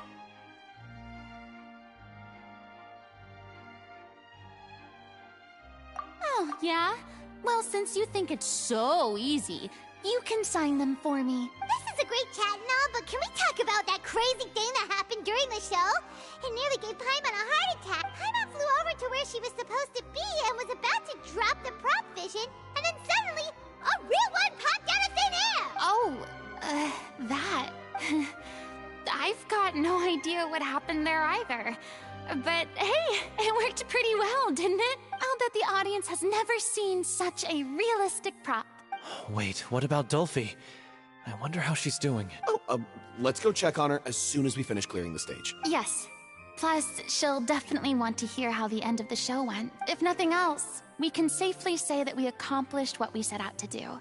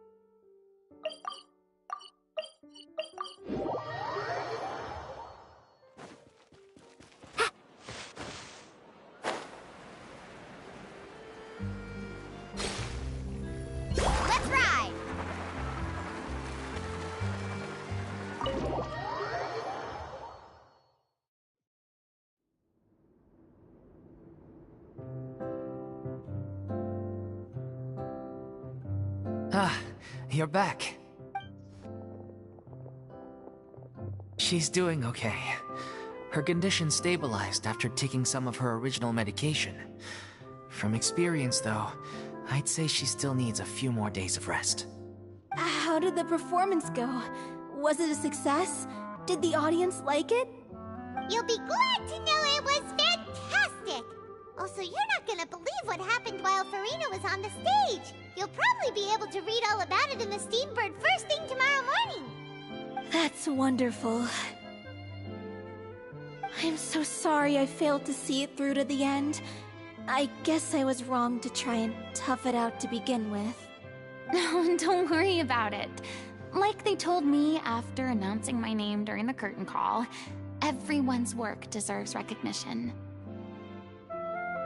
Even though you couldn't see it through to the final scene, the audience was very impressed by your performance.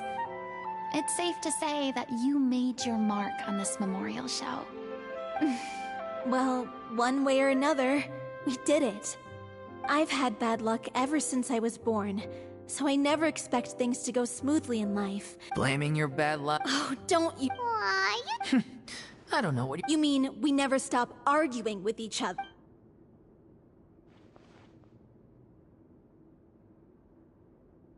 So, any plans for the next step? After the brilliant performance you put on, the reputation of your troupe is sure to spread through Fontaine like wildfire. You won't have to disband if you don't want to. You could capitalize on the rave reviews and license out the Little Oceanid to the bigger theater troupes out there. That would do wonders for your financial situation. No, we should still disband. Yeah, it's what we all agreed to. After all that's happened, I should give you guys some space. But maybe our paths will cross again one day. Hey, don't just walk off! Ugh. I still want to keep performing, so I might join another troupe. After watching Miss Farina's performance, I think I'm starting to understand our director's infatuation with musicals. You should do it. It suits you. I'd originally hoped to keep performing too, but I don't know if my health will allow me to. Oh, so now you finally got your priorities in order. I guess I'll hold off until you've properly recovered as well. What about you, Miss Farina? Any future plans? Well, frankly, I think a return to obscurity is no longer an option for me. I'm sure a slew of consultancy requests will hound me wherever I go, until I finally acquiesce. You rather sealed my fate there with your special thanks at the end of the show. Sorry. It's quite all right. No need to apologize. What I meant to say is that this whole experience has shown me that perhaps I'm not as averse to a return to the stage as I'd previously imagined. Maybe Nervillette was right. Maybe Cleo is the right role for me.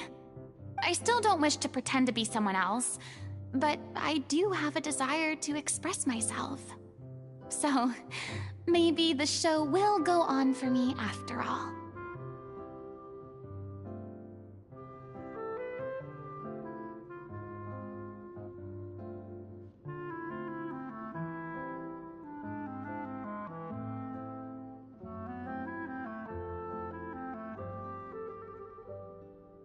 Yeah.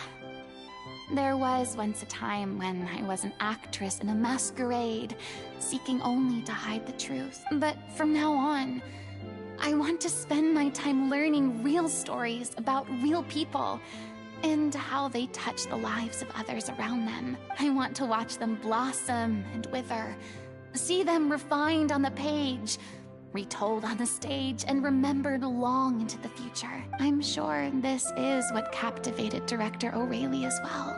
Sounds like you're ready to stop running from your true calling. The more you get out into the world, the more you'll discover what a fascinating place it is.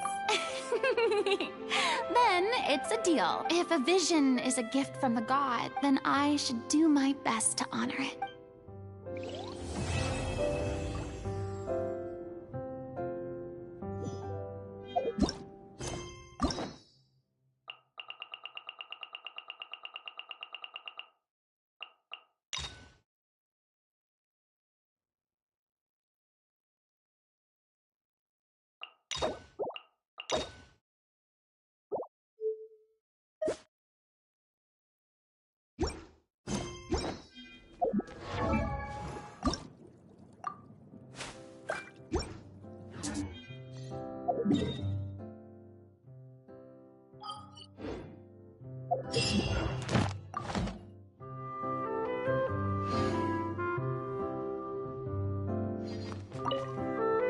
It's ironic to think that in my whole time as a god, I could only ever dream of receiving this kind of power. And now that the gods have given me their blessing, it actually is.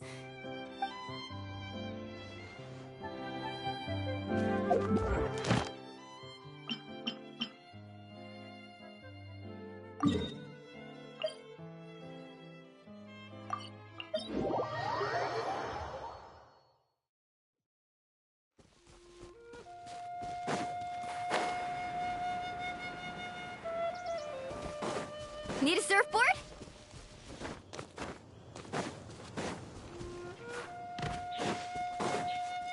Carving waves! Let's shred!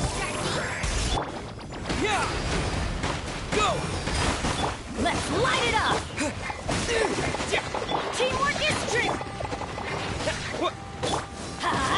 Faster! Oh!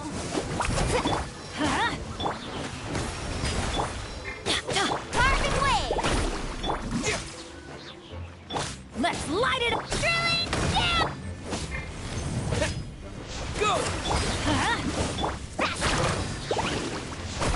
That's an epic wave! Bombs away!